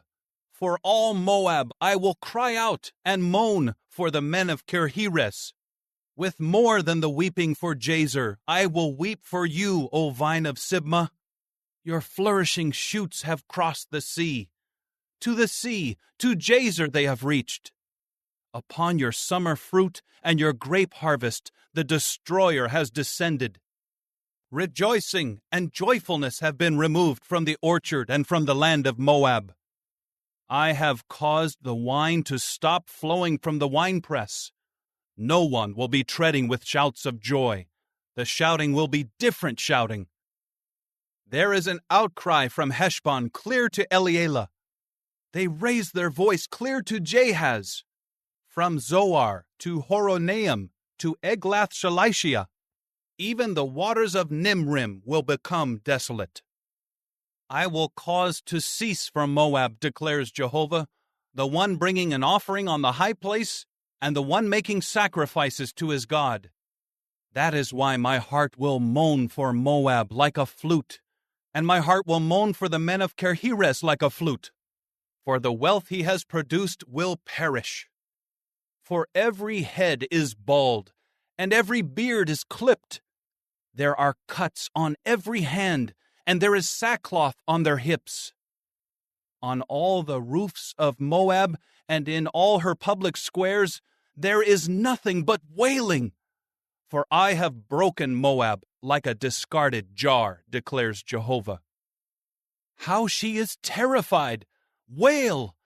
How Moab has turned his back in shame! Moab has become an object of ridicule, something terrifying to all those around him. For this is what Jehovah says. Look, just like an eagle that swoops down, he will spread his wings over Moab. The towns will be captured, and her strongholds will be seized. In that day, the heart of Moab's warriors will be like the heart of a woman in childbirth, and Moab will be annihilated from being a people, for it is against Jehovah that he has exalted himself. Terror and the pit and the trap are before you, O inhabitant of Moab, declares Jehovah. Anyone fleeing the terror will fall into the pit, and anyone coming up from the pit will be caught in the trap. For I will bring on Moab the year of their punishment, declares Jehovah.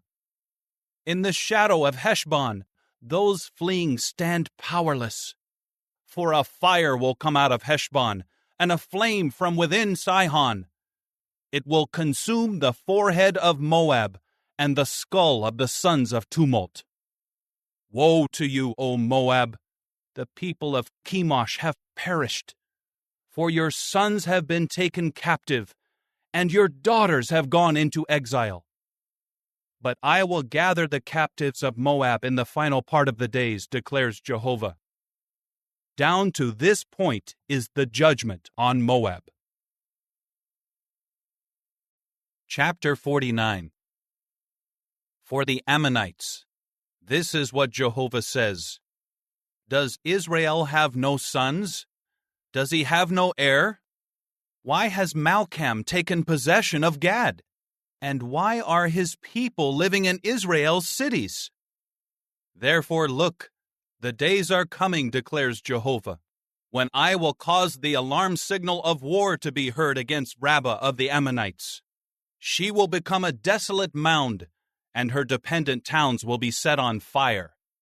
And Israel will take possession of those who dispossessed him, says Jehovah. Wail, O Heshbon, for Ai has been destroyed. Cry out, O dependent towns of Rabbah, put on sackcloth. Wail and rove about among the stone pens, for Malcham will go into exile together with his priests and his princes. Why do you brag about the valleys, about your flowing plain, O unfaithful daughter, who trusts in her treasures and who says, "Who will come against me?" Here I am bringing something dreadful on you, declares the sovereign Lord Jehovah of armies, from all those around you. You will be dispersed in every direction, and no one will gather those who flee. But afterward, I will gather the captives of the Ammonites, declares Jehovah. For Edom, this is what Jehovah of armies says. Is there no longer any wisdom in Teman? Has good advice perished from those with understanding? Has their wisdom rotted? Flee, turn back. Go and dwell down in the depths, O inhabitants of Dedan, for I will bring disaster on Esau when the time comes to turn my attention to him. If grape gatherers came into you, would they not leave some behind for gleaning? If thieves came in by night, they would cause only as much ruin as they wanted. But I will strip Esau bare. I will uncover his places of concealment, so that he cannot hide. His children and his brothers and his neighbors will all be destroyed, and he will be no more. Leave your fatherless children, and I will preserve them alive, and your widows will trust in me. For this is what Jehovah says. Look, if those not sentenced to drink the cup must drink it, should you be left completely unpunished? You will not be left unpunished, for you must drink it. For by myself I have sworn, declares Jehovah, that Bozrah will become an object of horror, a reproach, a devastation, and a curse, and all her cities will become perpetual ruins. I have heard a report from Jehovah. An envoy has been sent among the nations, saying, "Gather yourselves together, and come against her. Prepare for battle.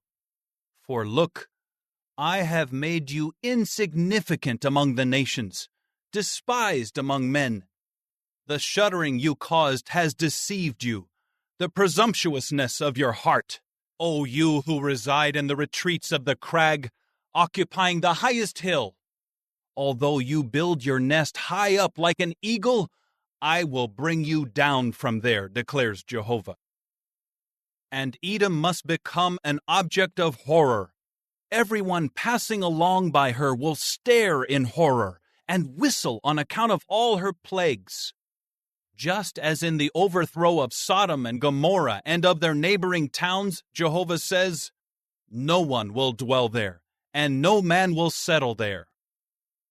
Look, someone will come up against the secure pastures like a lion from the dense thickets along the Jordan, but in a moment I will make him run away from her, and I will appoint over her the chosen one. For who is like me? And who will challenge me? What shepherd can stand before me? Therefore hear, O men, the decision that Jehovah has made against Edom, and what he has thought out against the inhabitants of Teman. Surely the little ones of the flock will be dragged away. He will make their dwelling place desolate because of them. At the sound of their falling, the earth has quaked. There is an outcry. The sound has been heard as far as the Red Sea.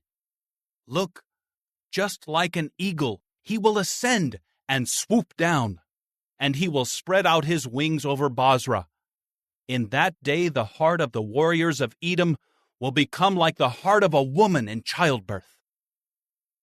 For Damascus, Hamath and Arpad have been put to shame, for they have heard a bad report.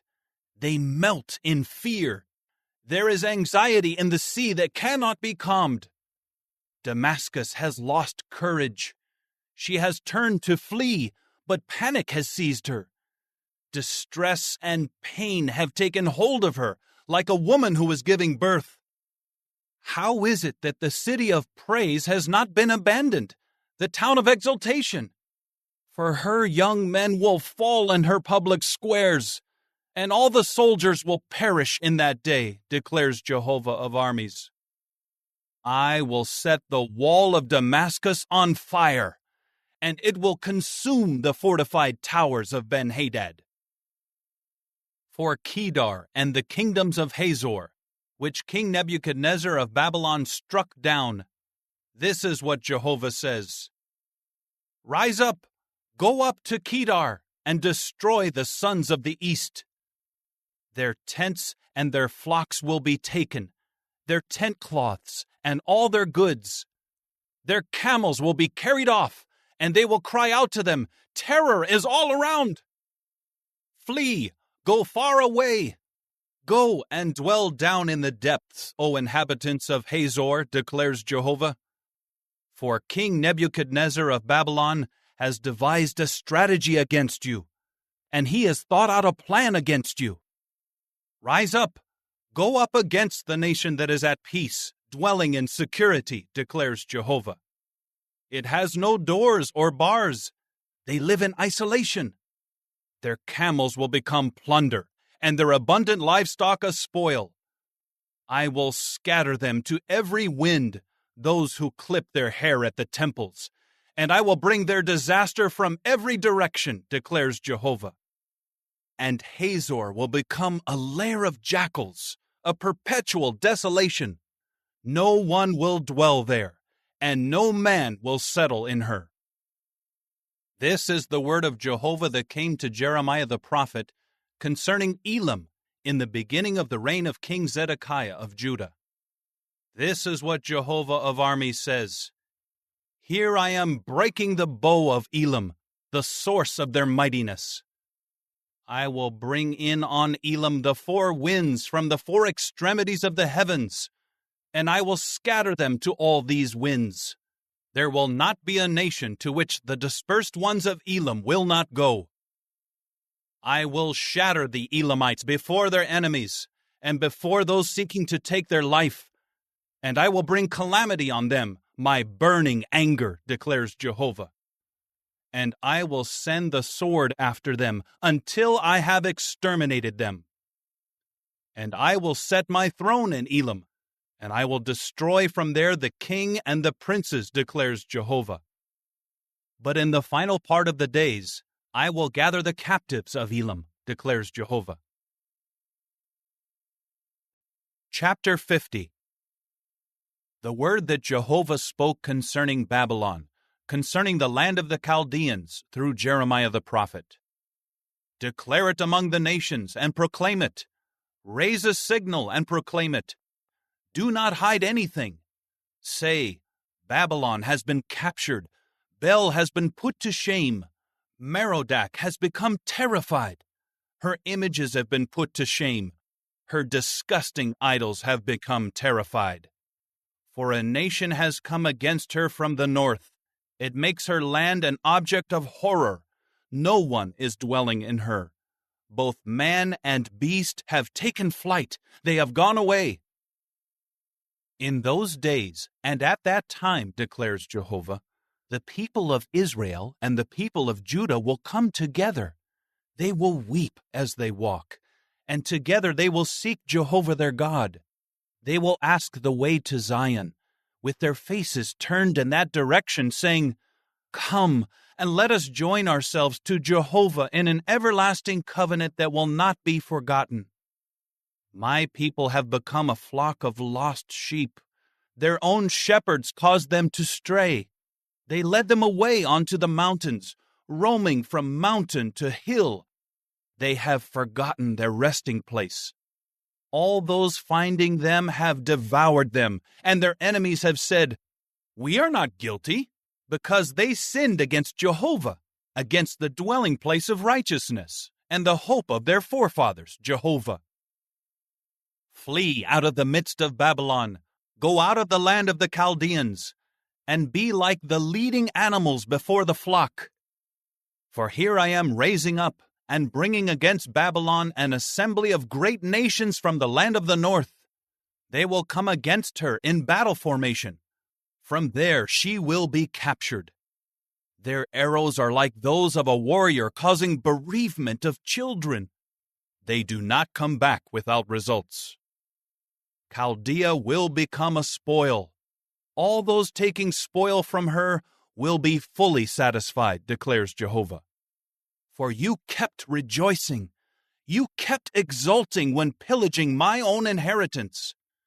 For you kept pawing like a heifer in the grass, and you kept neighing like stallions. Your mother has been put to shame. She who gave birth to you has been disappointed. Look, she is the least of the nations, a waterless wilderness and a desert. Because of the indignation of Jehovah, she will not be inhabited. She will become utterly desolate. Anyone passing by Babylon will stare in horror and whistle because of all her plagues. Come against Babylon in battle formation on every side, all you who are bending the bow. Shoot at her, spare no arrow, for it is against Jehovah that she has sinned. Shout a war cry against her on every side. She has surrendered. Her pillars have fallen. Her walls are torn down. For it is the vengeance of Jehovah. Take your vengeance on her. Do to her just as she has done. Cut off the sower from Babylon and the one handling the sickle in harvest time. Because of the cruel sword, each will return to his own people. Each one will flee to his own land. The people of Israel are scattered sheep. Lions have dispersed them. First, the king of Assyria devoured them. Then King Nebuchadnezzar of Babylon gnawed on their bones. Therefore, this is what Jehovah of armies, the God of Israel, says.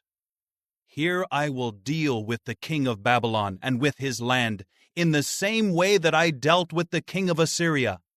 And I will bring Israel back to his pasture, and he will graze on Carmel and on Bashan, and on the mountains of Ephraim and of Gilead he will be satisfied. In those days and at that time, declares Jehovah, Israel's guilt will be searched for, but there will be none, and the sins of Judah will not be found. For I will forgive those whom I let remain. Go up against the land of Merathaim and against the inhabitants of Pekod. Let them be massacred and completely destroyed, declares Jehovah. Do all that I have commanded you. There is the sound of war in the land, a great catastrophe. How the forge hammer of all the earth has been cut down and broken. How Babylon has become an object of horror among the nations. I have laid a snare for you, and you have been caught, O Babylon, and you did not know it. You were found and captured, for it was Jehovah whom you opposed. Jehovah has opened his storehouse, and he brings out the weapons of his indignation. For the sovereign Lord Jehovah of armies has a work in the land of the Chaldeans. Come against her from distant places. Open up her granaries. Pile her up like heaps of grain. Destroy her completely.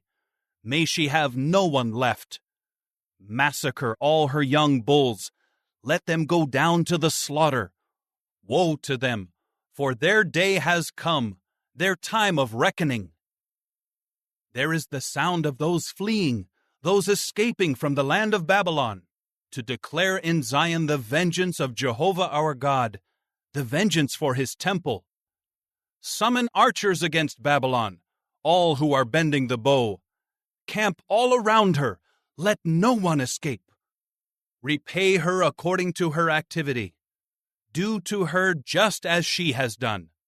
For she has acted arrogantly against Jehovah, against the Holy One of Israel. So her young men will fall in her public squares, and all her soldiers will perish in that day, declares Jehovah. Look, I am against you, O defiant one, declares the sovereign Lord Jehovah of armies. For your day must come, the time that I will call you to account. You, O defiant one, will stumble and fall, with no one to raise you up. And I will set your cities on fire, and it will consume everything around you. This is what Jehovah of armies says. The people of Israel and Judah are oppressed, and all those taking them captive have held on to them. They have refused to let them go. But their repurchaser is strong. Jehovah of armies is his name. He will surely plead their legal case in order to give rest to the land and to bring agitation to the inhabitants of Babylon. There is a sword against the Chaldeans, declares Jehovah, against the inhabitants of Babylon, and against her princes, and against her wise ones. There is a sword against the empty talkers, and they will act foolishly. There is a sword against her warriors, and they will become terrified. There is a sword against their horses and their war chariots, and against all the mixed populations in her midst, and they will become like women. There is a sword against her treasures, and they will be plundered. There is a devastation on her waters, and they will be dried up. For it is a land of graven images, and because of their frightful visions, they keep acting with madness. Therefore, the desert creatures will dwell with the howling animals, and in her the ostriches will dwell. She will never again be inhabited, nor will she be a place of residence throughout all generations. Just as with God's overthrow of Sodom and Gomorrah and of their neighboring towns, declares Jehovah, no one will dwell there, and no man will settle there. Look, a people is coming in from the north. A great nation and grand kings will be raised up from the remotest parts of the earth. Bow and javelin they wield. They are cruel and will show no mercy. Their sound is like the roaring sea as they ride on their horses.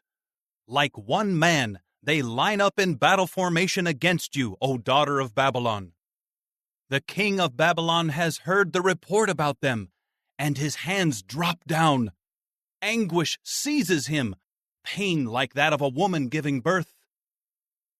Look, Someone will come up against the secure pastures, like a lion from the dense thickets along the Jordan. But in a moment I will make them run away from her, and I will appoint over her the chosen one. For who is like me, and who will challenge me? What shepherd can stand before me? Therefore hear, O men, the decision that Jehovah has made against Babylon, and what he has thought out against the land of the Chaldeans. Surely the little ones of the flock will be dragged away. He will make their dwelling place desolate because of them. At the sound of Babylon's capture, the earth will quake, and an outcry will be heard among the nations. Chapter 51. This is what Jehovah says. Here I am raising up a destructive wind against Babylon and the inhabitants of Lebkamai. I will send winnowers to Babylon, and they will winnow her and make her land empty. They will come against her on all sides in the day of calamity. Let the archer not bend his bow, and let no one stand up in his coat of mail. Show no compassion for her young men. Devote all her army to destruction. And they will fall slain in the land of the Chaldeans, pierced through in her streets. For Israel and Judah are not widowed from their God, from Jehovah of armies. But their land is full of guilt from the standpoint of the Holy One of Israel. Flee out of the midst of Babylon and escape for your life. Do not perish because of her error, for it is the time for Jehovah's vengeance. He is paying her back for what she has done. Babylon has been a golden cup in the hand of Jehovah. She made all the earth drunk. From her wine the nations have drunk. That is why the nations have gone mad. Suddenly Babylon has fallen and is broken. Wail over her. Get balsam for her pain. Perhaps she may be healed. We tried to heal Babylon, but she could not be healed. Leave her and let us go, each to his own land, for her judgment has reached to the heavens. It is as high as the clouds. Jehovah has brought about justice for us. Come, let us recount in Zion the work of Jehovah our God. Polish the arrows, take up the circular shields. Jehovah has stirred up the spirit of the kings of the Medes, because he intends to bring Babylon to ruin. For this is the vengeance of Jehovah, the vengeance for his temple. Lift up a signal against the walls of Babylon. Strengthen the guard, post the watchmen, prepare those in ambush. For Jehovah has devised the strategy, and he will carry out what he has promised against the inhabitants of Babylon. O woman who resides on many waters with abundant treasures, your end has come, the limit of your profit-making. Jehovah of armies has sworn by himself, I will fill you with men as numerous as locusts, and they will shout in triumph over you. He is the maker of the earth by his power, the one who established the productive land by his wisdom, and who stretched out the heavens by his understanding. When he makes his voice heard, the waters in the heavens are in turmoil, and he causes clouds to ascend from the ends of the earth. He makes lightning for the rain, and he brings the wind out of his storehouses. Every man acts unreasonably and without knowledge. Every metal worker will be put to shame because of the carved image. For his metal image is a falsehood, and there is no spirit in them. They are a delusion, a work of mockery. When their day of reckoning comes, they will perish. The share of Jacob is not like these things, for he is the one who formed everything, even the staff of his inheritance. Jehovah of armies is his name. You are a war club for me, a weapon for battle. For with you I will smash nations. With you I will bring kingdoms to ruin. With you I will smash the horse and its rider. With you I will smash the war chariot and its rider. With you I will smash man and woman. With you I will smash old man and boy. With you I will smash young man and woman. With you I will smash shepherd and his flock. With you I will smash farmer and his team of animals. With you I will smash governors and deputy rulers. And I will repay Babylon and all the inhabitants of Chaldea for all the evil that they have committed in Zion before your eyes, declares Jehovah. Here I am against you, O destructive mountain, declares Jehovah, you destroyer of the whole earth. I will stretch out my hand against you, and roll you down from the crags, and make you a burned-out mountain. People will not take from you a cornerstone or a foundation stone, because you will become desolate forever, declares Jehovah. Lift up a signal in the land. Blow a horn among the nations. Appoint the nations against her. Summon against her the kingdoms of Ararat, Minai, and Ashkenaz. Commission against her a recruiting officer. Make the horses come up like bristling locusts. Appoint against her the nations, the kings of Media, its governors, and all its deputy rulers, and all the lands they rule over. And the earth will quake and tremble, for the thoughts of Jehovah against Babylon will be carried out, to make the land of Babylon an object of horror, without an inhabitant. The warriors of Babylon have quit fighting. They sit in their strongholds. Their strength has failed. They have become like women. Her homes have been set on fire. Her bars have been broken. One courier runs to meet another courier, and one messenger to meet another messenger, to report to the king of Babylon that his city has been captured on every side, that the fords have been seized, that the papyrus boats have been burned with fire, and that the soldiers are terrified. For this is what Jehovah of armies, the God of Israel, says. The daughter of Babylon is like a threshing floor. It is the time to tread her down solid. Very soon the time of the harvest will come for her. King Nebuchadnezzar of Babylon has devoured me. He has thrown me into confusion. He has set me down as an empty vessel. He has swallowed me down like a big snake. He has filled his stomach with my fine things. He has rinsed me away. May the violence done to me and to my person come upon Babylon, says the inhabitant of Zion. And let my blood come upon the inhabitants of Chaldea, says Jerusalem.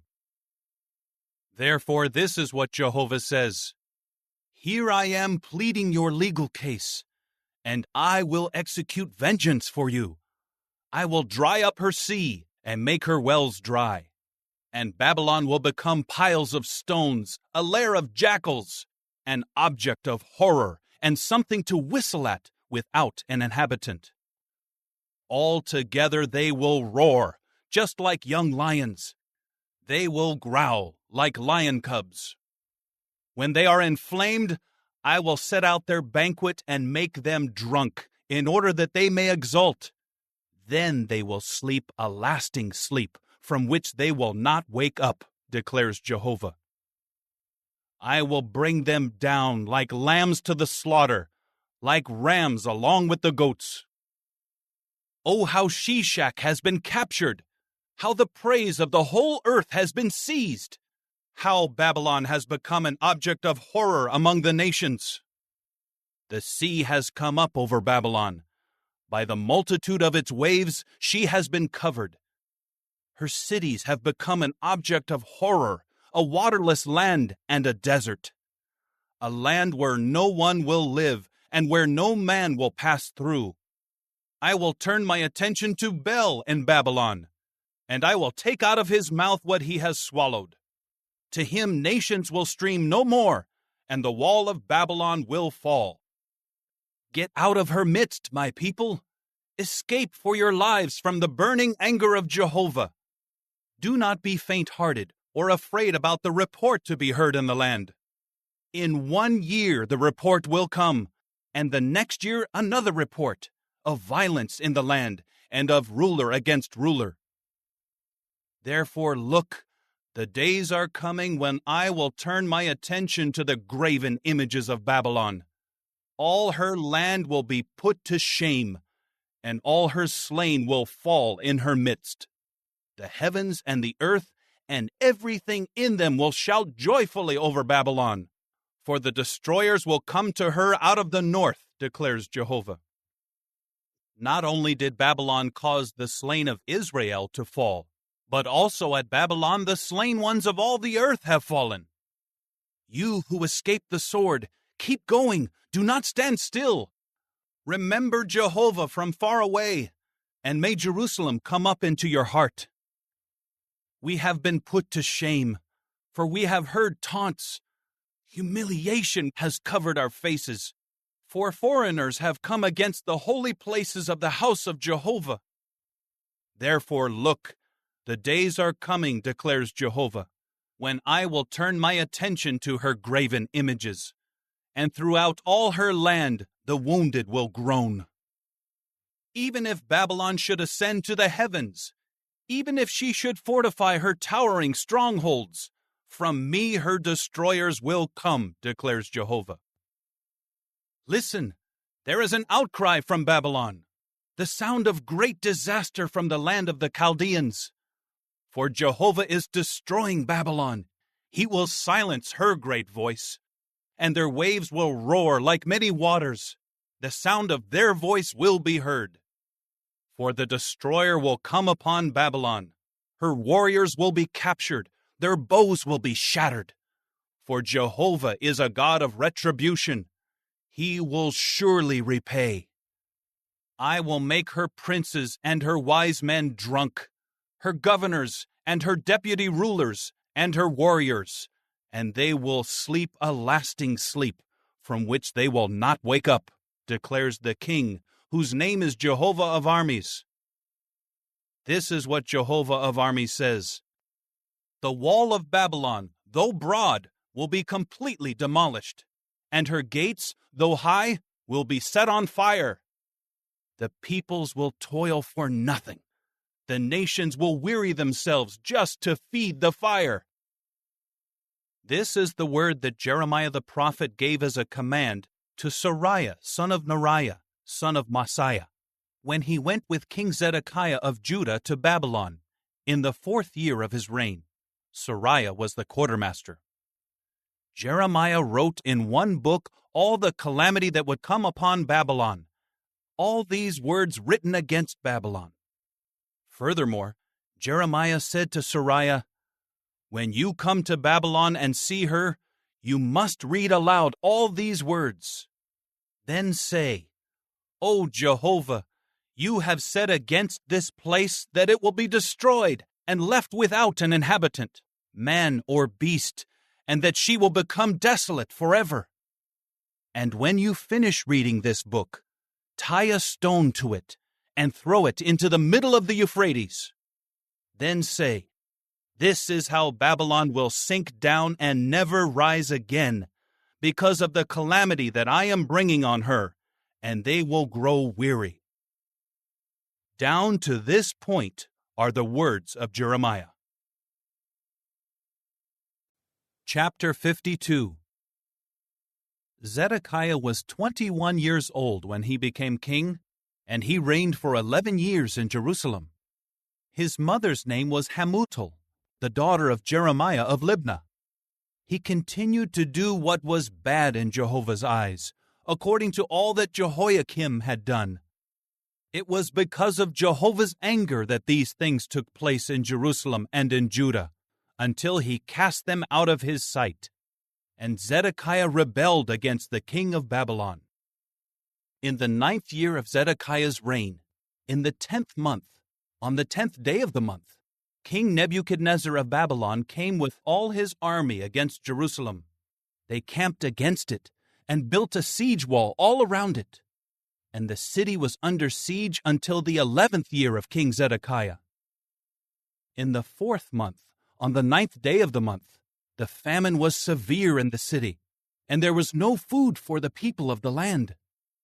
Finally, the city wall was broken through, and all the soldiers fled from the city by night, through the gate between the double wall near the king's garden, while the Chaldeans were surrounding the city, and they continued by the way of the Arabah. But the Chaldean army pursued the king, and they overtook Zedekiah in the desert plains of Jericho, and all his troops were scattered from his side. Then they seized the king, and brought him up to the king of Babylon at Riblah, in the land of Hamath, and he passed sentence on him. And the king of Babylon slaughtered Zedekiah's sons before his eyes, and he also slaughtered all the princes of Judah there at Riblah. Then the king of Babylon blinded Zedekiah's eyes, bound him with copper fetters, brought him to Babylon, and kept him imprisoned until the day of his death. In the 5th month, on the 10th day of the month, that is, in the 19th year of King Nebuchadnezzar, the king of Babylon, Nebuzaradan, the chief of the guard, who was an attendant of the king of Babylon, came into Jerusalem. He burned down the house of Jehovah, the king's house, and all the houses of Jerusalem. He also burned down every large house.